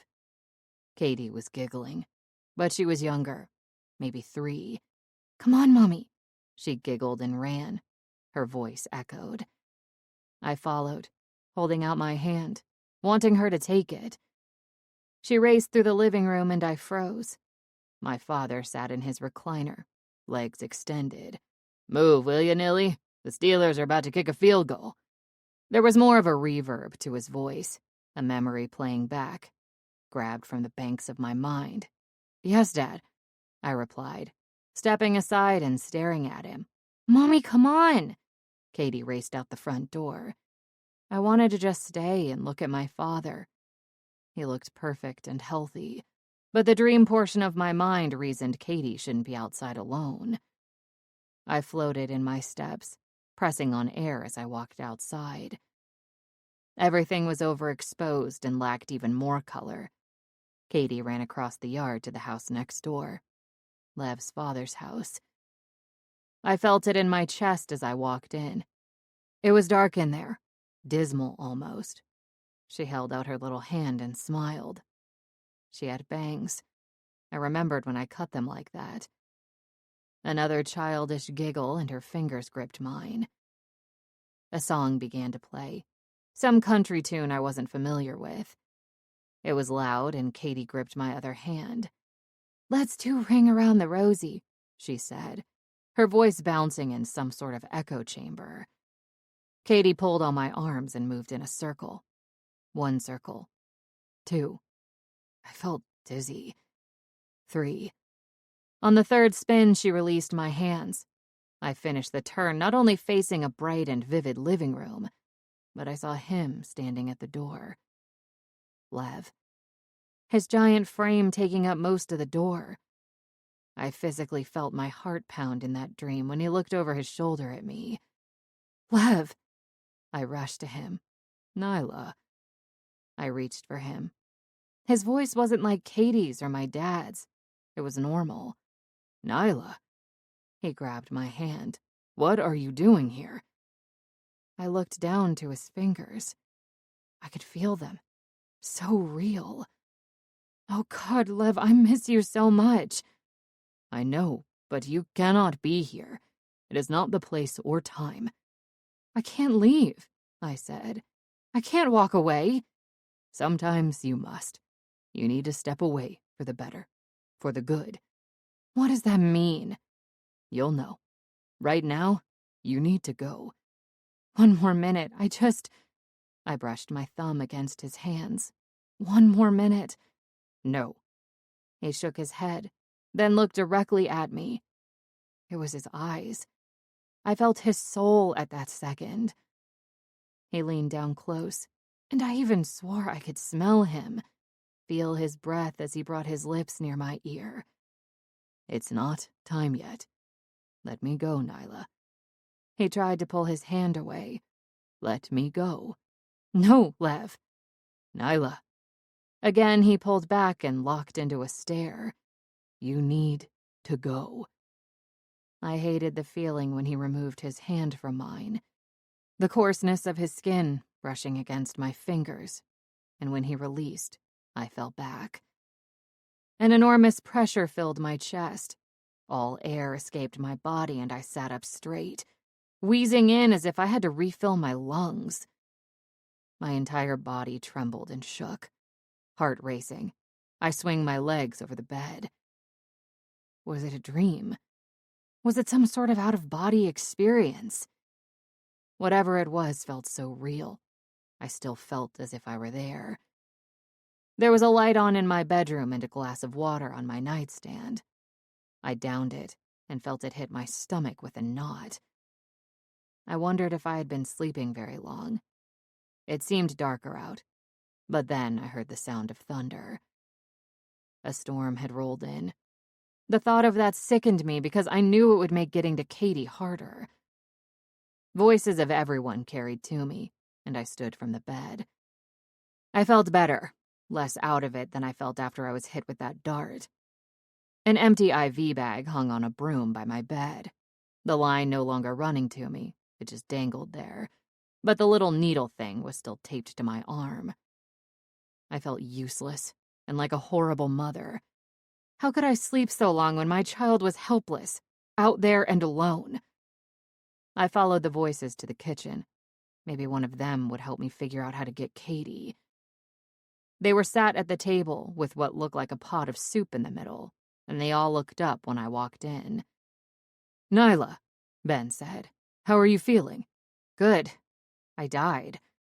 Everyone responded with a shocked, "What?" I think I did, for a minute. I pulled out a chair and sat down.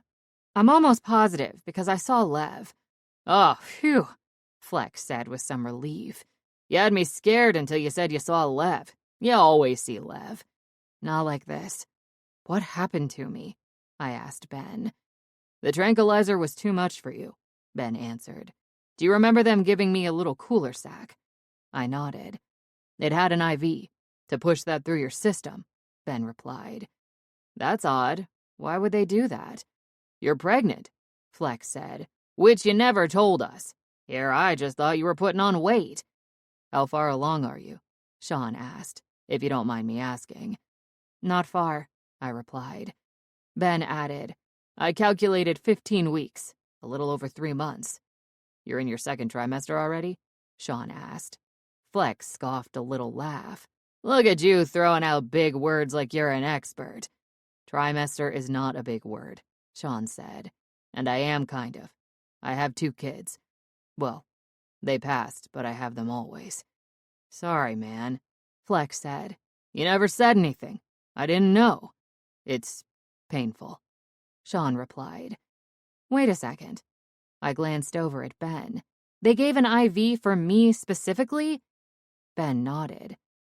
Like they knew I was pregnant. I shook my head in disbelief. How in the world would they know I was pregnant? That had to be by chance. We don't think so. Ben stood up and walked to the counter by the sink. He returned and placed Sean's radio on the table. I think there's something you need to know. It was almost emotionally devastating to hear that my 5-year-old child could have been responsible for bringing the raid on the camp. Actually, it was inconceivable to me. How would she even know to do that? I knew she was bright, and spending all that time with adults thrust her into another level, but to do so intentionally was a lot to deal with. It was hard to believe. But then again, knowing the radio had GPS, all she had to do was turn it on. All anyone had to do was turn it on. It could have been anyone at the cabin. But the fact that the colony knew I was pregnant left me, Ben, and Katie.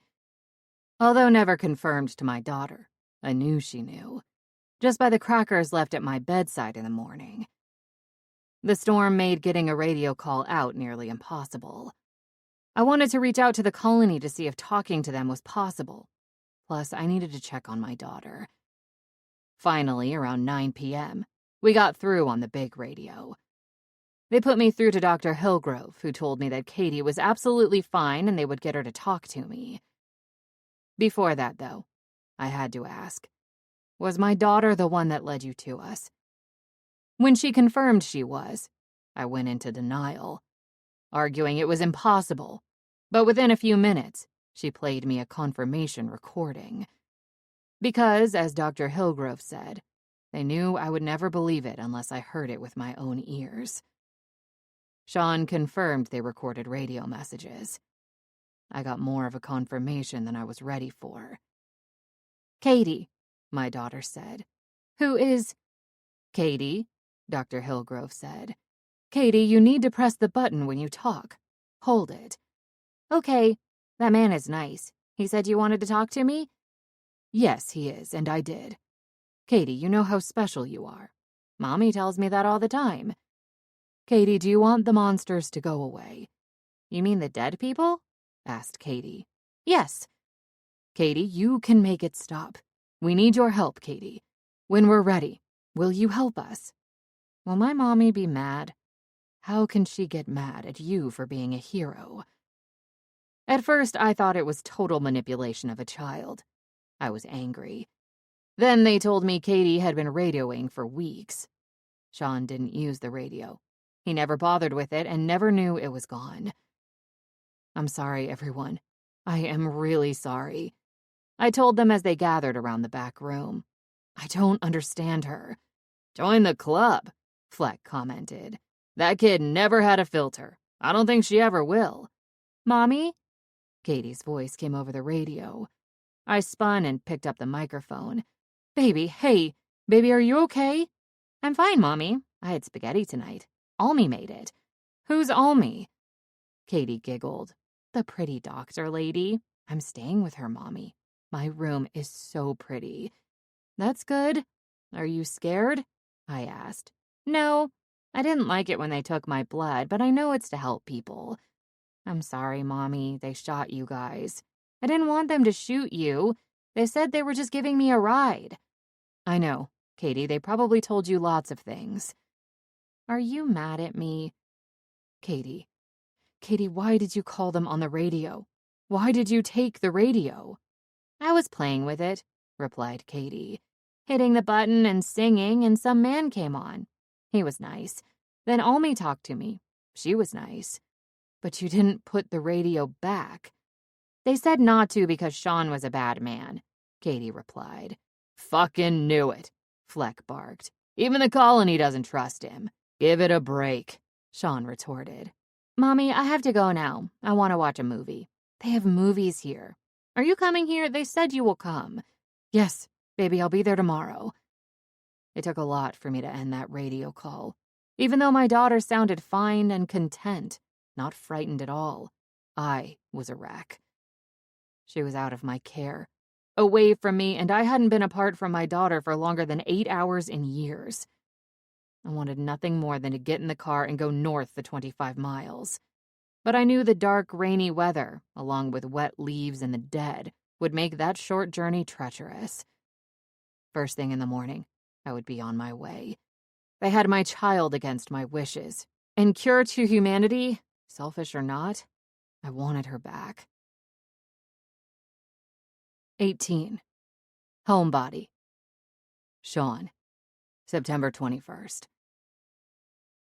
The first day of fall made its presence known.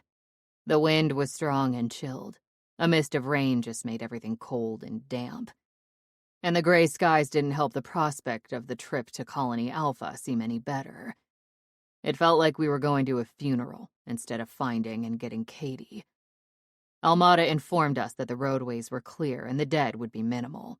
Then again, it was only 25 miles. Once off the mountain, it was a trip that would take a short time. We were never really close to finding it at any point either. While searching for Meg or just supplies, we never went outside the 20-mile radius. The cleared pathway wasn't an indication they were close because Fleck and Nyla had seen them headed north, plowing the highway as they went. If we had only gone a bit further, we would have known for sure. Nyla was up at the crack of dawn, waiting and willing to go. Almada asked if she wouldn't come until after 9 because they wanted to run some tests and feed Katie. Nyla agreed not to arrive at the gates until then, but that wasn't stopping her from leaving early. She would just wait outside. I thought a lot about the fact that she recruited just me to go. Not that I wouldn't under other circumstance, but I was fearful of going because of June. I wasn't worried about getting hurt or killed on the way there. I was worried what would happen to me once I arrived. I wasn't sure what the laws were with the colony on defectors, but I didn't want to find out. Plus, June. Had I not had her, then I wouldn't hesitate. But that little girl had become my buddy and my second lease on life. She was happy. She smiled. And while she didn't replace my own daughter, she was helping me heal. There were pictures of her family in the bag I grabbed near her father's body. Other than her father, I didn't know who they were. But that didn't stop me from making those photos our nightly routine. Showing them to her, guessing who the people were.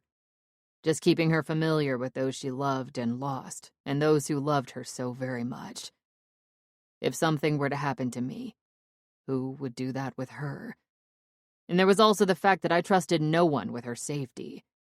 If I knew we were going to be gone just a couple of hours, that would be one thing. But there was no guarantee when we arrived that we weren't walking into some sort of trap and suddenly we were prisoners. It was on my mind heavily, and I felt like a coward.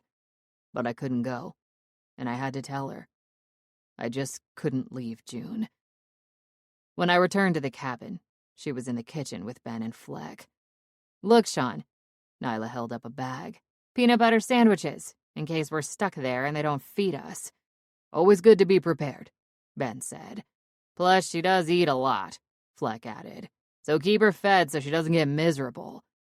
My wife used to get so mad, I said. She'd want something, swear she was starving for it, and when I'd get it, she'd take 2 bites and that was it. I was like that with Addie, Nyla told me. Now you know. I think Lev's baby is gonna be like Lev. Consume a lot of food and a lot of space. At least, she exhaled, I'm not hiding it anymore. You okay? Look, don't hate me, I said. Too late, Fleck retorted. Nyla, I want to help, but I don't want to leave June. I know the chances are we'll be right back, but we don't know for certain. I defected. I took things. I finally have a purpose again in June, and— Say no more. Nyla held up her hand. I completely understand, and I get it. Someone has to go with her, Fleck said. Why does someone have to go with me? Nyla asked. To protect you. Nyla laughed. Oh my God, you're funny. I can protect myself. Not when you're pregnant. I can still protect myself. Not that you can't, said Ben, but you shouldn't go alone. I know Almada said you alone or you go with me, I said. You radioed this morning. Is there anyone else they'd let go? Yeah, Nyla answered. Actually, they did. I'll go, Fleck said. No, Nyla shook her head. They specifically said not you. What? What did I do? Fleck asked, shocked. They said Ben would do. Nyla glanced at Ben. Will you? Sure, I'll go. If Sean and Fleck promise to watch Sawyer. Bella has her handful with Christian.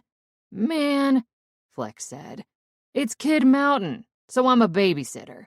No, Nyla replied. You're going to make sure everything stays safe. Sean can be the kid wrangler. I have no problem with that. But all this Plan B stuff, Nyla said. We'll be back by lunch, and I'll be back with my daughter. I gave a grateful smile for her being completely understanding and not treating me as if I were shucking some manly responsibility. I had no doubt there would be no problems if she went without me. I did, however, doubt the ease of how things would go. Nyla was confident. I kept my mouth shut because I wasn't. The colony wanted Katie. Nothing was going to go smoothly. 19. Go and choose. Nyla. It was evident no one from the colony was from the local area or remotely from eastern Pennsylvania. Their choice to clear the main highway, at least for us, took us out of our way. We took Route 8 north as far as we could, but a massive pileup near Interstate 80 had us backtracking and taking back roads. There were a lot of dead wandering the wreckage. I couldn't figure out what they were looking for. Ben suggested maybe someone was hiding out there. Sticking around was not an option. The dead weren't gone. They were still gathering in numbers, and that made me nervous. When would they ever go away? They went in cycles. Sick, then infected and raging, to deaders who slowly decomposed until they were nothing to fear but crawling bodies of deteriorating flesh and tendons. Pathetic and sad.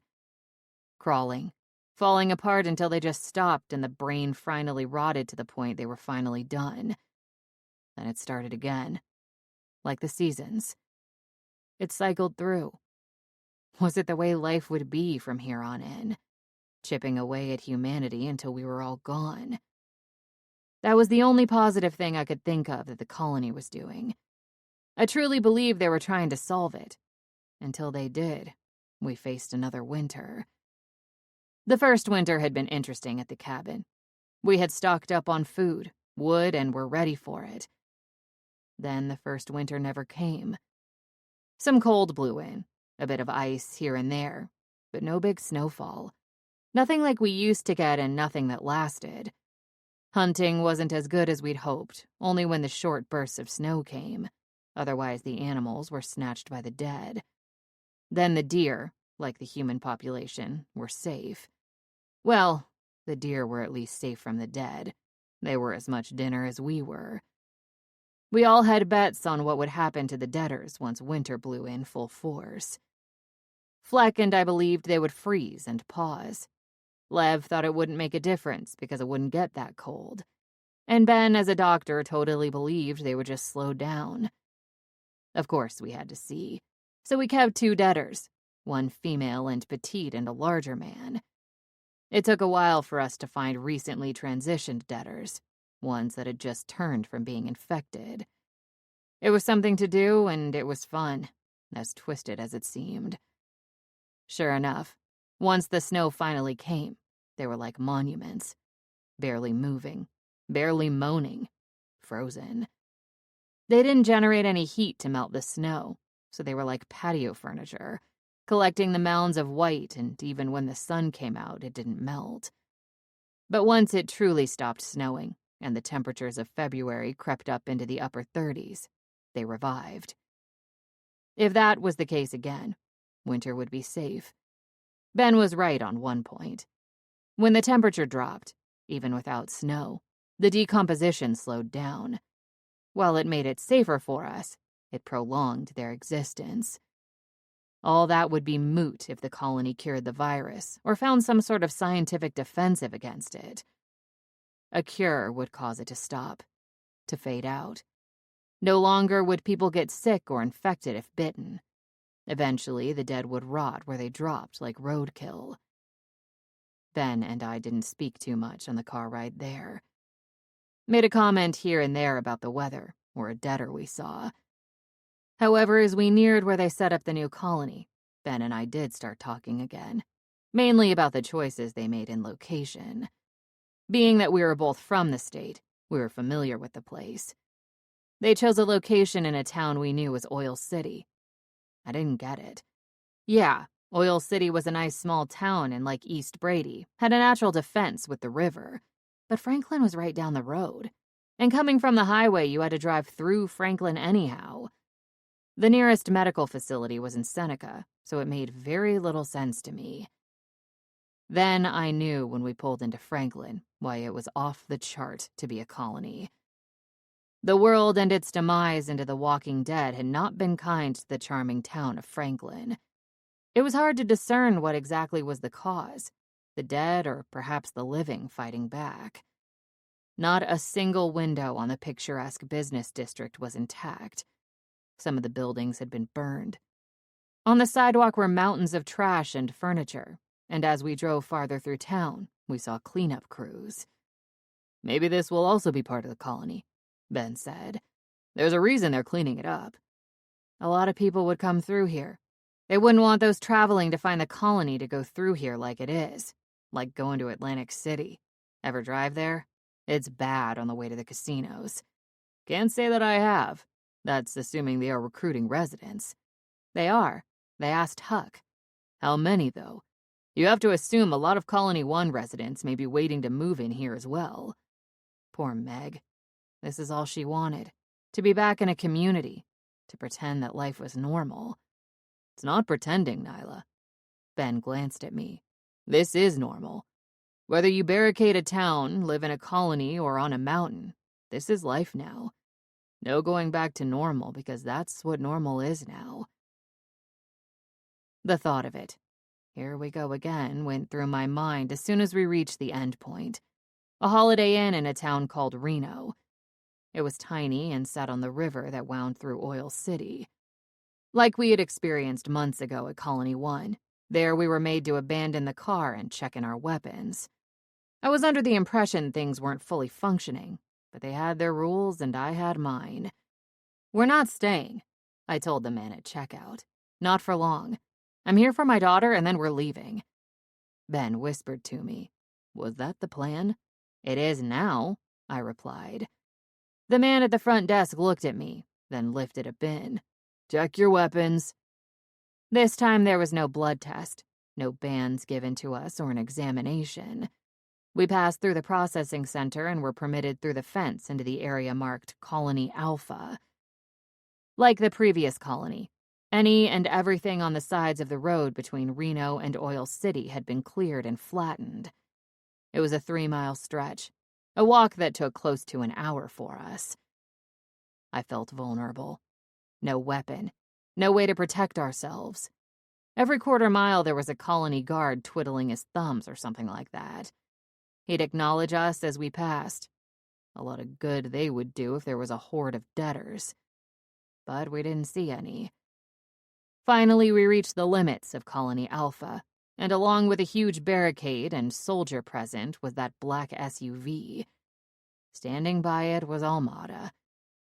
She looked pleasant, dressed more casual, and she smiled at us like we were long-lost pals. "I'm glad you're here," she said. "We would have had a car waiting for you, but we didn't know when you'd arrive." Ben held up the radio. "Really? Because I thought this had GPS." "No need to track it once we located it." She forced a smile. "Besides, healthy exercise is good for you, Nyla." "I don't mind. I do want my daughter.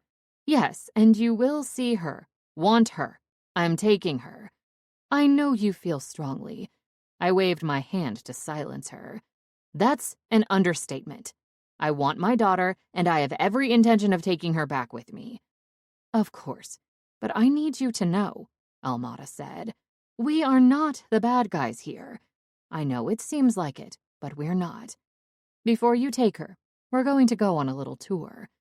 Oh, I've been to Oil City lots of times, I said. No need. But you've not been to Colony Alpha. Ben asked. Is this a trick? Not at all. Almada shook her head. I just want you to see the whole thing. Hear me out before you leave. I give you my word if you let me take you around and explain things. You can walk out with Katie when we're done. My daughter is not a bartering tool. We're not bartering. I am asking. For what purpose? I asked. In hopes you'll change your mind. About what? Taking my daughter? No, about staying on. This way. Almada walked to the SUV and opened the back door. Ben gently grabbed my arm, stopping me. So one time the wife and I went to Vegas and got roped into listening to a timeshare thing in order to get a free buffet and a Grand Canyon tour. What does that have to do with anything? I asked him in a whisper. This feels like the same thing. Only the reward is your daughter. They'll give her up, but be prepared for high pressure. There's nothing, Ben, she can say or do to change my mind. I didn't say she would. Just be prepared. I understood what he meant. I got his analogy about the timeshare demonstration. I was certain Almada was going to tell me all the wonderful things, but I wondered why she'd even bother. I was positive I would be leaving the budding Colony Alpha with my daughter, and nothing she said inside the walls would make a bit of difference to me. Almada was without a doubt a post-apocalypse salesperson trying to sell us a spot in utopia. Giving credit where credit was due, Oil City looked unscathed. The windows in the shops weren't broken. Everything was clean and bright when we pulled into the business district and stepped out of the car.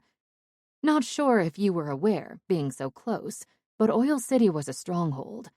When we arrived, there were about 30 residents who were alive and well, Almada explained. They'd kept it up, so our job was easier. We wanted a place called Evans City, but there was far too much to clean up in a time frame we'd given ourselves. Why are you the one running things? I asked. Aren't you a doctor or a scientist? Yes, to both, she said. And I am not the one running things, not even close. I run the science division and health, but not all this. I'm with you because we know each other. You took my child.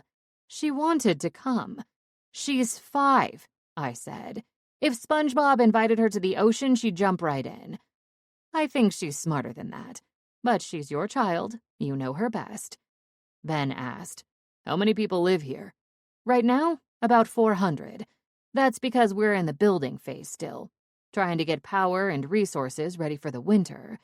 We hope to move a lot of Colony 1 people here. As of this moment, they are spread out. They want to be reunited with their neighbors. Why are you doing this? I asked. I mean, you lost 2 colonies. Both fell to the dead. And we'll keep building, she replied. Not everyone wants to live off the land in a cabin in the woods. Not everyone wants to go back to the days of the settlers. You do, many don't. They want comforts and security. It's a world of dead, which we hope to change, she said. We will change. Not hope. We will. Just because we lost our way of life doesn't mean we say screw it and just start from scratch or go back to basics. We can rebuild. We already are. Why do you think we have so many helping us? It's not only something to do, but something to strive for. She looked at Ben. Are you happy living in a cabin in the woods? Yes, I am. We're family there. It's good. Ben replied. Can you handle everything? She asked. We try. You can't, I said. The more people you have here, the more potential for problems, for a repeat of chaos and death, for the dead to make their way in. You had the dead in Colony 1. A mistake we won't make again. We think we have learned this virus. Is there a chance? Yes. We could have an outbreak like in a local town here, but we know what to look for, and hopefully isolate the sick before it spreads too far and fast. Before long, that won't even be a threat." "So you have the cure?" Ben asked. "Yes, we know how to beat it. Prevent it, well, not yet. We felt our priority had to be with curing it." Admittedly, I didn't want to smile when I heard that, but I did. If they did beat it, if they did have the cure, another mother wouldn't have to lose a child. Someone wouldn't have to lose a person they loved. Almada held out her hand. "All this is growing, and we have a lot to do. I am optimistic about having it ready by December, but more than likely it won't be until spring." "This is great, and all that you're doing," I told her. "To each his own, but why are you wasting time trying to sell it to me? We're not done. Not by a long shot, and we need your daughter," she replied. "But we're 25 miles away. You have choppers? It's not like we will be thousands of miles from you." "Nyla," Almada said, "I want you to be here, to be part of this. Be a leader here like you are with your group. We need strong people, good shooters and doctors." She looked at Ben. "We want Katie here, 24 hours a day, 7 days a week. Not to hook up to machines to be a lab experiment, but to be protected. She is one of a kind, the only person we have found. We need to keep her protected. I can protect her. Yes, you can. But we want you to protect her here, where you have backup, where she can be flown to safety on a moment's notice. And you're expecting. Don't you want the best medical care? Ultrasound in a hospital to deliver. I have the best medical care." I glanced to Ben with a smile. "Now, Almada, this is nice, and you guys are doing a great job. But it isn't for me or my daughter. Take me to her so I can take her home." The tour moved from the center of town, and we didn't make any more stops. Almada merely pointed out the window to show me things. We drove to the high school. It was also surrounded by a fence, and trailers were on the grounds. They looked like FEMA trailers, but I didn't see many people. Almada explained the school was their research and medical center. "We're still remodeling," she said as she led us down a hall. "We're getting there." I grew impatient. "Where is Katie?" "She's here. Once we get into my lab, I'll radio for her. She's with Samson, one of the lab techs. They're doing puzzles. She said she finds him fun. She can be a bit peculiar," Almada said. "We have the means for her to watch movies, play games, but she likes to draw. Strange drawings." "She's gifted," I said. "I know." Almada looked at me with a serious expression. Another turned down a hallway and she opened a door. "In here." As soon as I stepped in, I could see that the classroom had been divided. A glass wall separated the room and computer monitors hung on the wall. As she said, she radioed for them to bring Katie. "How often do you venture from your cabin?" Almada asked. "A couple times a week," I replied. "But winter is coming, so it will be less." "Good. Because the virus can live on a surface for up to 10 days. 10 days. That is insane," she said. "Which means you can pick it up anywhere. Animals carry it. Dogs, birds, deer, you name it. The incubation period can be as long as another 10 days before it's even detectable." I tried not to let her see my face, but I immediately looked to Ben on that one. "Our scans," she said, "detect it before any physical symptoms show, like the veins, which is the first telltale sign. I hate this virus, Nyla. I want it defeated." "And you think you can?" I asked. "Yes, yes," she nodded. "Again, we are not the bad guys here. This virus is. Katie is the key. Now, realistically, we can't get enough antibodies from her to save the world. We're in the phase where we are trying to replicate what she naturally makes. I don't want to take any blood or plasma from her less than a week apart." "Can I bring her once a week?"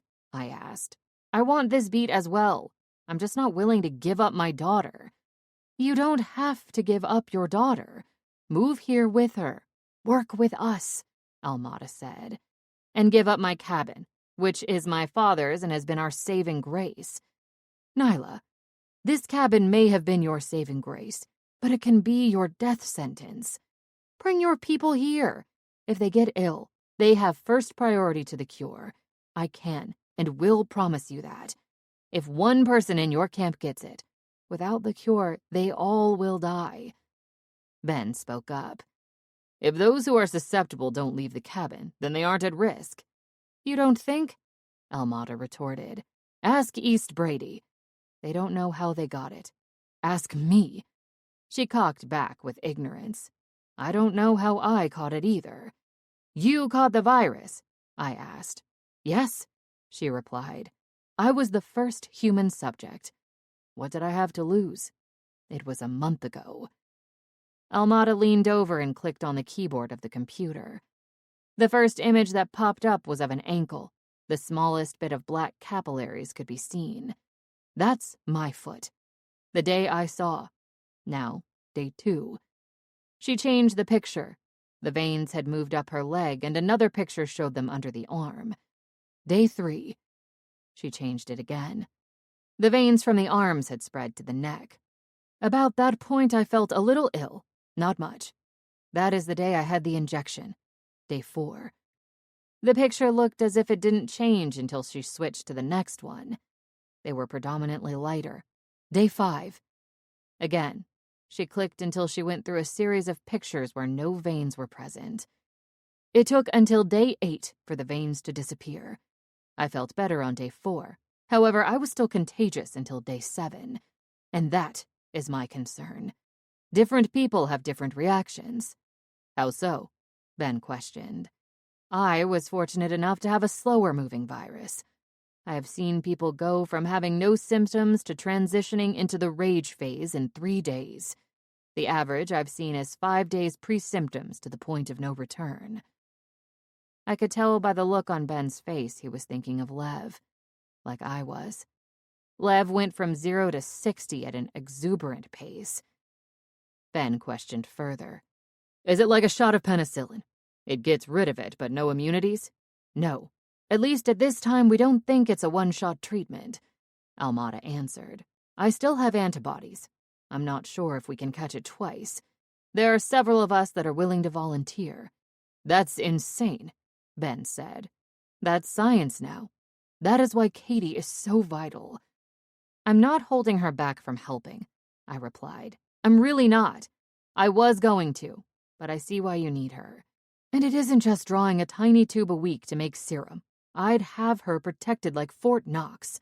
I understand that. Almada nodded. At least you'll bring her here. I would think, at least in your condition, you'd want to make sure you're safe. Katie told me Lev died of the virus. Is he the father? I wanted to snap and say that was personal, but I didn't. I answered honestly. The child may not be immune. Right now it is protected by your antibodies and... She stopped talking and must have noticed the look on my face and my reaction. I had exhaled a shivering breath. What is it? She asked. I didn't want to tell her. But for the baby, for me, I needed to know. You said someone can have the infection in them days before it is detected by your scan. Have you done any studies at all on conceiving to someone infected? So you think Lev was infected? I don't know. It was like 5 days later that the scan showed he was infected, before he even showed any symptoms, so I don't know. According to you, there's a chance he was. There's a chance, yes. There's no study and no precedence, unless you want to be that study. I chuckled in disbelief. In exchange for my daughter. In exchange for science. There was that word again. She tossed out science left and right. I don't think... What? Ben interrupted. What would that entail? Ben? I asked. Amniocentesis, obviously after 14 weeks. Which she is. That would give us the best indication. I asked. What if the baby isn't immune? Then that baby would get the serum when he or she is born. That would be about the best we can do, and it would help other women to know as well, Almada replied. Your help would be of immense service. So you want me to help build this place? Give up my daughter, my body. Nyla? Ben stopped me. She's offering help. They took my daughter, Ben. Took her. Stormed in like Normandy Beach, took us all out and snatched her up, I argued. I can't trust them. I think, Ben replied, you should consider that you may not have a choice. Why are you so for this? I asked. Because I'm a doctor. Nyla, and I love you and Katie, and I loved Lev. I want the best for your baby. In this world, right now, we're able to know if the baby is immune or not. If this wasn't an option for us, we wouldn't know anything when that child is born. He faced Almada. Do you have the equipment to do this? I have never done one. Have you? No. See? I laughed. But we have several obstetricians that have. I can have one here from Colony 3 in a couple days. Think about it. Let me know, and when you bring Katie in next week, we can take care of things for you. I'll think about it. I shifted my eyes to Ben. Only because my doctor thinks it's a good idea. Ben reached over and laid his hand on my back. Good. Thank you. Now where is Katie? I'm sure she'll be here any minute, Almada replied. Last night she wouldn't go to sleep until she finished her drawing. Nyla, you said she was special. She is. Do you believe that she is gifted? Like smart or artistic? I asked. No, like knowing things. Boy, you toss the word science out all the time. Are you telling me you think she knows things? I questioned. I do. There are some things that science can't explain. That is one of them. My question is, do you think she knows things? I guess I do. She says things that she can't know, I answered. It might be luck. I don't know why. Because she said something that sent a chill up my spine when I showed her the doses of serum that she helped make. What did she do? Before Almada could answer, I heard the running feet and my daughter's bright voice when she ran into the room. Mommy, Ben! I spun around. Honey, I gushed and grabbed onto her. Oh my gosh, I missed you. I missed you too. Are you okay? Yes, I was doing puzzles. You want to see my room? Not right now, sweetie. We're going back to the cabin. We'll be back, though. We will, I told her. I promised that we'd help them. But I won't have the same room, she said. Almada said I'll have a different room, just as pretty, but in our own place. What do you mean? When we live here for a while. Katie, sweetie, we aren't living here. Ben added. We're just gonna come back once a week for them to do their test. Okay. Can Omi make me spaghetti? It was very good. Almada smiled. I will have it for you when you come back next week. Thank you. She held her hand to me to take. Oh, Mommy, did she show you the box of medicine that will fix the sick? No, she didn't. It's our box, Mommy. What are you talking about? The medicine is for people who are sick or get sick, like Lev and Meg. Almada cleared her throat to grab my attention. She walked to a small refrigerator and opened it. When she turned around, she held a case. This was what I was telling you. She opened the small case. She reached in and lifted a rack. In the rack were 6 vials, and the moment I saw them, I knew what Almada meant. A chill raced up my spine, and I felt instantly sick to my stomach. It was Katie's handwriting that labeled each vial. Even though a couple of the names were misspelled, it was abundantly clear who they were labeled for. Ben, Sawyer, Fleck, Bella, June, Christian. I lifted my eyes to Almada. They're ours, Mommy. Katie grabbed my hand. I told her we will move here if we have to use them. We won't, Katie.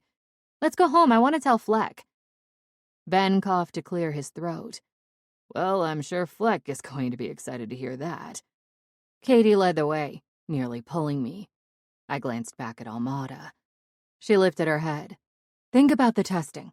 I'll talk to you soon. My car will take you back. Yeah, I muttered, still in shock, my head spinning.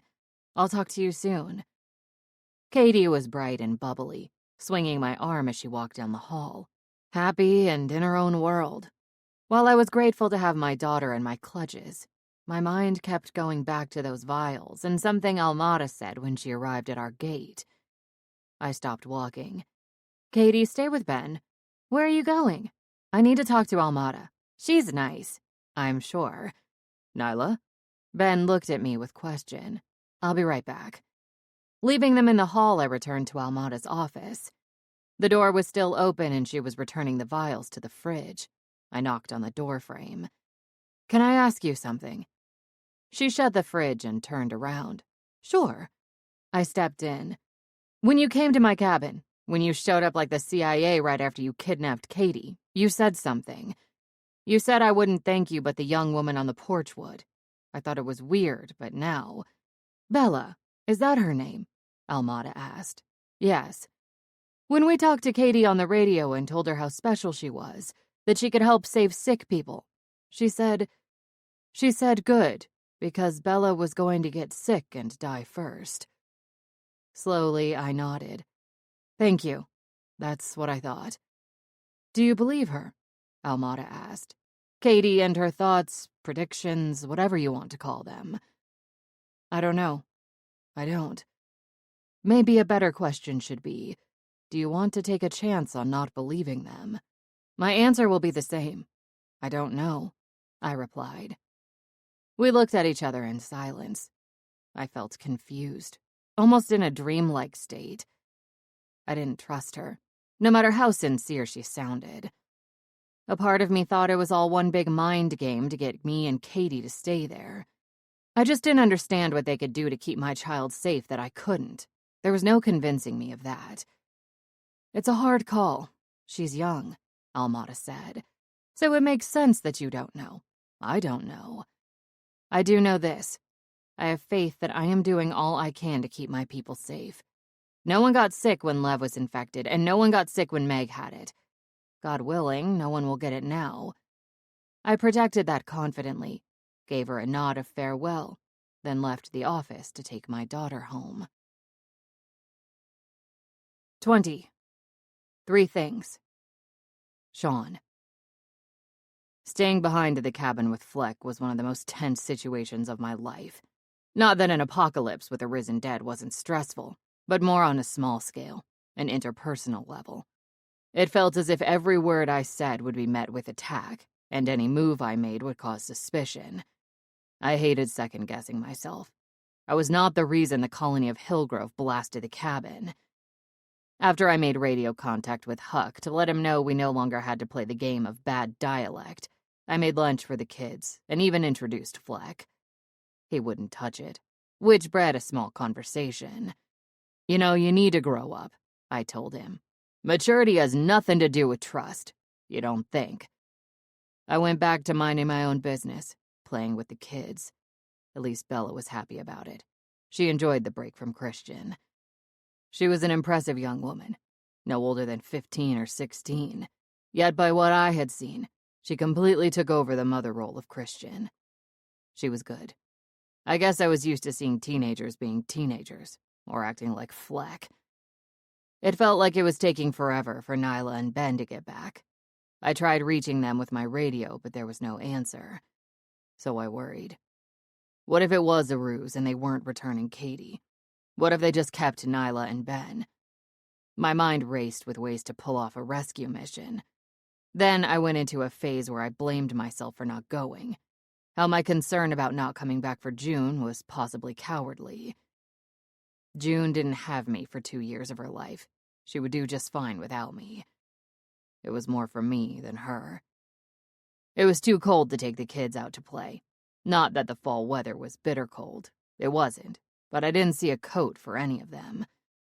I made a mental note that was going to be what we searched for on the next supply run. Since a decent conversation with Fleck was out of the question, to pass the time I decided to clean up. The cabin wasn't bad, just cluttered.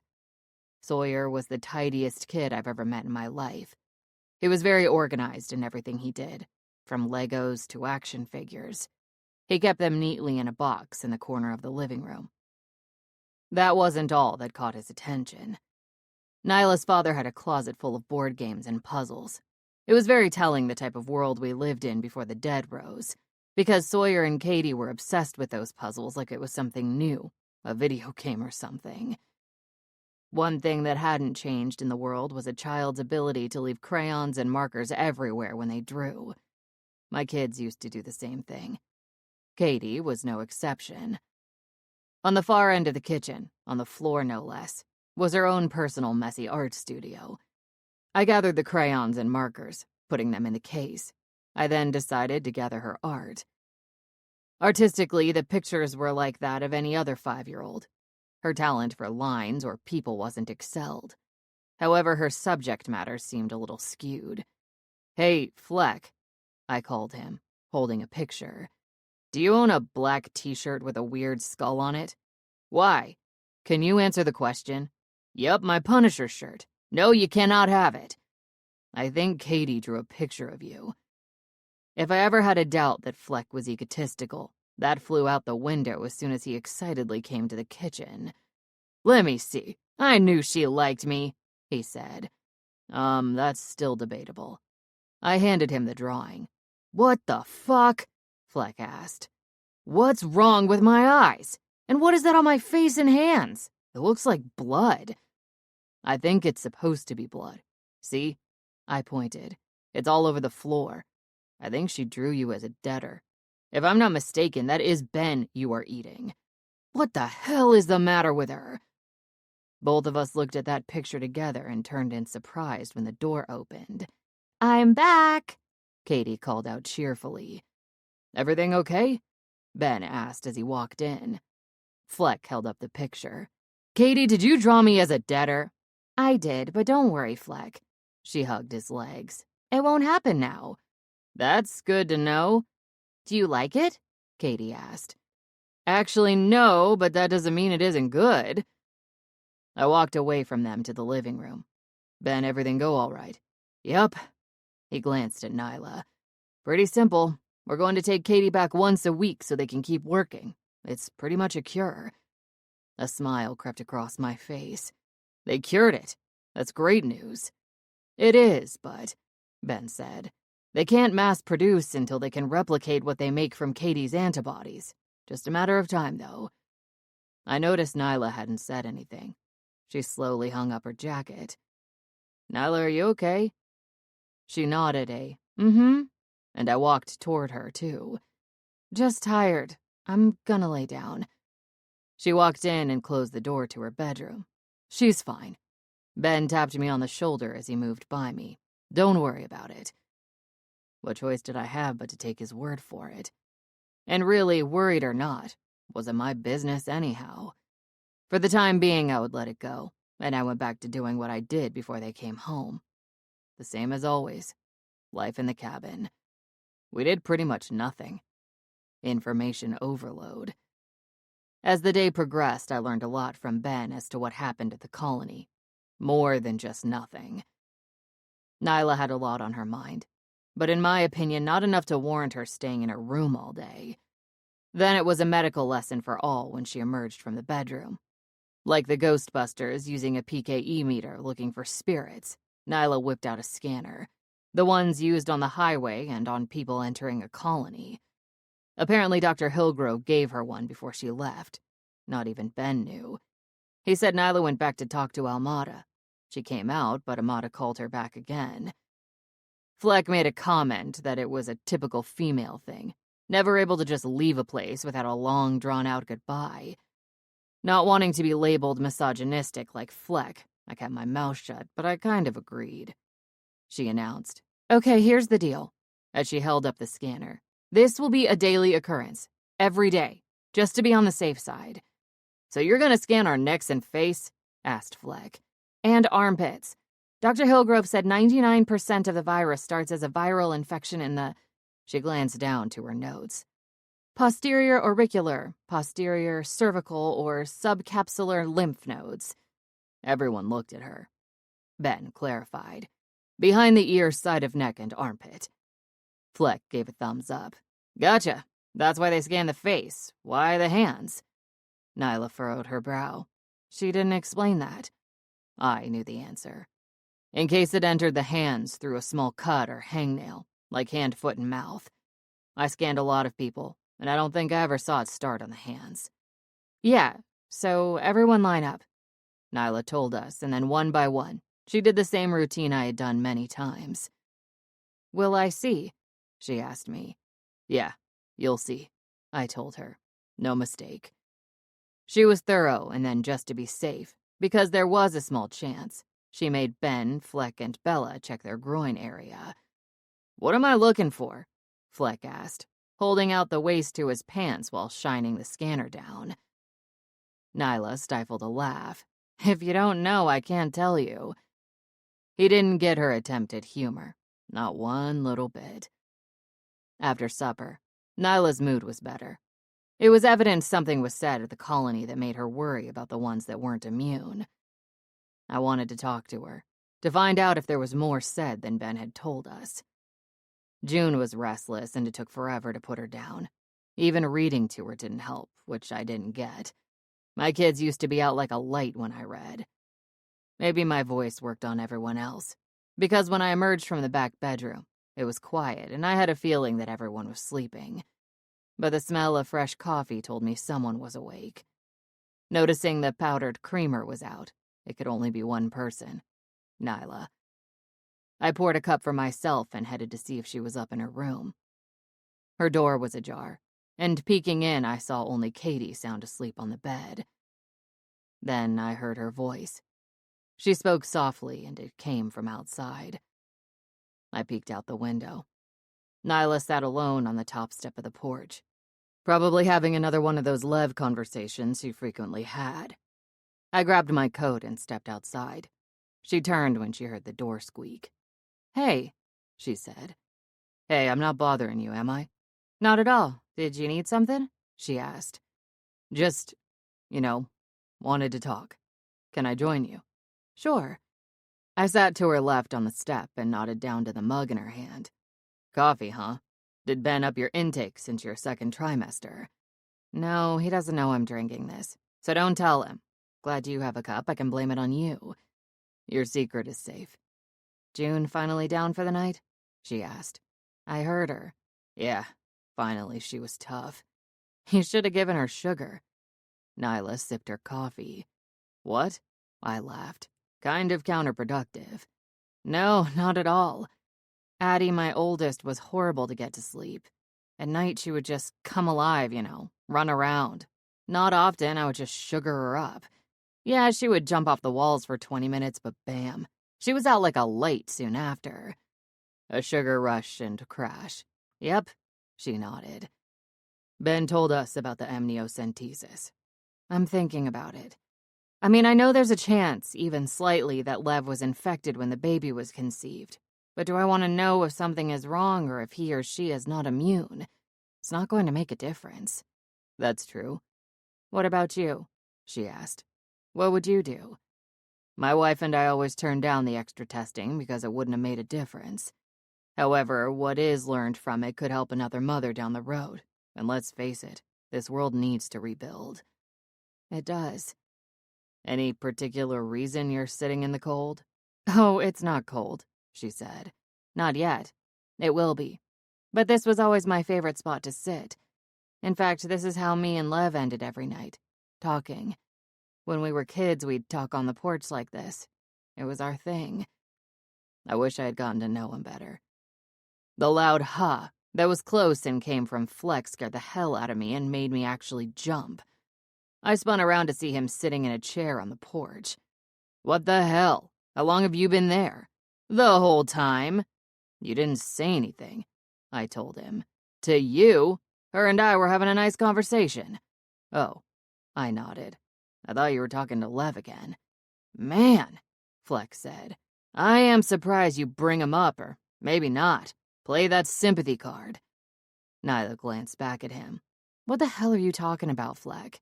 Him, Fleck pointed. Ask Lev the next time you have one of your little talks. He's been chasing you since before Lev died. Nyla, he chased you fucking here, man. Poor dude's grave is not even cold and you're wanting to take his spot.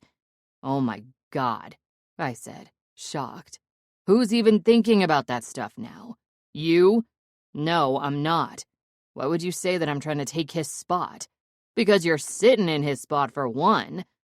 I was confused. Then Nyla looked at me and raised her eyebrows. It was, she said. Oh, wow, I didn't know. It was just a good place to sit and talk. You could have sat on a chair, Fleck said, and lurk in the dark like a creeper, I asked. No. Why didn't you sit on the step? Because he died right there. Right there. That spot. He died. Slowly, I shifted my eyes to Nyla. Yeah, she nodded. That's true, too. Wow. Well, in any event, I'm not here to take his spot. If you knew me, Fleck, you'd know that. Then maybe we should play 3 things, Fleck said. Something to do. I asked, what is 3 things? It's a game we used to play. You think you know each other, but then you come up with 3 things the others would be surprised to know, Fleck explained. I don't know you, I replied, so everything you say will be a surprise. Then you get a point for every person you surprise with something. Nyla, you want to go first? Nope. I want to see how it plays out first. I am very competitive.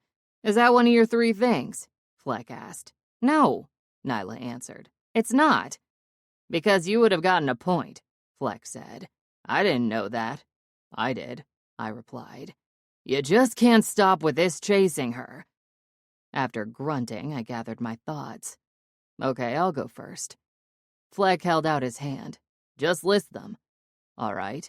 1 month as a cop, I handed out 536 traffic citations, the highest in New York State by 1 cop. I delivered my daughter in the backseat of a car during a flood, and I play drums. Nyla stared at me. I am surprised by 2, the drum thing and citation thing, because you seem so mild-mannered. Fleck laughed loudly. The citation thing doesn't surprise me at all. He comes across as a dick. The drum thing, because to me, you have to be cool to be a drummer. So that's like 3 points I have? I asked. Yup, Fleck said. My 3 things. I was held back in 2nd grade. I met Hulk Hogan and was scared to say a word, and 1 foot is half a size smaller than the other. Ooh, Nyla blasted almost excitedly. The shoe thing is cool. The Hulk thing shocks me because you're such an extrovert. The held back thing? Nah, no surprise. Me either, I added. But the shoe and Hulk thing are. 4 points. Nyla? All right. She took a breath. I went to school to be a sushi chef, but I was terrible. I made more friends working at Arby's than I did my entire life, and lately I'm scared of everything 99% of the time. It's like I suddenly get weak. I put on a front, but that's what it is. Silence. Wow, Fleck said. Way to put a damper on things. Nyla. I faced her. You're scared because you're pregnant and you have another life to worry about. We're all here for you. Oh my God, Fleck blurted. Give it a rest with the trying to tag her. I mouthed the word tag in question. You're not scared, Nyla. You think you are because you don't have the big guy to lean on. Not gonna say you're the bravest person I met because I am. Nyla snorted a laugh. And, Fleck added, you suck at this game. I'm not playing it with you again. Did I win? We all laughed. I saw through Nyla, though. It didn't help. I wished she could feel like we all did. The cabin was a safe haven, and with the dead lessening outside the fence by the day, with a mutated virus out of our reach, there was nothing to be afraid of. That, however, was something she would have to learn on her own.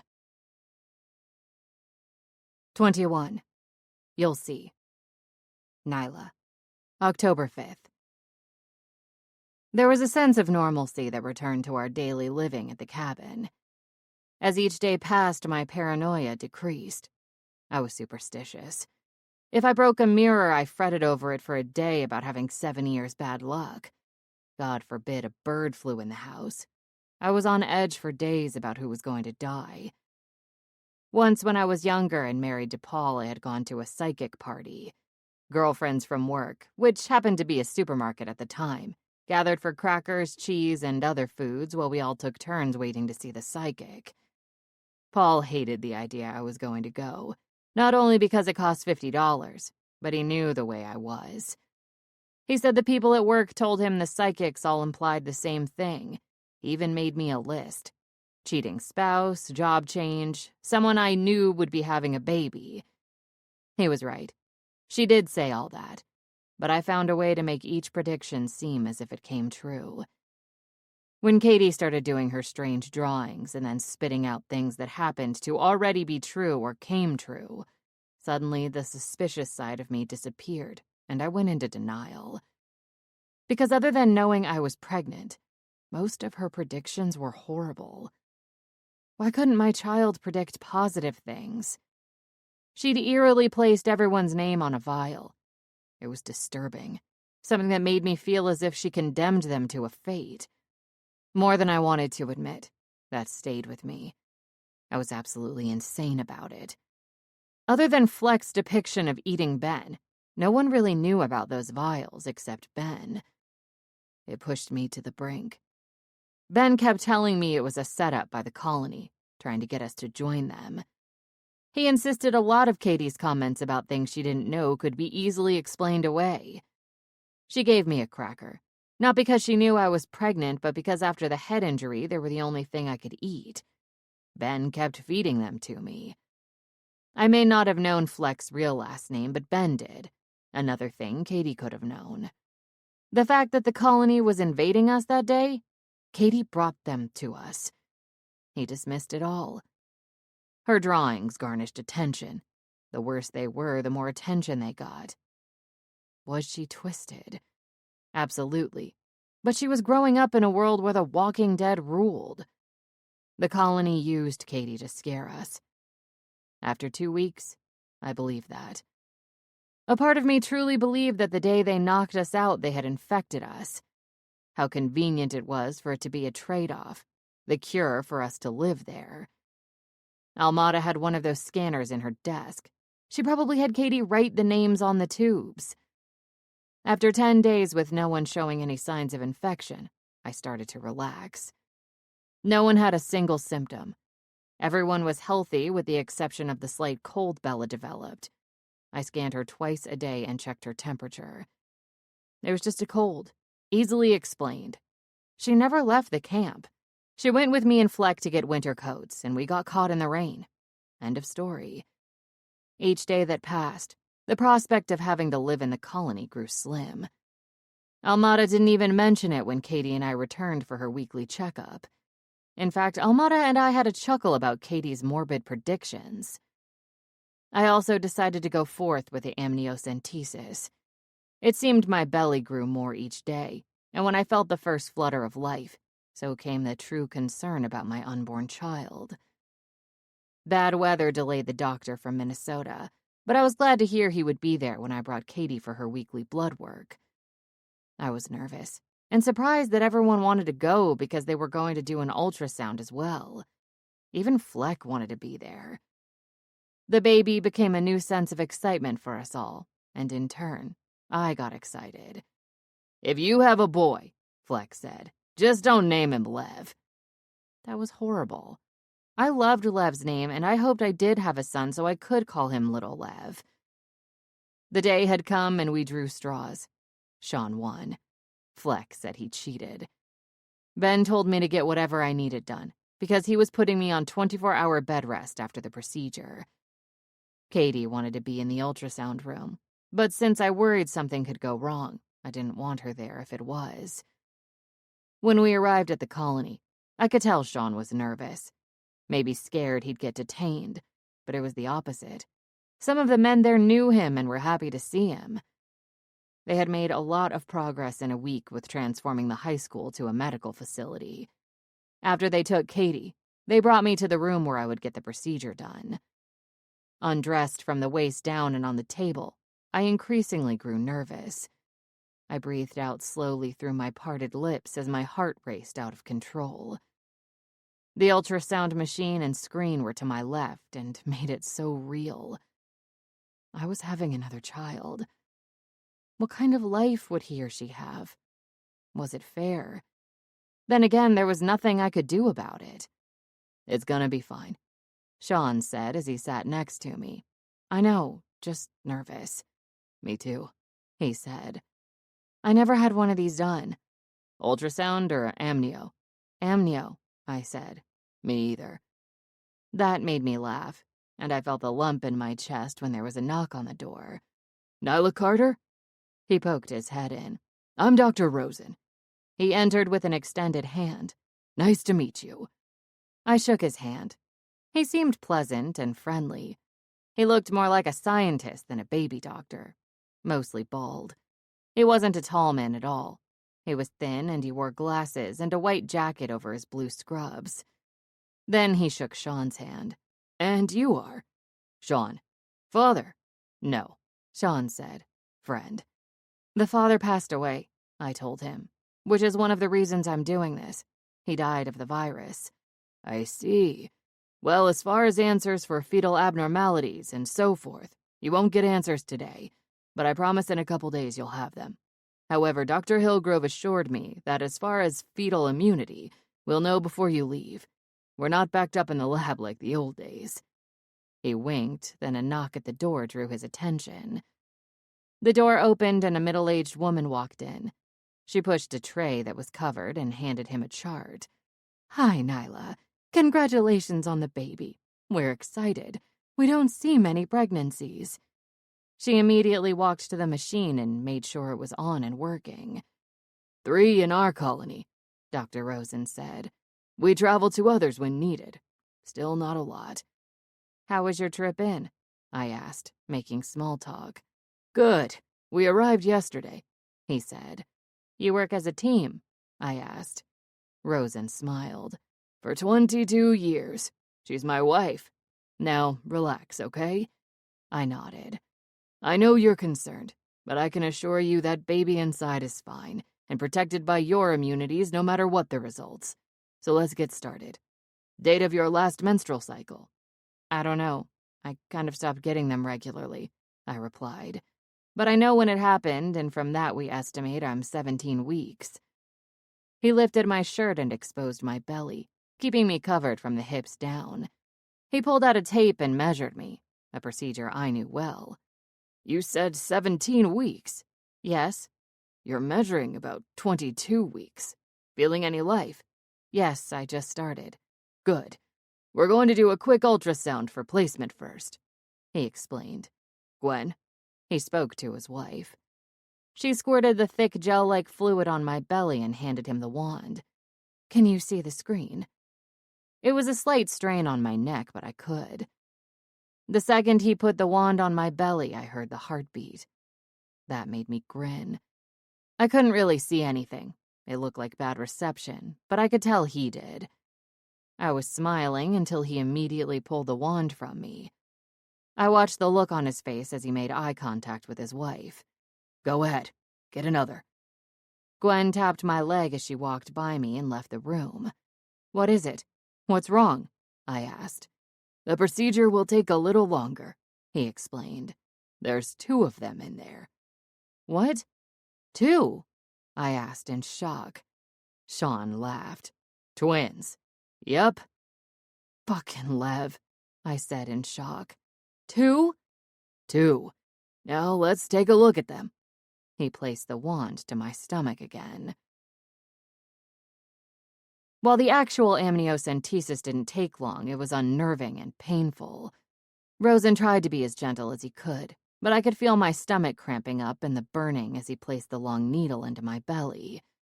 At one point, I actually held Sean's hand, squeezing it to transfer pain. I kept thinking of Lev and how happy he'd be to find out it wasn't just 1 baby, but 2. Then I grew sad that he was going to miss it. The first amniocentesis was the hardest. I didn't know what to expect. The second was easier. He said there was slightly more fluid in that sac. He told me they were fraternal and not identical because there were 2 placentas and 2 sacs. He also said I could stop blaming Lev because it was all on me for popping out 2 eggs. When he was finished, he handed the final tube to Gwen, and she promptly took them from the room. 1 hour, He brought the covers over me. You don't move for 1 hour, you hear? Let us know if there's any cramping or bleeding. We'll let you go, but you go home and rest. A doctor lives with us, I said. He already mentioned that. I'm sure he'll also mention to you that twins come early. Dr. Hillgrove told me you don't live in Colony Alpha. Is there a reason for that? I love where we live. It's my father's cabin, and it's been part of me all my life, I replied. I can understand that, but they can come early. If they're premature, you won't have the means to care for them in the cabin. We can have everything ready here. I know. I mean, I didn't think of that because I thought there was only one, but we're only an hour away, and first signs of pain, I can come here. Rosen nodded. Labor can be stopped if it's too early, but if you take too long to get here, you know what, you think about it. What are you suggesting? Sean asked.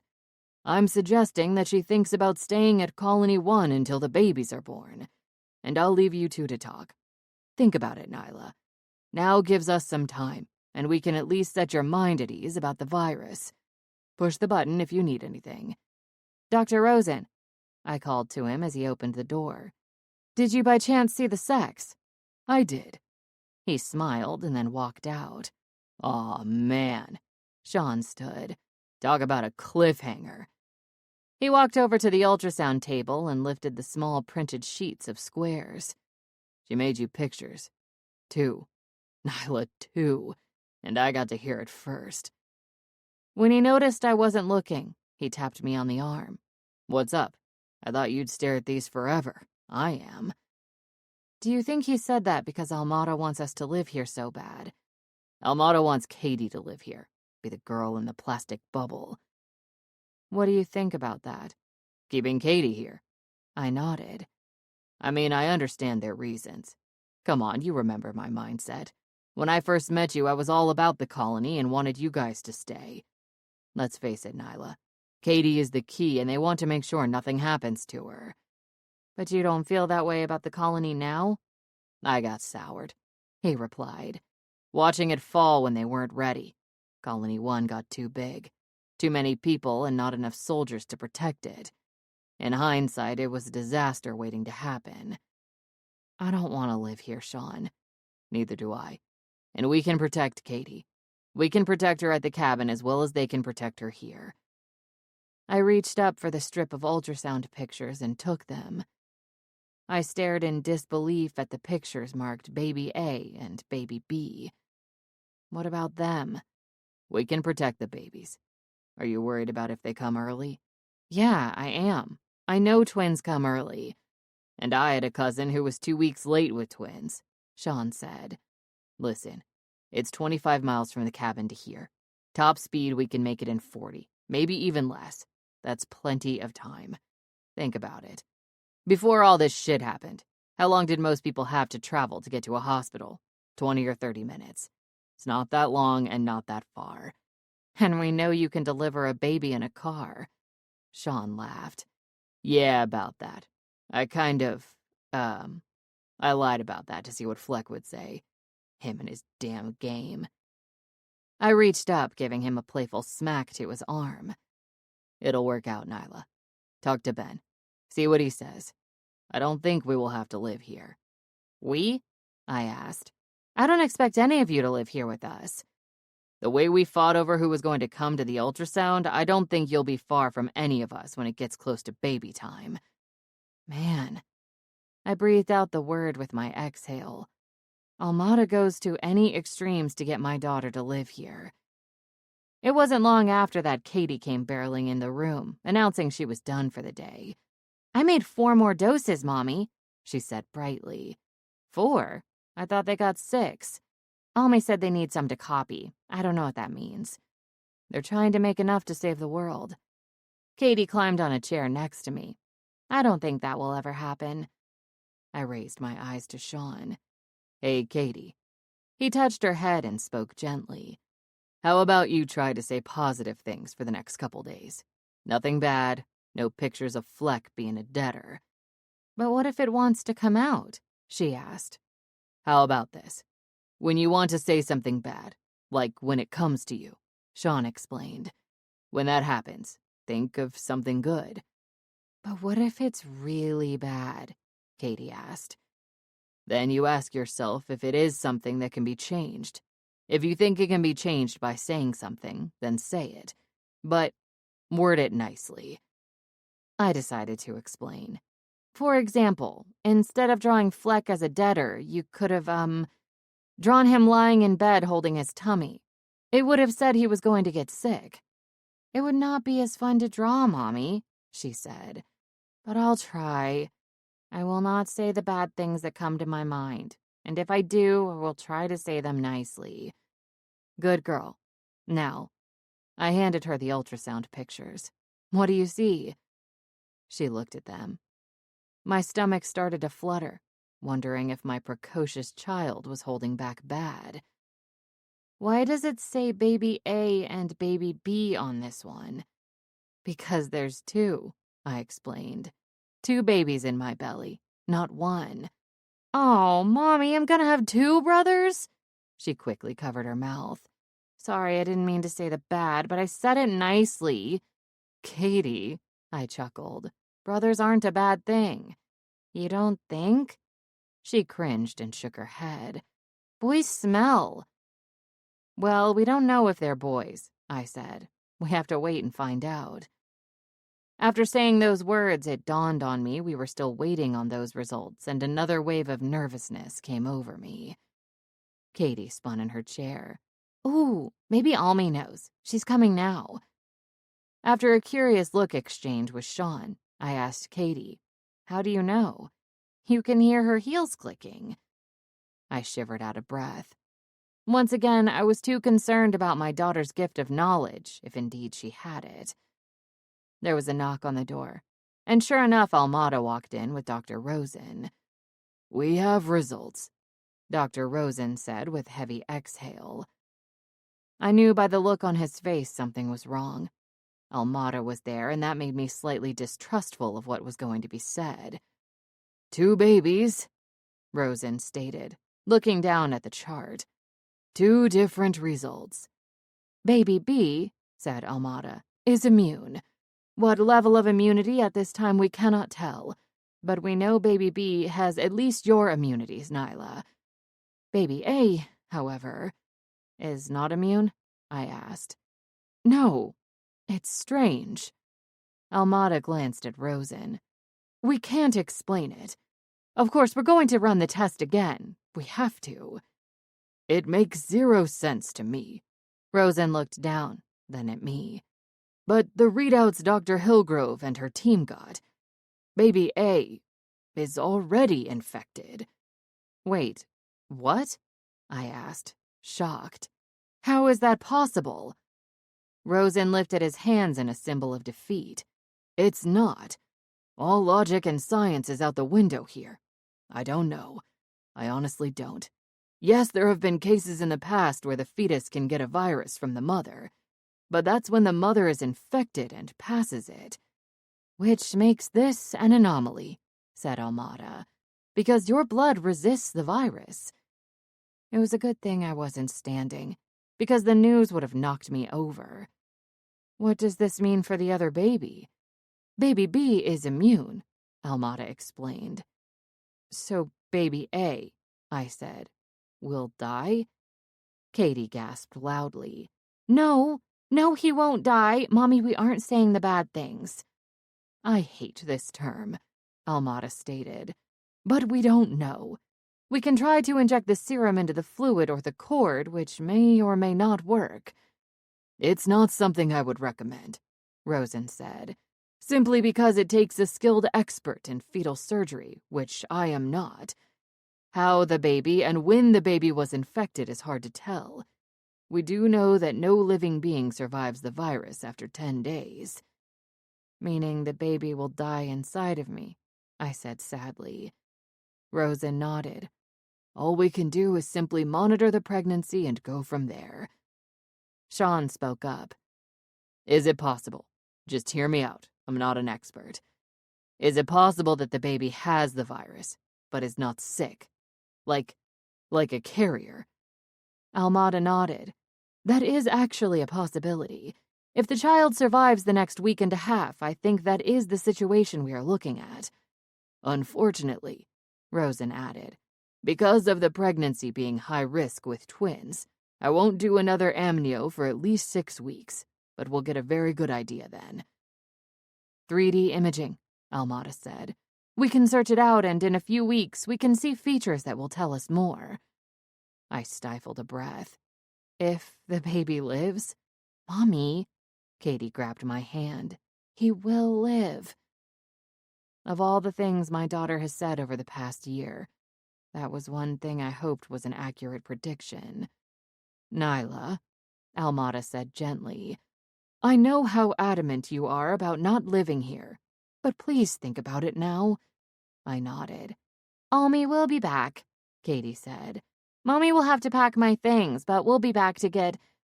She stopped talking and looked at me. She bit her bottom lip, then smiled after a few seconds. We'll be back to get all the help we need for my baby brothers. I knew that wasn't what she was going to say. Yes, I told Almada I would think about it, but I wasn't. I didn't need to. One of my babies was infected and there was nothing that could be done. What I needed was to go back to the cabin and talk to Ben. It wasn't his specialty, but I trusted his advice. I got dressed and thanked Dr. Rosen, who said he would see me in a week when I brought Katie back.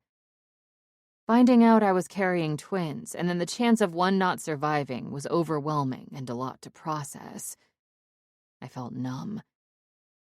Sean asked the stock question as we got into the truck. Are you okay?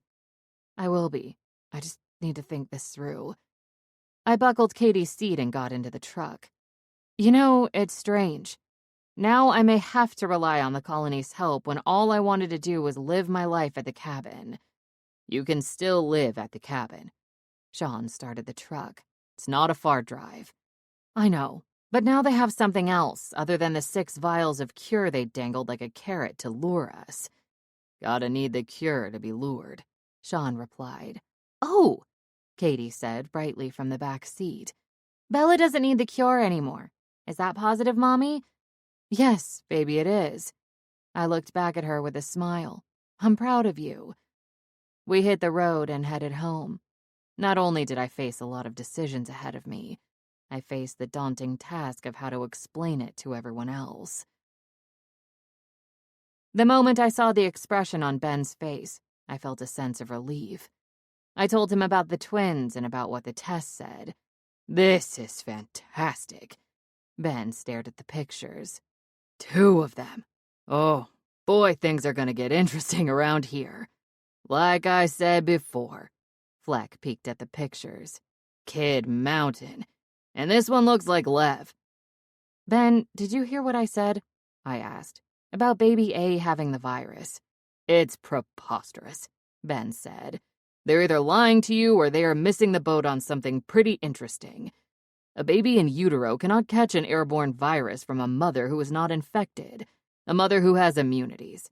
It's like saying a kid gets chickenpox in the womb when the mother can't get it. Impossible. He handed back the picture strip. If indeed the test showed he or she has the virus, they aren't infected. The baby isn't going to get sick and die in utero. It's part of his genetics. And that high and mighty Hillgrove lady is not thinking about what possibilities that can bring.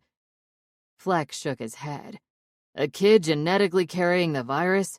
Where's the positive? No offense, Nyla. None taken. I don't know, Ben said. It's not for me to figure out. I do know this. You shouldn't worry. I'm not worried. And as far as having twins and going into early labor, we're close to Colony 1 should we need neonatal care. It's not far, and if you have early contractions that need to be stopped, I'll give you a couple shots of that grain alcohol of Lisa's.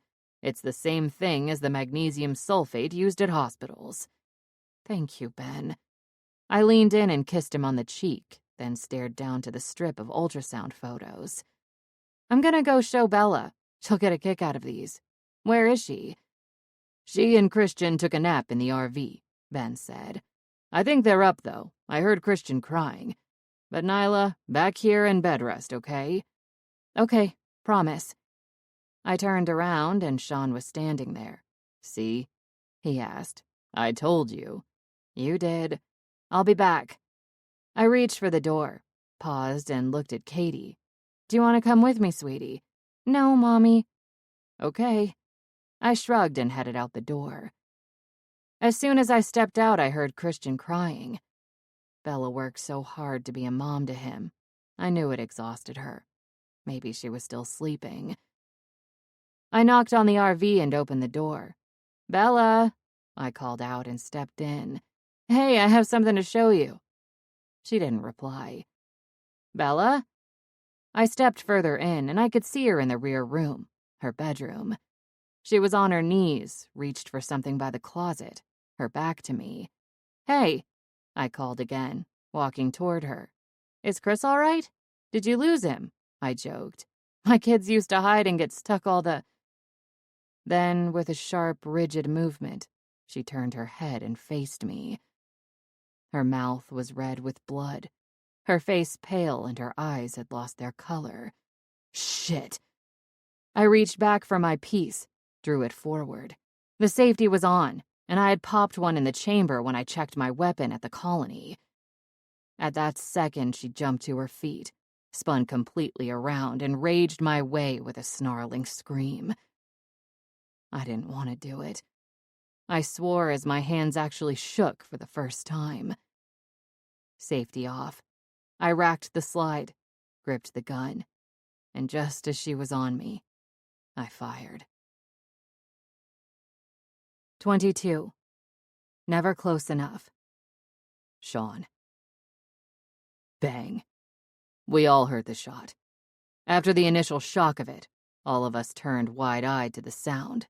Then Fleck, Ben, and I raced out. I was the last one out of the door telling Katie, "Stay here with June," before shutting it and running to the RV. Fleck was already inside the RV, with Ben making his way through the door. I could hear Nyla inside. Christian, baby, where are you? Come out!" The baby cried. "Follow the blood," Fleck said. I made it inside. Bella lay twisted on the floor of the RV's kitchen area, a clear gunshot to the head. Ben crouched over her. He peered up at me. She was sick and turned. How did we not know? I asked. Ben shook his head. I don't know. It was hard to concentrate, hard to think. Nyla beckoned Christian while he cried. "Nyla, he won't come out. He's bleeding," Fleck said. I glanced to the rear room. I could see both Nyla and Fleck on the floor, and I raced back. "Let me try." Nyla inched Fleck over and crawled on the floor. "Got him! Ben!" she shouted. What was going on? I couldn't see. Ben blasted by me to the back room. He started barking orders. "Get me this! Get me that! Get my bag!" Fleck flew by me out the door. I felt helpless just standing there, and more so when I saw Ben carry the little boy who just had his first birthday.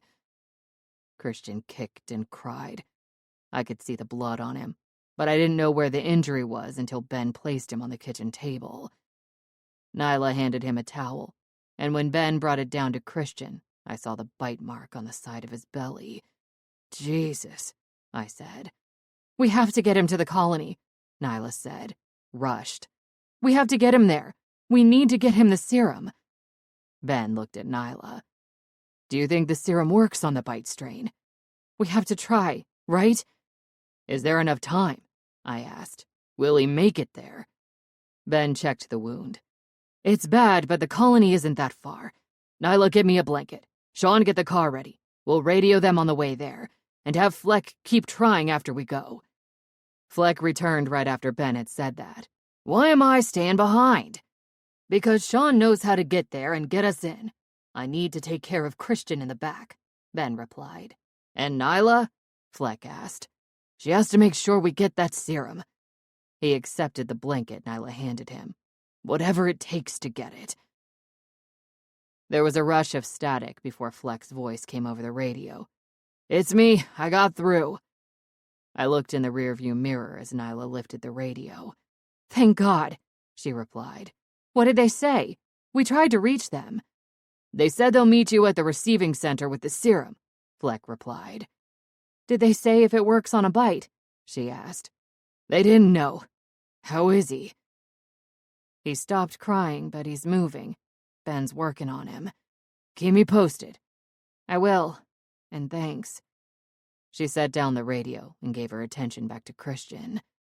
My view of what was happening was restricted to what I could see in the rearview mirror. We had taken Betsy. It had a roomier back seat, plus she moved pretty well down the highway.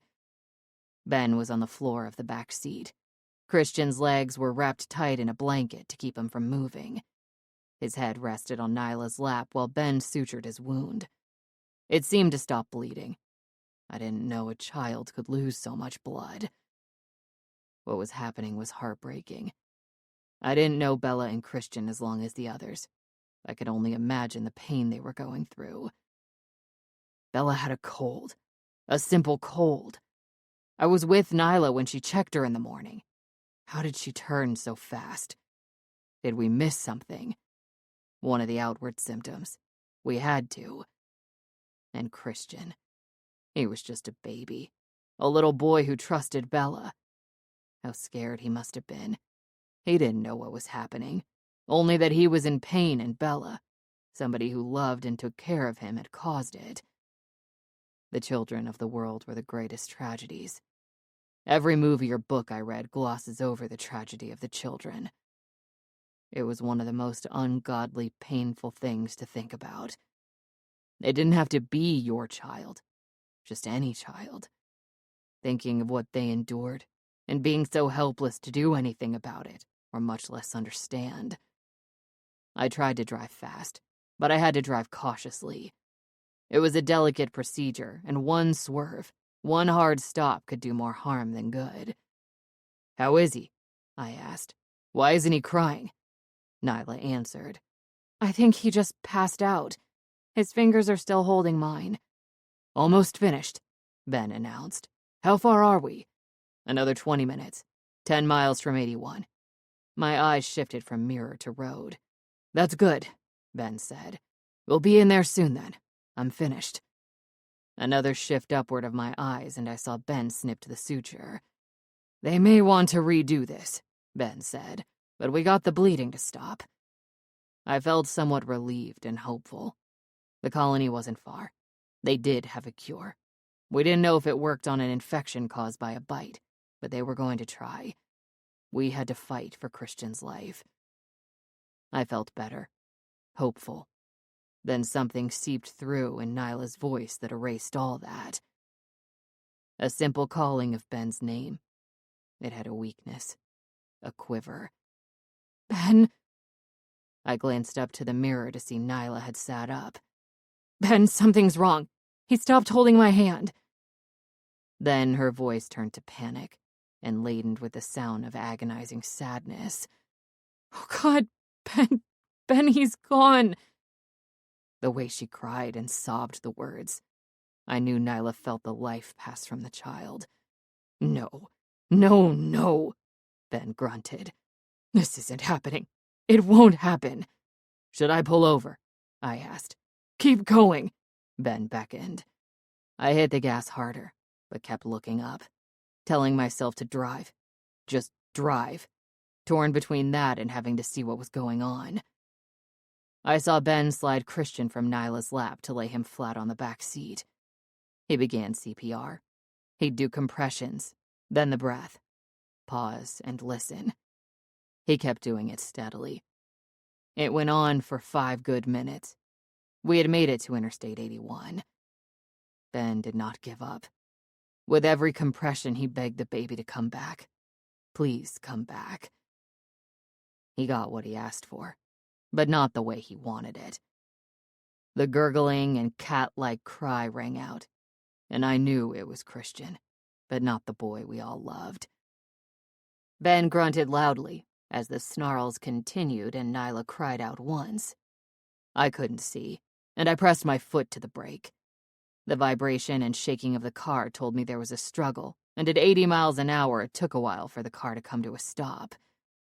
After throwing the car in park, I opened the door, ran to the back driver's side, and flung open the door. Ben sat up.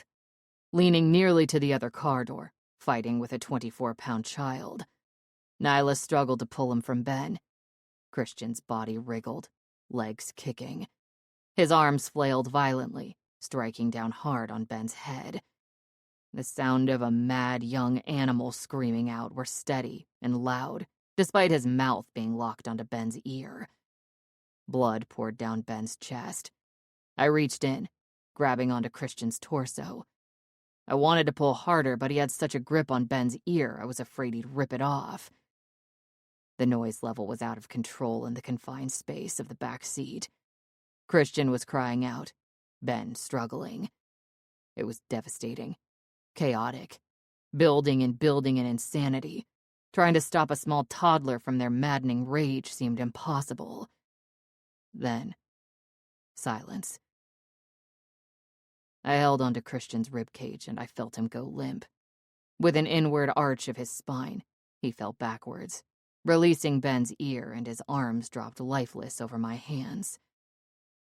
I breathed heavily and looked down to his head, which was pressed near to my chest. I didn't know what I thought in those after seconds. Perhaps the virus hit children differently, and they died quickly. I looked at Ben, who held his ear, blood pouring from it, the child's leg still on Ben's chest. And when I turned my head toward Nyla, I realized what had happened, what caused the situation to abruptly halt. Breathing heavily, with an absolute mortified look on her face, Nyla stared down to the knife she held in her hand. Her hand shook.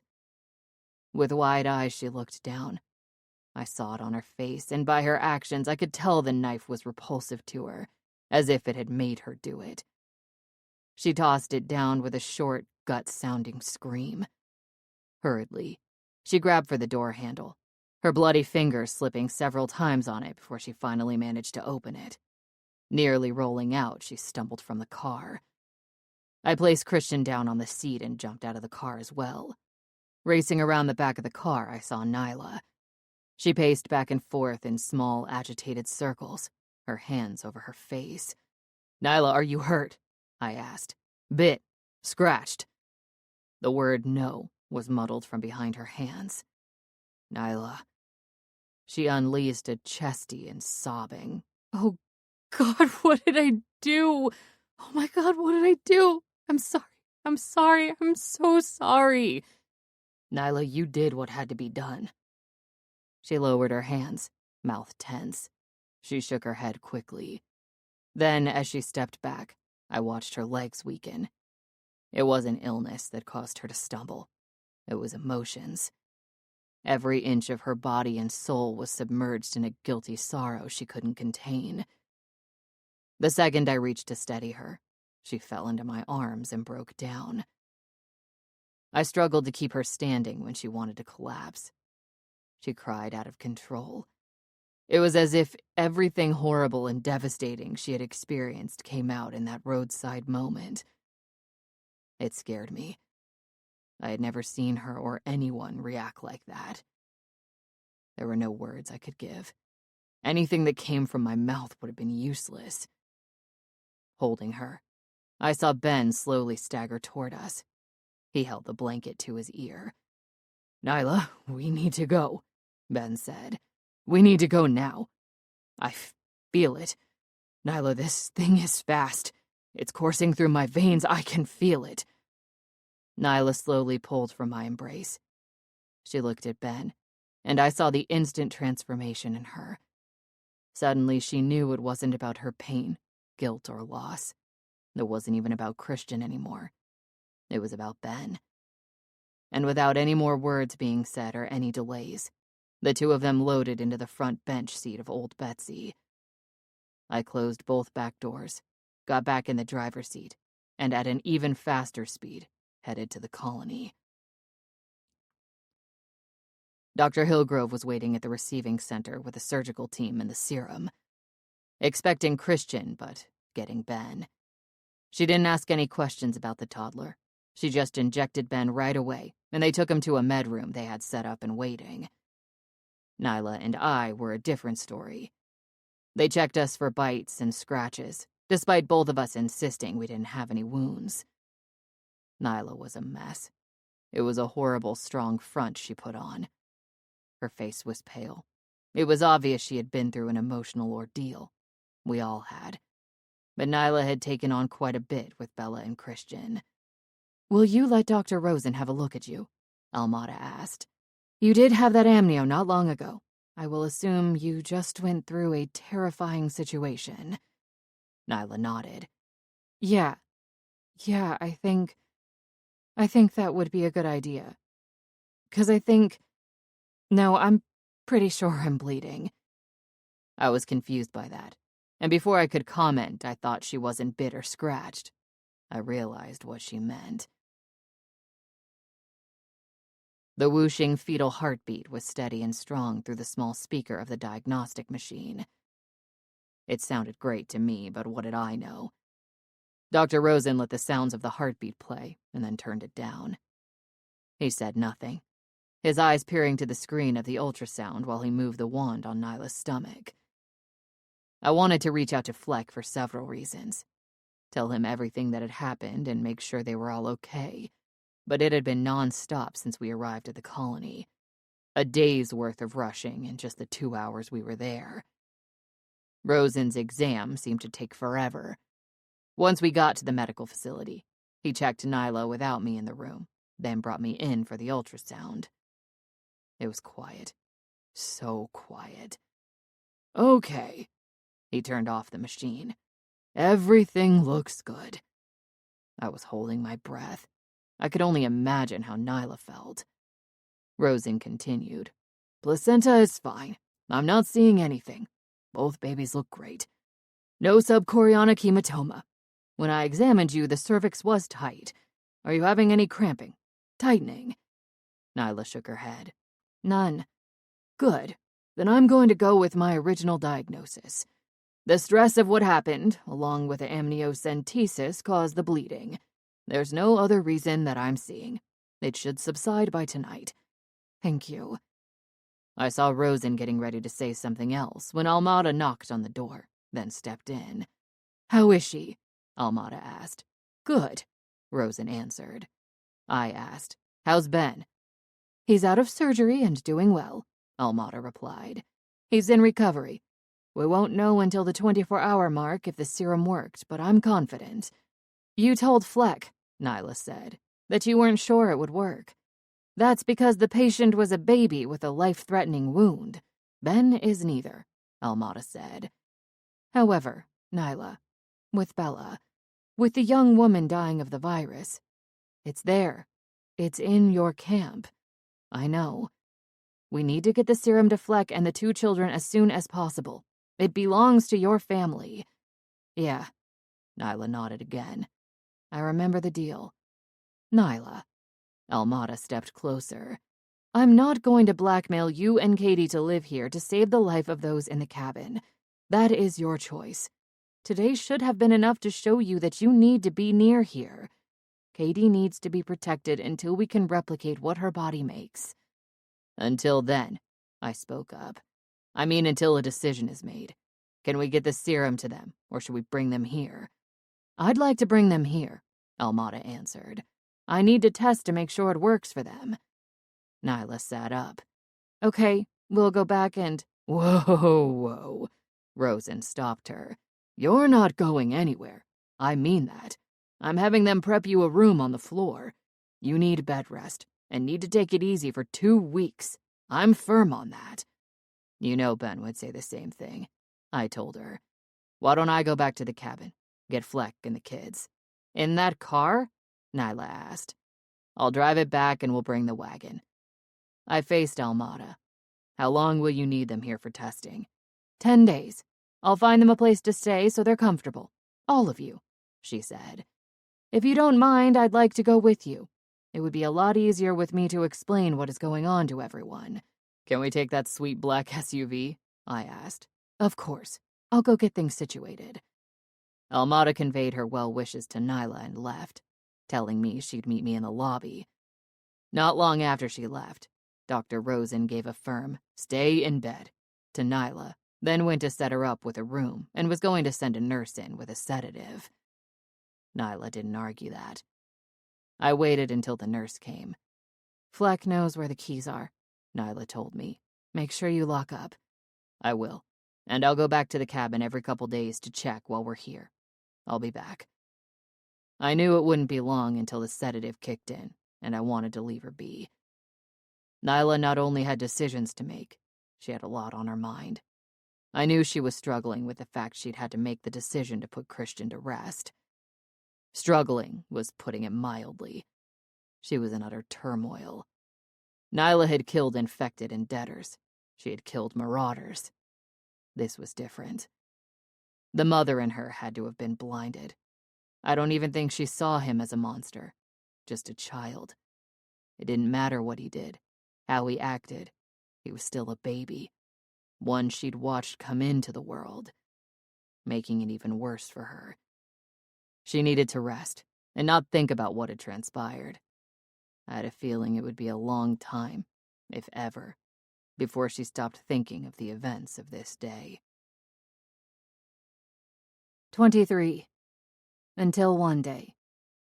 Nyla, October 22nd. The cabin looked cold. No smoke emerged from the chimney. The shutters were closed, and the windows were frosted on the outside from the drop in temperature. It was the first time I had been back in weeks. Sean kept his word. He'd been back to check and secure it. "How does it feel?" Ben asked me. Strange, and I know it wasn't that long. "You're looking at it differently." I guess. I jingled the keys and unlocked the door as Ben went back to the truck. Stepping inside felt strange, but right. It was cold in there, but there was nothing the winter would ruin.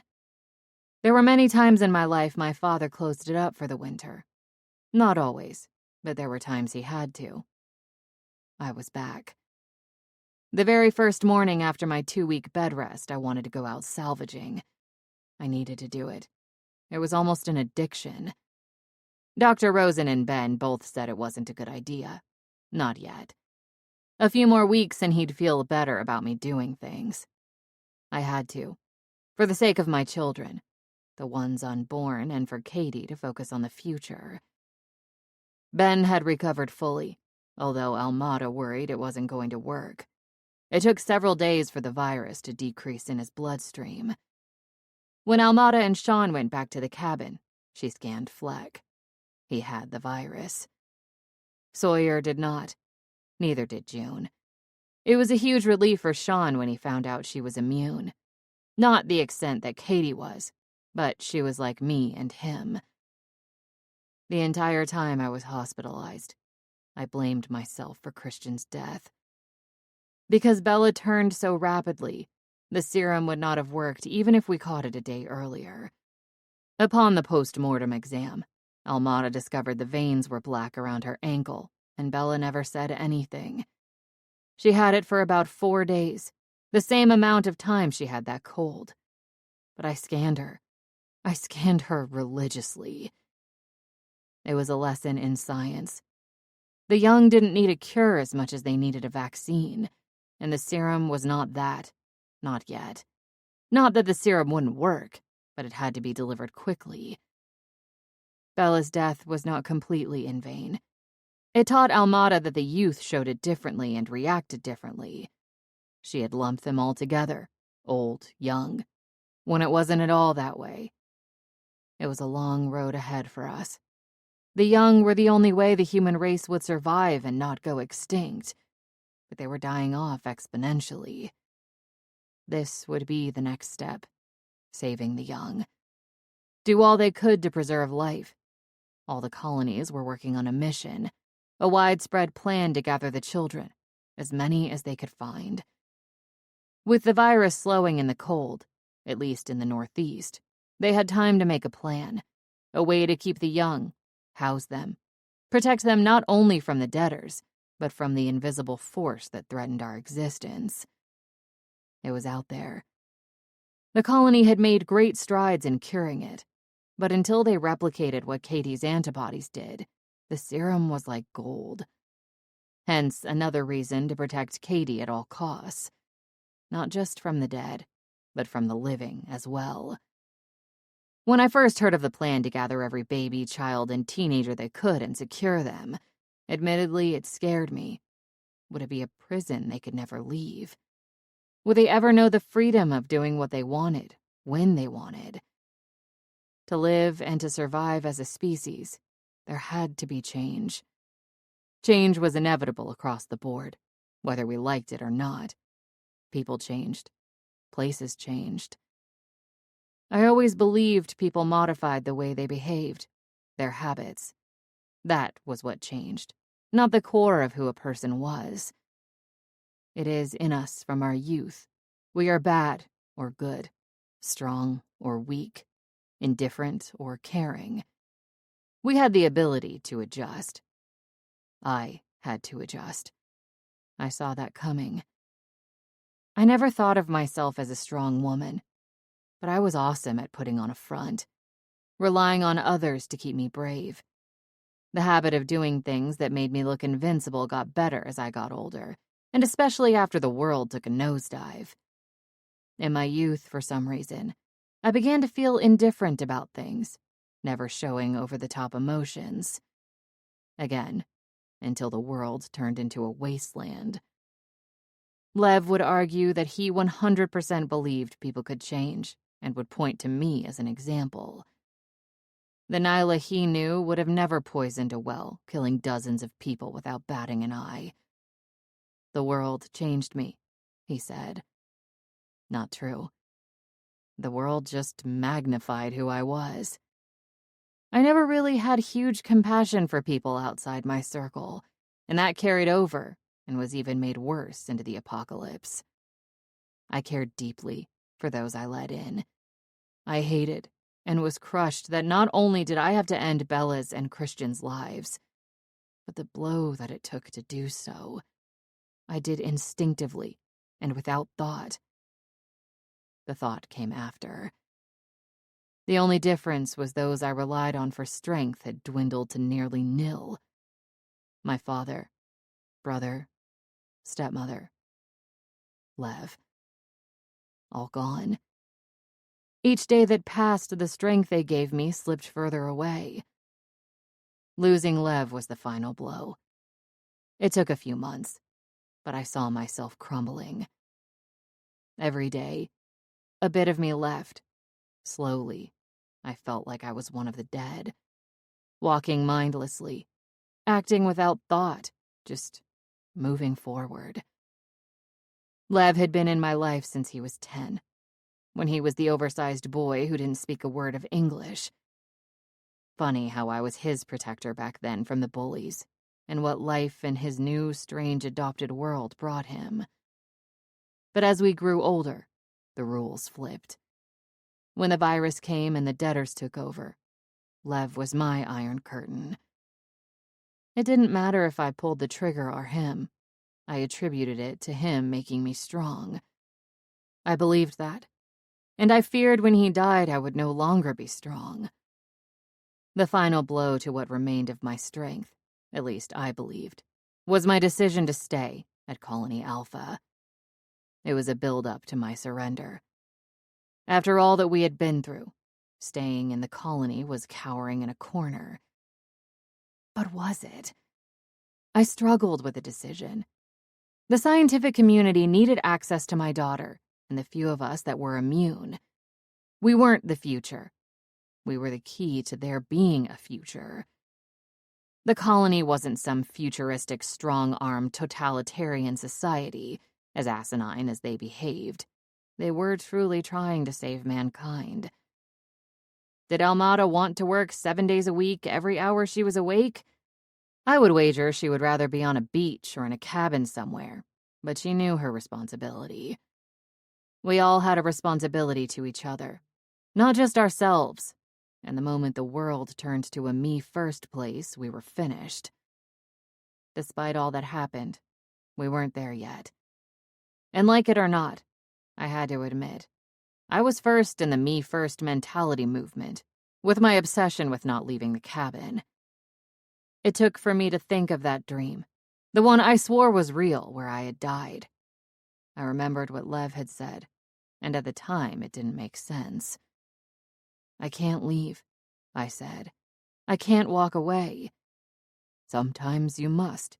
You need to step away for the better, for the good." Lev. He wasn't what made me strong. He was my voice of reason. It wasn't the cabin I didn't want. The sound of Ben dropping boxes and closing the door snapped me from my thoughts. "Are you feeling all right?" Ben asked. "Stop that, Dr. Ben. I'm fine. I feel good." "That's what I want to hear. This is for the best," Ben told me, then handed me a box. "All right, let's do this. We don't have to take everything, just what we need and want." "You're right. Nothing heavy." Ben waved a finger, then grabbed his own box. "And if we need something or forget, remember we can always come back." I clutched that box tight to my chest and looked around. The old paint-by-numbers painting above the fireplace my brother Bobby had done. The rug on the floor my father purchased that my mother hated. The quilt Lev brought from his father's cabin. The drawings on the wall the kids did. My stepmother's whiskey bong, which still hung on the coat rack. So much. It wasn't the cabin I didn't want to leave. It was everything it stood for, and that was everyone I ever loved. But walking away from the cabin wasn't walking away from them. They'd be with me. I wasn't leaving them behind. Only the cabin, and it wasn't forever. Like Ben had said, I had to remember. I could always come back. It was my home. Eventually, I would.